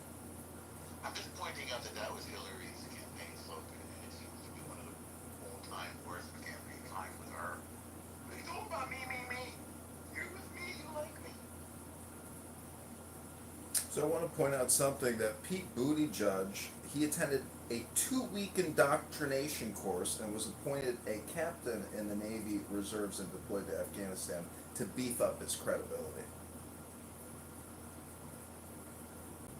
No ROTC, no years and years of training. Hey, you're an officer, you're going to Afghanistan and you're a captain and you work for the CIA. How did he get his commission then? Did he get his commission?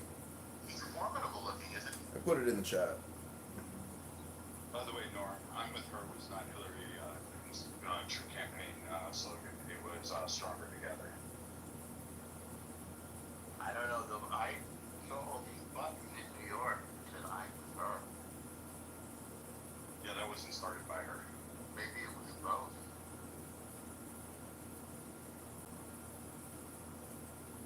Well, maybe we can recycle that slogan if Buttigieg runs. We could then say, I'm with her.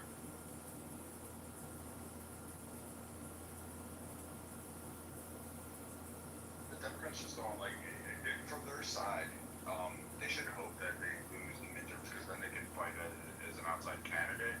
I mean, it depends on how the economy is at that current juncture and what's going on in the world. I don't think the Epstein is going to be a Damocles over the next candidate's head or the Republican's head because all they have to do is go out there and say, I'm going to release the tapes once I'm elected.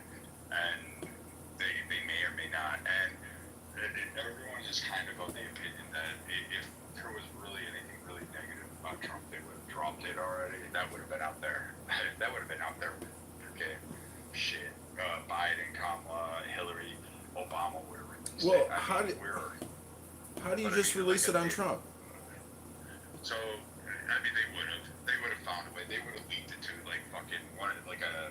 New York Times reporter or somebody. They would have found a way to do it.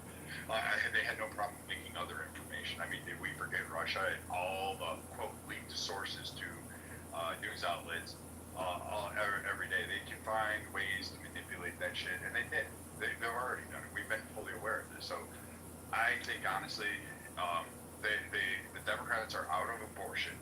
They're out LGBT, because that's like not even a thing anymore, that you can really rally behind, nor that the population doesn't care. So that's a social issue that they really don't have in their fodder.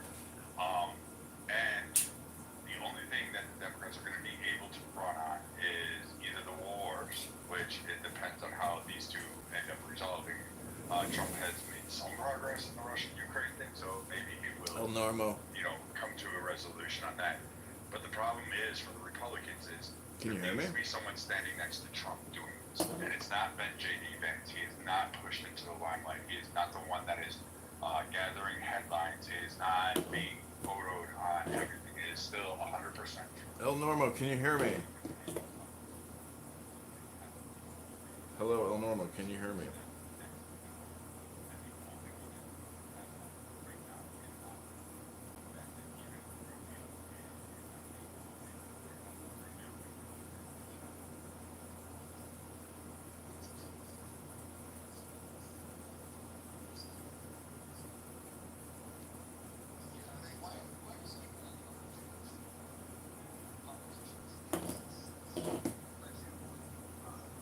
DeSantis, I don't agree with all of his policies, but Florida's a better run state than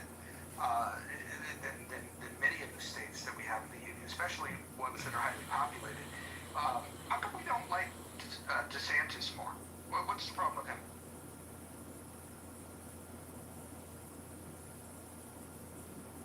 I think you just keep running into Trump. Like, if Trump out the way, he might have more success. People like him and appreciate him and respect him. If you live in Florida, you thank God that he's your governor. You live in Illinois, you pray to God that people like Pritzker, have a myocarditis, from. So, I mean, but it is, I think Kima's right, it is a lot about running up against Trump in the beginning. I mean, Trump really dished him pretty good in the early term of, while they were running. So they butted heads, but, he seems to me like he's running that state in a way that, is long overdue, or there's many states that should be running their states in the same way that he's running the state. For God's sakes, he's claiming that they're going to get rid of property taxes. His segment is a lot like.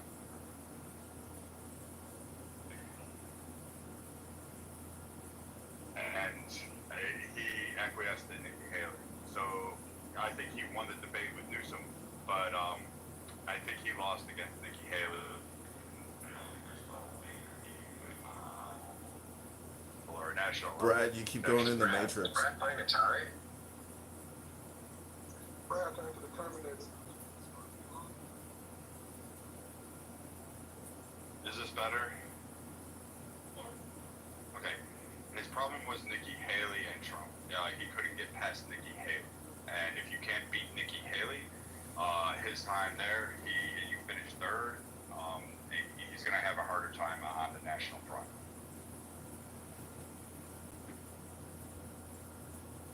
So what do you think? The country wants to see more alligator Alcatrazes? Is that a good book? I think so. I think. Can you expand on that? Yeah, well, you asked if the country wants to see more of it, and I think yes. I think that you can come up with clever names to try to go against, certain immigration policies, but I think that the country right now is more with Trump than against Trump when it comes to this issue, and so to answer your question, I think yes. I think they want a big moat between the U.S. and Mexico. That's what I think. But I mean, you're talking about DeSantis not being successful. It's in his state. Is that a coincidence? Coincidence? No. But let me ask you this. Why is it that when Democrats talk about, like, democracy and what the people want, that's the story they use when it's ideas that they like. But then when the will of the people is to do something that they don't like, then all of a sudden they're against the idea of democracy. And like, that's the part that I don't get. It's like many people on the left democracy. They call for it pretty openly. They think that we should get rid of the electoral college, for example. But then when you find policies that are popular, Democrats are like, oh man, that's bad. And I just don't get it. Like they're only for this idea of democracy when they're getting their way. It's very weird. It kind of reminds me of one of the world's largest global religions known as Islam. I wouldn't call that a religion, John. I would call that a pedophile death cult. You had me laughing so hard yesterday when you were saying, why even do abortions? Why don't we just feed the babies to alligators? I could not stop laughing because I could see getting into an argument with an abortionist and, saying that. And it's just, to me, it's just insane, it's because it is so gross and tragic and sad, but it's, I don't know, you had me in stitches yesterday. So, Congressman Kitover, what do you think of, tell me more about your take on J.B. Pritzker. He's not well liked, but he's well resourced. Well, his cousin, I think, is trans, and she was running the Pritzker Military Museum on Michigan Avenue. They're having to close that up because it's, they can't even get people to go to the museum. First of all, nobody's interested in it, but crime is rampant, so I think they're moving it to Racine or Milwaukee. But, my gaydar goes off when I see him, and he puts out a lot of creepy videos, and he says a lot of cringe things. And he was on Stephen Colbert saying, we gave this redistricting map to our local kindergarten, and this is what they came up with. He's not a leader; he's a panderer, and I think it's possible that he could be that horrible P word. And the fact that his trans cousin dresses up as a woman and dates young Hispanic men in the Rogers Park area in his massive mansion. People have illicit sexual lives that you don't want to know about, and they have political opinions about cutting off young men's genitalia and pumping them full of puberty blockers. And so Illinois, Abraham Lincoln's great state, is run by Clown World. It is a prime Clown World state in our 50 state republic here. So I say be on the watch out for Pritzker. He funded the translation of the Zohar into the Pritzker Zohar edition.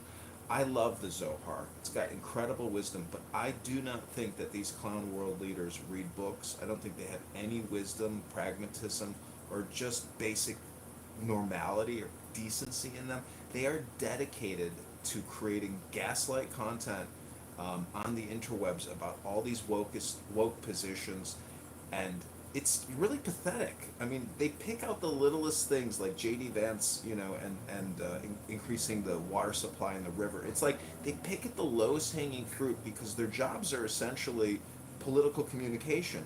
They don't produce anything. They don't create anything. These people have never run a business. They've never started businesses.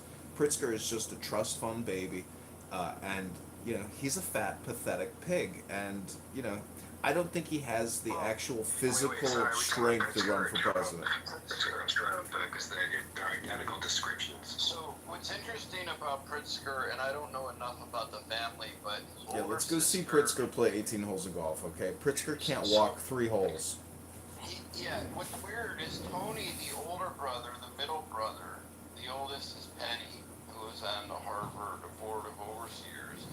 It seems that the least presidential, at least on the surface, would be the youngest brother. He's just not a good. He looked like he's aged more than his older siblings by a ton. He just does not look like the best specimen to come out of that family. I don't know what to say, but that's just superficial, Illinois is a super corrupt state, and in fact, with the John F. Kennedy election and the mafia, Illinois is like a fixing state. It is a place for corruption to essentially, happen. And the people that run the Illinois GOP, the Chicago GOP, and the Democrats, it's really like a uniparty here. There's really no real fiscal Republican conservatives. I mean, the state has been Democrat for 70 years. I went on eBay and I bought some Illinois Democrat primary ballots. It used to be a classy organization. People wore suits.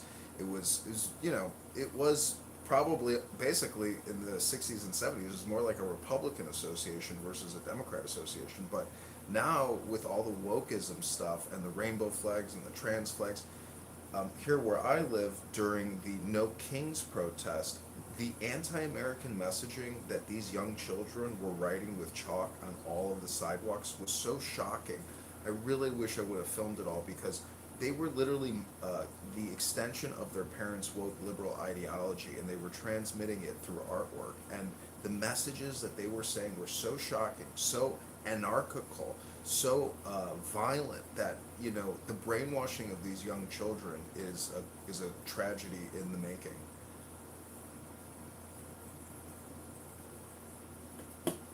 Let me tell you how corrupt this crazy ass wicked state is. And listen, I live in Illinois too.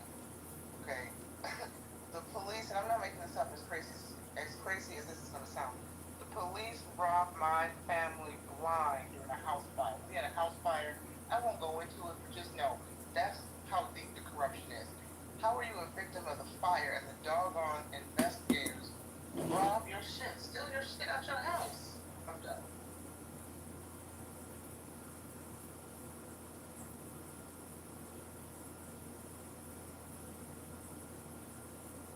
Well, John, if you want to move the Overton window in Illinois, what you need to do is get a faction of people within the Republican Party to speak radically about the types of changes that you want to see. You're not going to win, but what will happen is it'll make Republicans, the mainstream Republicans, look more popular. So people will run from the radicals, and they'll embrace the more moderate side, but at least it pulls them away from Democrats. That's how you shift the Overton window, is by having some radicals and then allowing those mainstream people to call you out and say that you guys are the problem and you're extremists and blah, blah, blah. But you just have to have that representation. If you want to see it working out, go to like New Hampshire, where the Libertarian Party and a few radical independents are say the most crazy things, right? They want to, the things that they're fighting for are just like over the top radical. But what that does is it solidifies the more moderate Republican position. Well, when 300 people get shot every weekend and 75 die from gunfire, you could go to Kabul, Afghanistan, and no one gets shot every single weekend. So we live in an anarchical society, and the police are just looking at their cell phones in their cars. They don't want to be bothered with all this shit. So we have a gang problem. We have an alien invasion problem in this city. They've spent over $1 billion housing 60,000 illegal aliens, and many of them are tied up, in drugs, narcotics, prostitution, robberies, murders.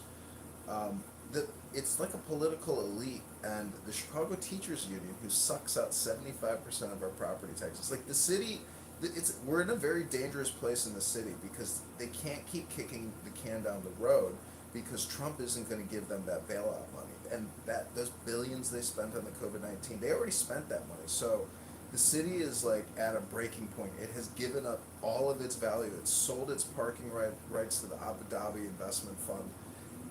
This city is strip mined, and people want to leave. And it's just like New York City. I mean, you can look at the new housing inventory that got listed in the past 30 days.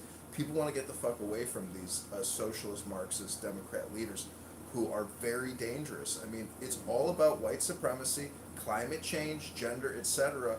They are the biggest frauds and liars. And I just, to the life of me, having gone to a good school and served with good people in the Army and worked with great people, it's like, how in the world do all of these clown world representatives make it into leadership positions, whether it's Karen Bass, Newsom, all of them? It's like, is our population that shitty? Like, there's no good leadership? I don't know. It's like terrifying to know that, our own leaders are eating out our substance, lying to us, hypnotizing us, propagandizing us nonstop. Like, this is what politics is. It's hard to believe that they can get away with it, but I think the whole population is actively disengaged. Like, I went out last night, there's a bar full of 150 young people that are mostly in college. None of them are interested in politics, and they're very neutral. They don't express any type of patriotism, any type of political affiliation.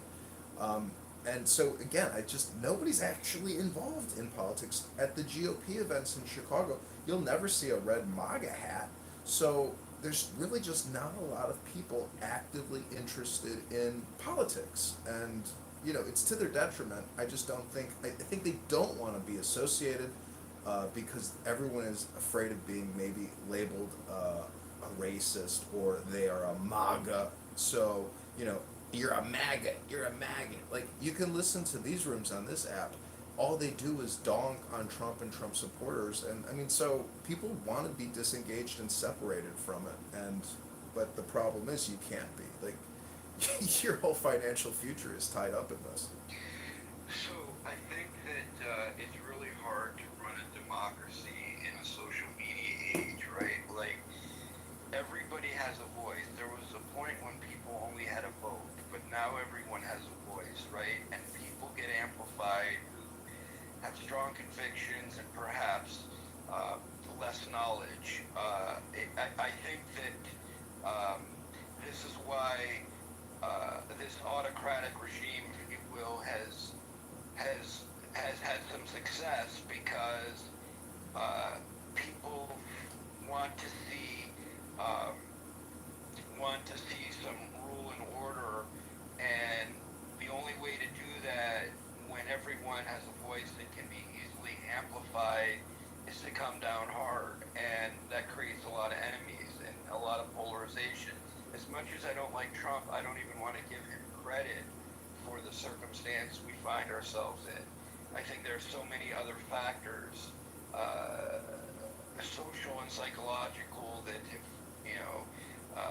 created this kind of this society in distress.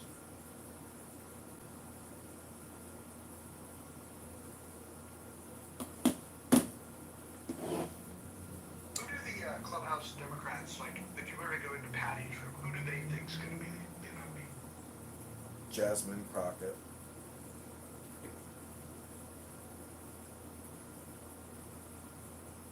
I mean, they literally think. No, they don't like that stuff. I ain't they don't like it. Oh, really? No, he's not at all. Well, I'm willing to bet I've listened to and recorded more of Politically Correct than you have, Hakima. Probably recorded more, but I'll probably listen to it. Wait, we can record the show, but from what I heard, I never heard Patty. Lisa, I haven't heard when Gold was in there, he definitely did support her. I haven't heard none of them support her. I did want to say something about Benjamin Netanyahu taking the Gaza Strip and saying that Hamas will be destroyed. There will be no Palestinian Authority. There will be no more Palestinian Muslim Islamic terrorist groups leading to Gaza, and we will secure and install a peaceful government.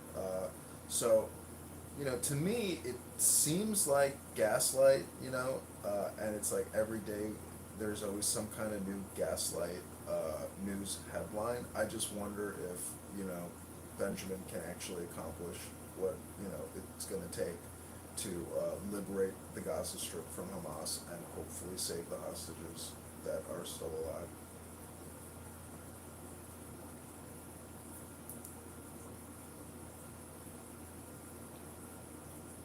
Wait, I just, I don't mean to deviate from what you just stated, but I just want to go back to something that the Jasmine Crockett point.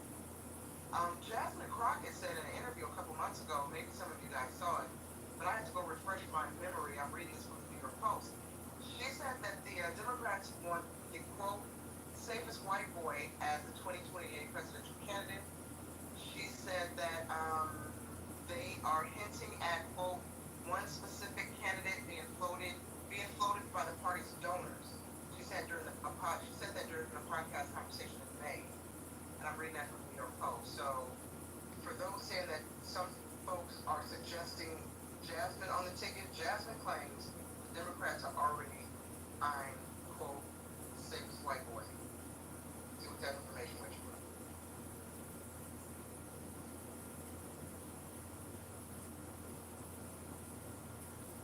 I mean, that's the thing is you can make outlandish statements, all or nothing statements, extreme statements. You can lie. I mean, there is no limitation to gaslighting. And you hear it on this app all the time, and politicians are playing that same communication game. But I'm telling you, if we don't have forensic accountants, auditors, and if we can't just keep spending like this, it's just madness. And you know, when you really look at all the breakdowns, I mean, if you were to cut things just 10%, like 10% cuts to a lot of these programs, and there's thousands of programs, it's, I mean, gotta cut, gotta start cutting and reduce that deficit to like maybe 100 billion. You know, it's gotta come down, and unfortunately, I believe that most Democrats and most Republicans will never bring the cost to do business down. They will only increase the cost because this is a very immoral game that we're playing.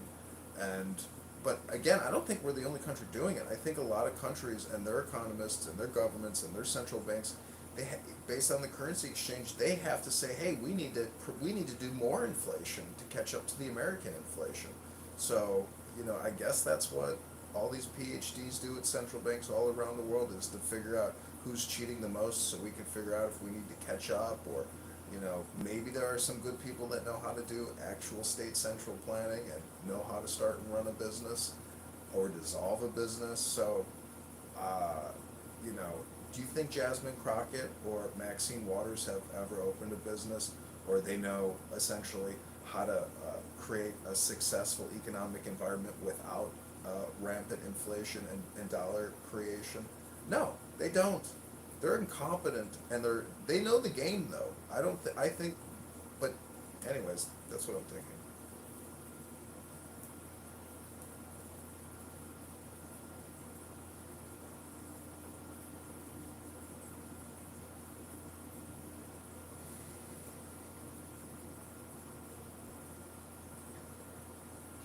Do you think when Trump leaves office, the national debt will be lower than when he got into office?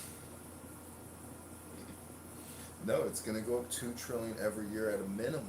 So that's 8 to 10 trillion in additional debt. And if it's 2 trillion added to 37, I mean, it's going to be 45 trillion, 48 trillion by the time he leaves. So how is that an alternative to the big spending that Democrats would give us? It's damned if you do, damned if you don't. I just like the fact that a Republican hand has their finger on the button. And if you look at Doge, I just looked at it today. There is so much international insane woke spending that they are screenshotting out of the SAP system. That is the same government acquisition platform that I used for 5 years at Treasury, and it's a simple. It's who's the billionaire? Anyways, it's not going down.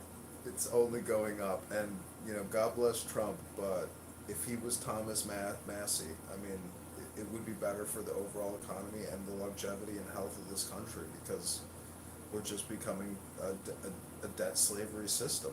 You know, everybody born is, if you don't have $1 million now, you will never have a solid retirement, basically based on this money.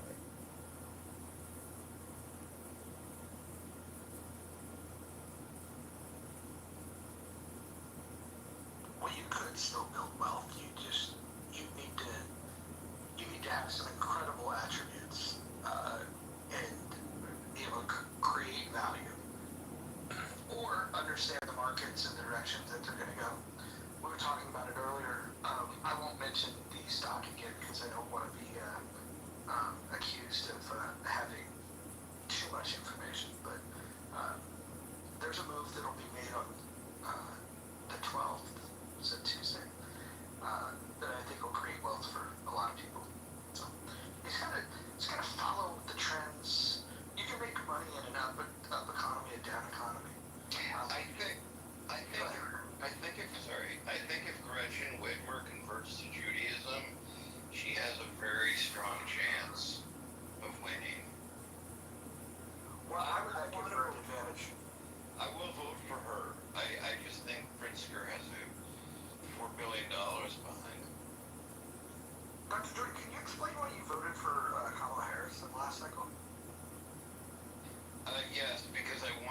status quo of misery so that I can commiserate with other people. I don't want drastic changes. I don't want to turn my career as a zoologist or publicist into something very lucrative. I wanna live on the extremes. I want to be a survivor, not a thriver.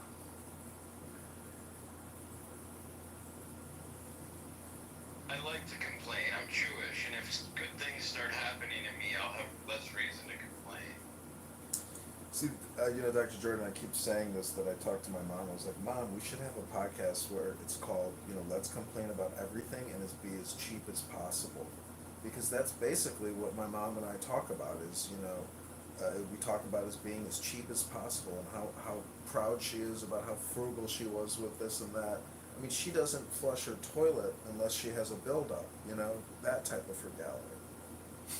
I mean, look at how overrated success is. You've got some guy like J.B. Pritzker who is struggling to exercise during the day apparently, or eat healthy because he's not looking so good, and he's got all the resources in the world. If that's success, do you really want it? And then you got Josh Shapiro, who's worth 150K, and he seems to be slim and fit, but he's had trouble deciding what side of the aisle he's going to stand on when it comes to dealing with anti-Semitism on college campuses, which is kind of a softball, I think. And I don't get it. When you voted for Kamala and then Trump won, how did that make you personally feel? Because, I know when I vote for a winner, I feel like a winner. Well, I mean, I'm a hypochondriac, as you know, and I thought I was having a stroke when he won, and that I misunderstood what they were saying in the media, and so I kept having to turn the TV on and off, so I'm still getting over that. One of my favorite clips from Clown House is recording JB and Mike Moon talk about their votes, and then JB also posted his ballot, so I tried to create some fake news that JB broke the law by posting a photo of his ballot, and this is all just like a way to say, hey, look at me, give me some attention, but also at the same time, embarrass them for their, bad pick, and their basis on why they felt Kamala was the better choice. JB said that it was based on, he had to think about his children and their future, and everybody gave a reason, but, in retrospect, everything that you now know about her positions, and, I mean, and especially Tim Walz, I mean, just, how can you still think that you made the right choice? Well, again, we're underestimating the Trump legacy, right? There's a huge vacuum that awaits us because this was a guy who only props other people up for his benefit. When he's done, he doesn't want anyone else to be in the spotlight. He wouldn't even want his kids to be in the spotlight, to risk the chance that they might, be seen more moderate, brighter than him, blah, blah, blah. He's threatened by anyone who can tarnish his image. So what comes after him is going to be very interesting because, he may be the first president to attack someone in his party who's running for the election that follows, the 2028 election. So, I mean, I think it's going to be very interesting. We are totally underestimating what can happen when he has to step away from office if he does. What do you think about his presence? Trump's presence itself, his confidence, his pride, his, does he feel like he's manifest destiny itself? What do you think about his presence? I am no expert, but I think it's interesting that an overt narcissist, a grandiose narcissist, is